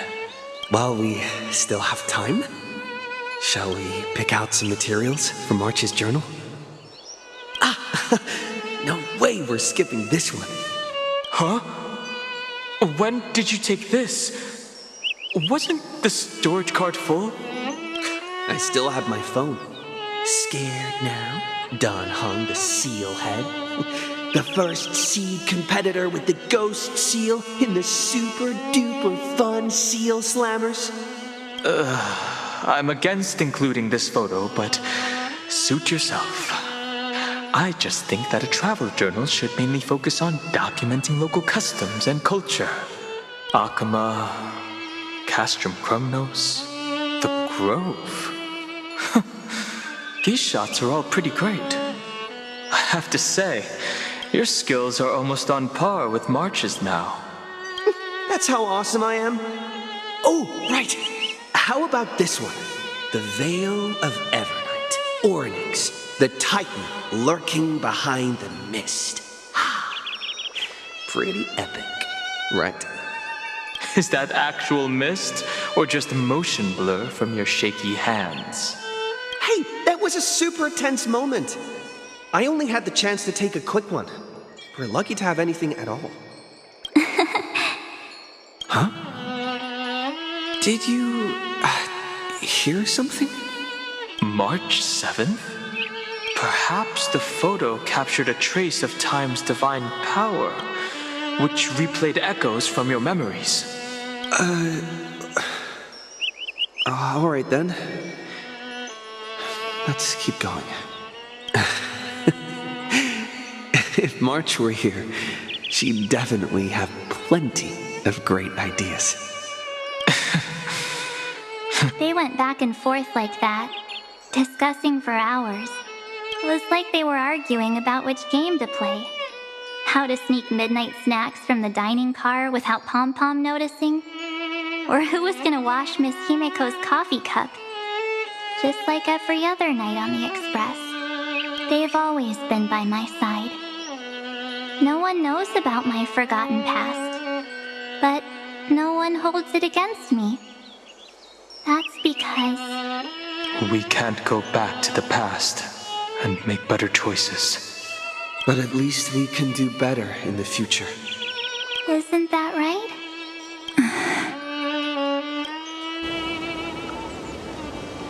I still remember the day when you first put on these clothes and looked in the mirror. Your eyes were so clear. When all this is over, I hope the mirror can still reflect those same eyes. You're pretty naive, too.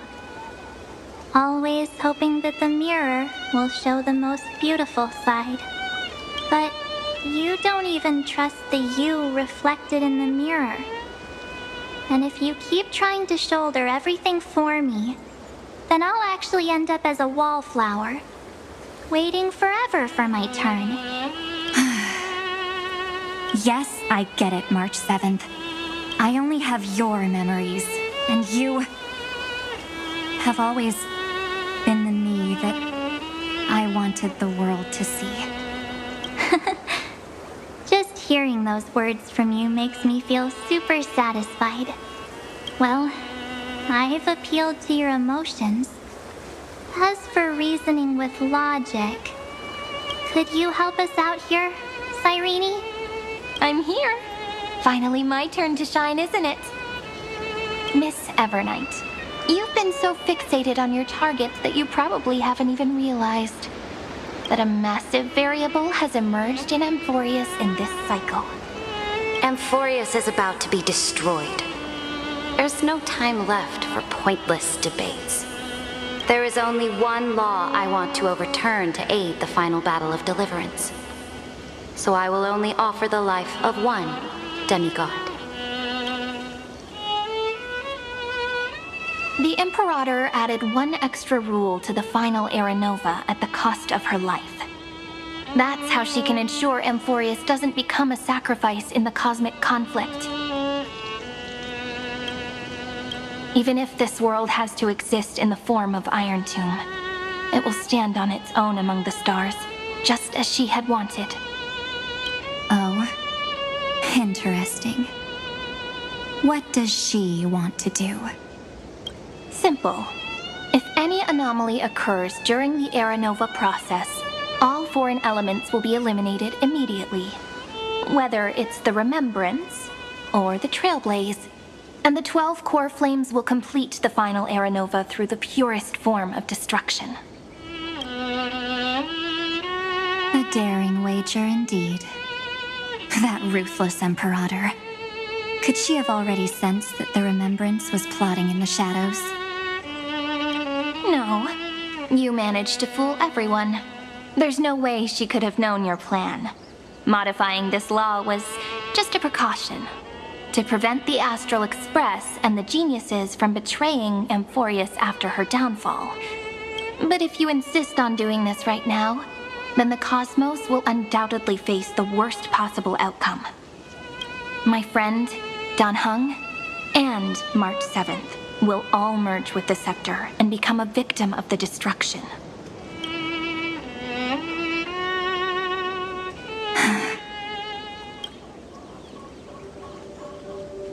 You knew all along? Yep. But I decided I needed to have a heart-to-heart with you first. I won't be afraid. Even if my inner world is nothing but an Evernight.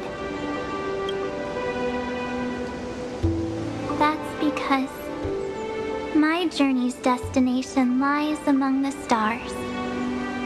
I believe what lies ahead will be bright enough to illuminate my past.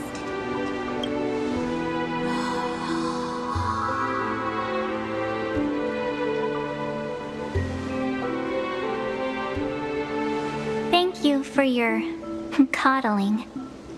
But please trust me and leave it to me.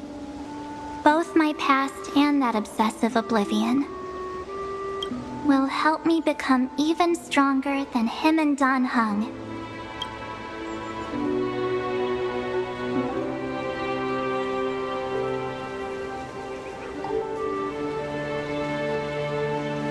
I'm sorry for becoming an obstacle in your journey. Don't apologize, Evernight. We're just two sides reflected by the same mirror, aren't we? So, when we bid farewell to our division and become one,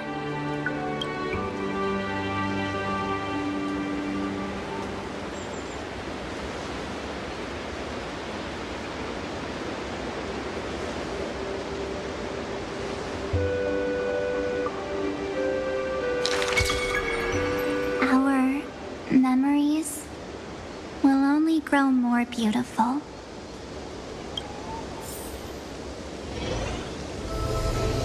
Many thanks, Mr. Sunday. Are they in this memory zone? Yes, but we can't let our guard down. Let's go find them.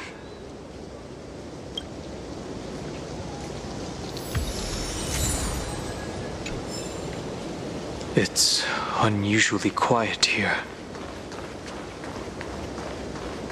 March 7th isn't here.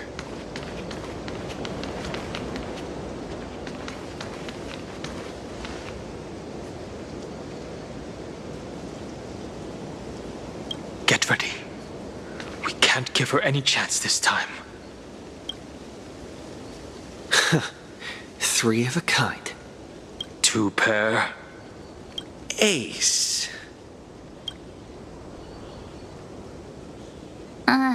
Ace?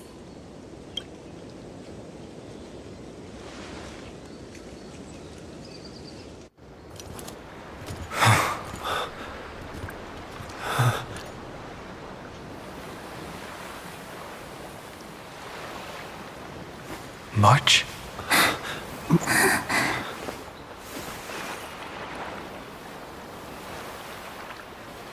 Of course it's me. It's been a while.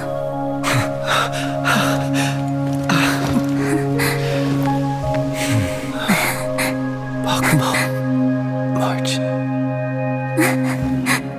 I'm back. Finally. I can talk to you all. At last. You saved us, March. Really? That's wonderful. I had so many ideas for our reunion. I was gonna sneak up from behind you when you weren't looking, tap you both on the shoulder, and then flick you each on the head. And shout, "What took you so long to find me? Don't you know how to move faster?"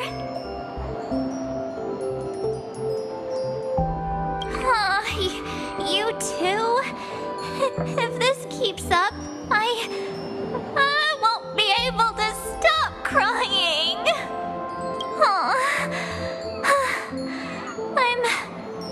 I'm just so happy. We both know that you've been by our side this whole time. This Trailblaze journey wouldn't be complete without you.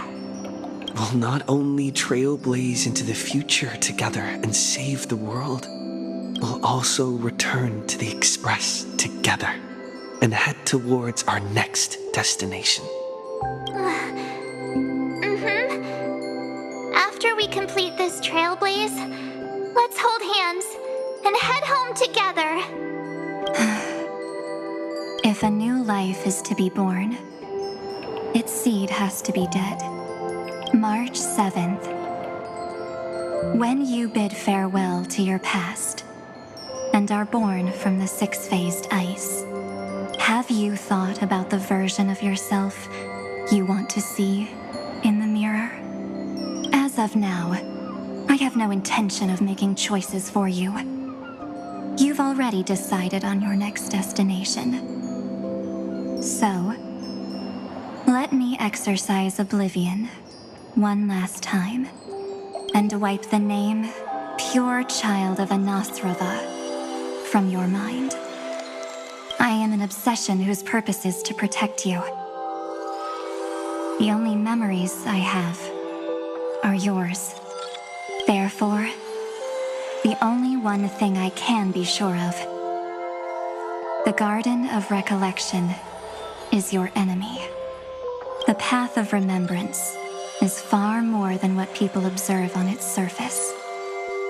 And I will not allow you to become this broken conspiracy's next sacrifice. If you ever need me again, feel free to awaken my power. And when the time comes, don't hesitate to devour or burn away anything that stands in your way. Then trailblaze through the darkness in my stead. As always, oblivion shall keep watch over your past. Veiled in the hush of the Evernight, silent and serene.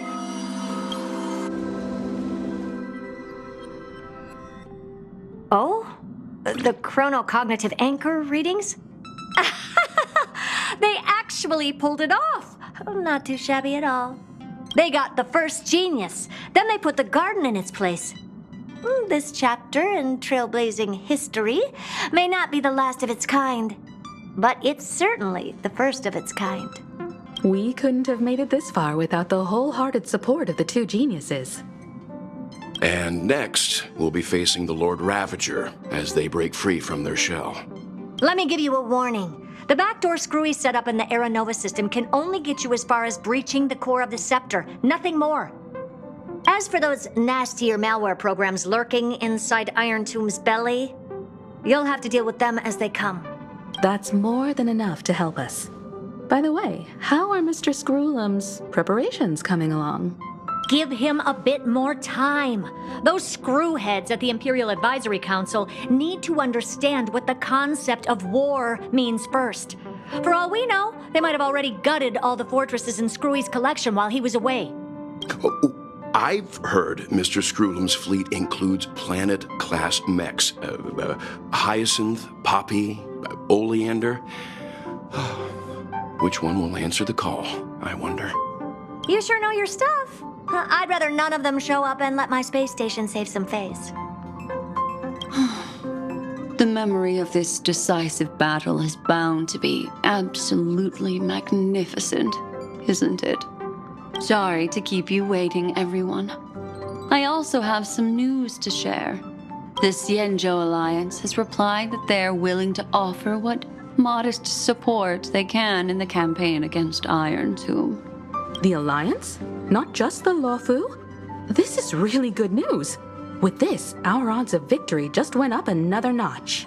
Whether this news is good or bad remains to be seen. What do you mean? Something has happened that even General Jing Yuan couldn't understand. He urgently wants me to inform the two geniuses that Emphorius' causality has vanished from the matrix of Prescience Ultima. This means the instant in Noose's calculations is drawing closer to this world. As the Theoros, I have observed. The night has faded away, and what I have created, I will destroy. This starry sky will return to freedom and chaos, just as it was in the beginning. Confident, aren't you? But from where I stand, it seems you've run out of options. When the Deliverer and his companions fully uncover the secret of the 13th Titan, that is the moment your schemes will come to ruin. Lord Enexagorus, I have granted access to all records concerning the Demiurge, as per your request. How unfortunate that you'll never admit your own mistakes. Analysis complete. Before I erase you completely, Allow me to reveal the truth to you, if only as a courtesy to the final thinker. The Demiurge never existed. If it never existed, then where did the nameless Titan's tomb come from? Isn't that exactly why it's called a tomb? Because it only houses the remains of what once was. Let me give you an example from a story you're familiar with. A sage from the grove once conducted an experiment. He took a chimera embryo, removed its head before maturity, and continuously stimulated its body to make the chimera believe it still had a brain, then nurtured it in an ichor vessel. Remarkably, this chimera regrew its skull, but it was completely hollow inside. It had reserved a space for a brain it never possessed. The experiment was over. The sage had assumed the shell would perish once the stimulation ceased. Unfortunately, he was wrong. Driven by instincts, the chimera's body seized the sage's head. So that's it. I was stuck in a flawed line of thinking. You've got it. I knew you'd understand. The 13th Titan never existed. But the scepter must believe that the Titan exists. I killed that Titan with my own hands. That life form called Demiurge was excluded from the extrapolations from the very beginning. This is the only way to make Iron Tomb complete. Yes, Iron Tomb is a headless giant. And to become whole, instinct will drive it to seize another head. Noose. The erudition. Your Titan. The Eon of Erudition.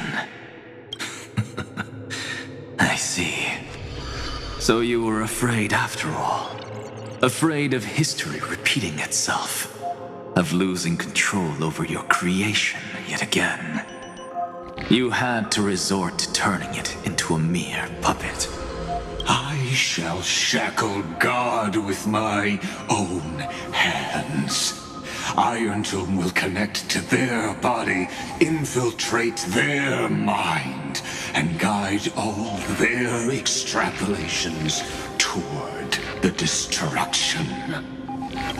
I hear it. The tolling of the doomsday bell.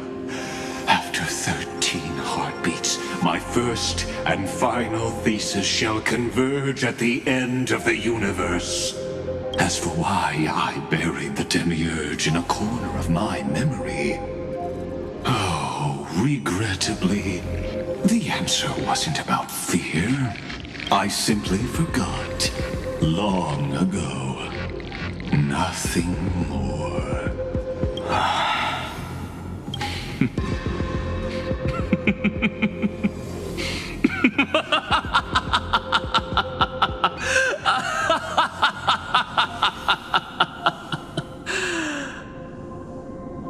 Your laughter is but a helpless sigh. Helpless? What a joke. You merely created a false god. But Amphorius has long since written deicide into its fate. The final Era Nova is at hand. Why don't you wait and see? The Deliverer, myself, and this world will together prove that the original Newspore, the ultimate truth of the universe is anything but destruction. See you in the next life, Sage. If there's even a 1 in 10,000 chance your conjecture is correct, then, in the name of genius, I shall most certainly witness its failure. All shall bid farewell to one, and that person alone will witness the miracle. Such is the will of fate. But this time, it will be the final flame chase journey. The epic with endless cycles is about to end. The extrapolations of the erudition, the core flames of the destruction, and the textures of the remembrance. The three paths converge once again at the world's end, and the Trailblaze will write a new beginning for this world. Not only that, we'll also carry the history of all 30 million recurrences into the new world with us. It wouldn't be an exaggeration to call it a miracle. This miracle wasn't created by just one person. Finan would have long been consumed by the core flames if he hadn't chiseled his companion's dying wishes into his soul. And if the hero's resolve to chase the flames had wavered, Cyrene's journey would never have begun. The heroes never yielded and never fell during Amphorius' 30 million cycles. It was fate that fell instead.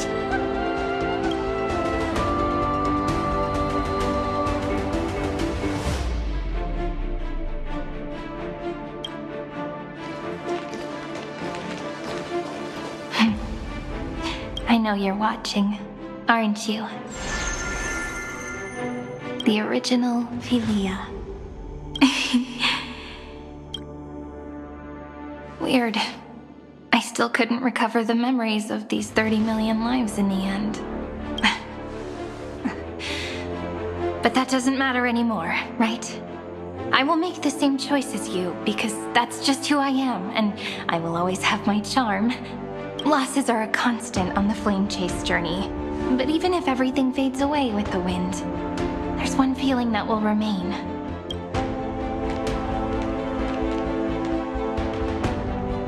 Love will always exist, right? Let's write an ending unlike any before. For this world we so deeply love.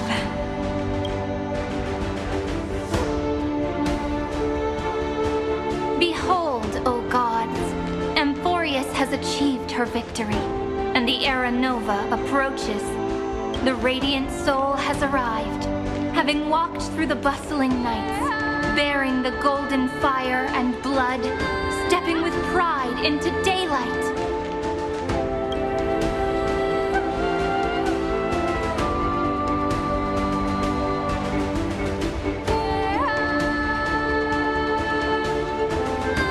Amphorius!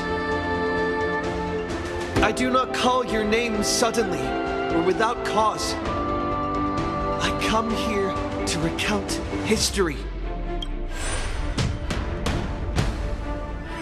In this world, they fused burning golden ichor into their bodies. Will destiny remember their names in days to come?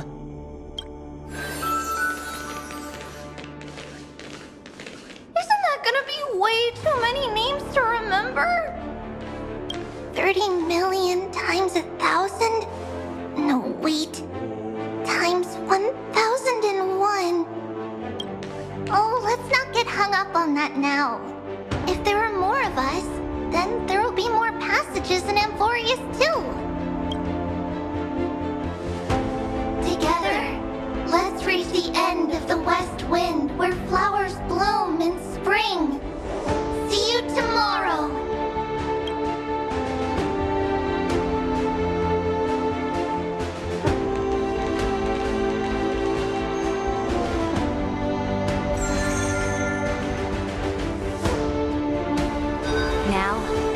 of this world will no longer be bound by a single rule, but will make their own laws.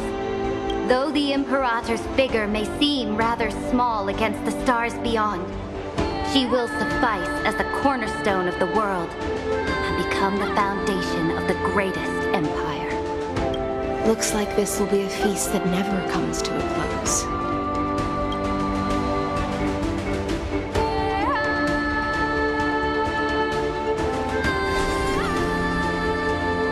May the fish never leave the ocean, and may the days ahead shine like pearls.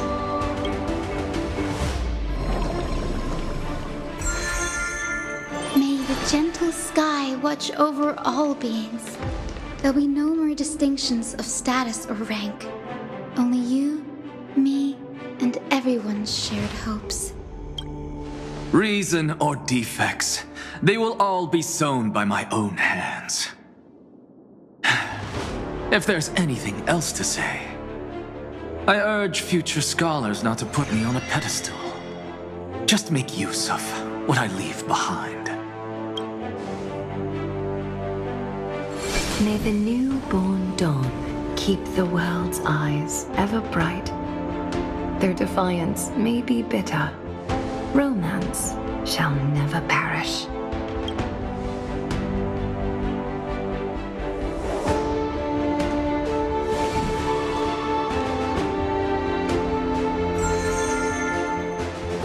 In the name of the son of Gorgo, warriors shall fight for strife, not with glory as their end, but to march forward in its light. Even though death shall eventually separate us, let every embrace we share be without regret. Why are you guys all so serious? Fine. Then I'll wish for there always to be water in deserts, and gold in fertile soil, and for everything in this mortal realm to be attainable through trickery.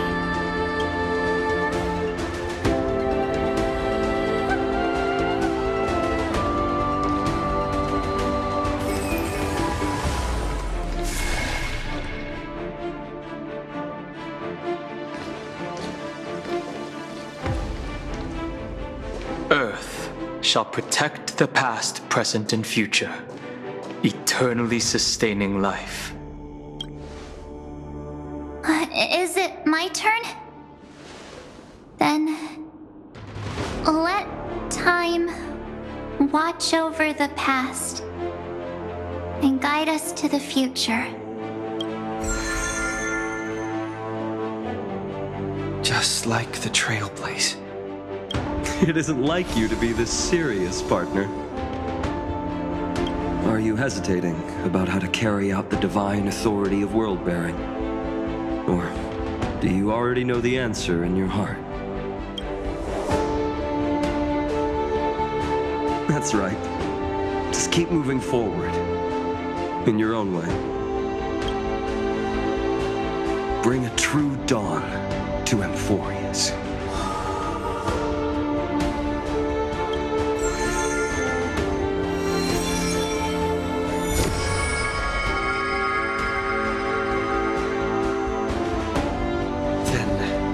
In the name of world-bearing, I promise you, Kefali will never forget this.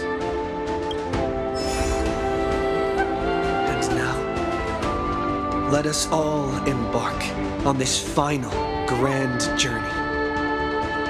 Stand with me and become heroes. Turn over this nearly eternal page.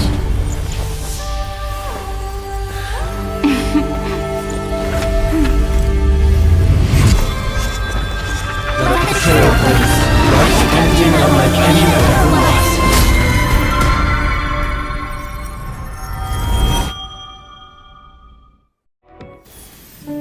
In the legend's ending, the world was pure chaos.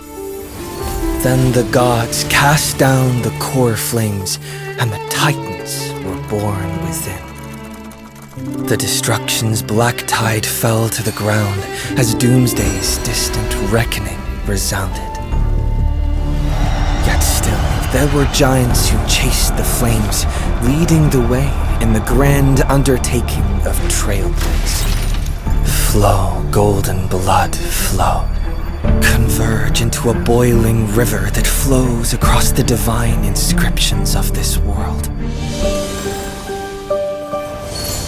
Aglaya, the chrysalis of gold, you must caress the holy city's web and hearken to the sounds of the stars. There shall be the three-faced goddess traversing through myriad passages, bearing tidings to you from the universe. Anaxagoras of reason has enough knowledge to refute the world and to stir up a torrent capable of enlightening all. Go seek the holy maiden who severs dawn from dusk, and let the sky become the slumbering cot from which she wakes. Make him return, mighty most the lance of fury. Pierce the enemy's king with Kremnos' heroic souls. Set her at rest, Cyphera the coin of whimsy. Command the frozen fate to once again flow. And that hand of shadow Castrus, the master of the river of souls. She has been granted the right to embrace and warm new life, now blossoms at her fingertips. You will hear the chalice of plenty reverberating through eternity. You will see the veil of Evernight visited before the break of dawn. Until the journey's end, when all beings reach the end of the earth. And the nameless new king ascends the throne alongside countless heroes. To embark on the grand mission of deliverance. I have witnessed the distant past, where the blazing sun once etched the footprints of humanity. The children of humanity known as the Chrysos heirs have restored the gods' core flames and once more upheld the world. Losses are a constant on the flame-chased journey, among which even life itself holds little value. Therefore, we cast even ourselves into the flame, only to inscribe the opening stroke in the poem of creation.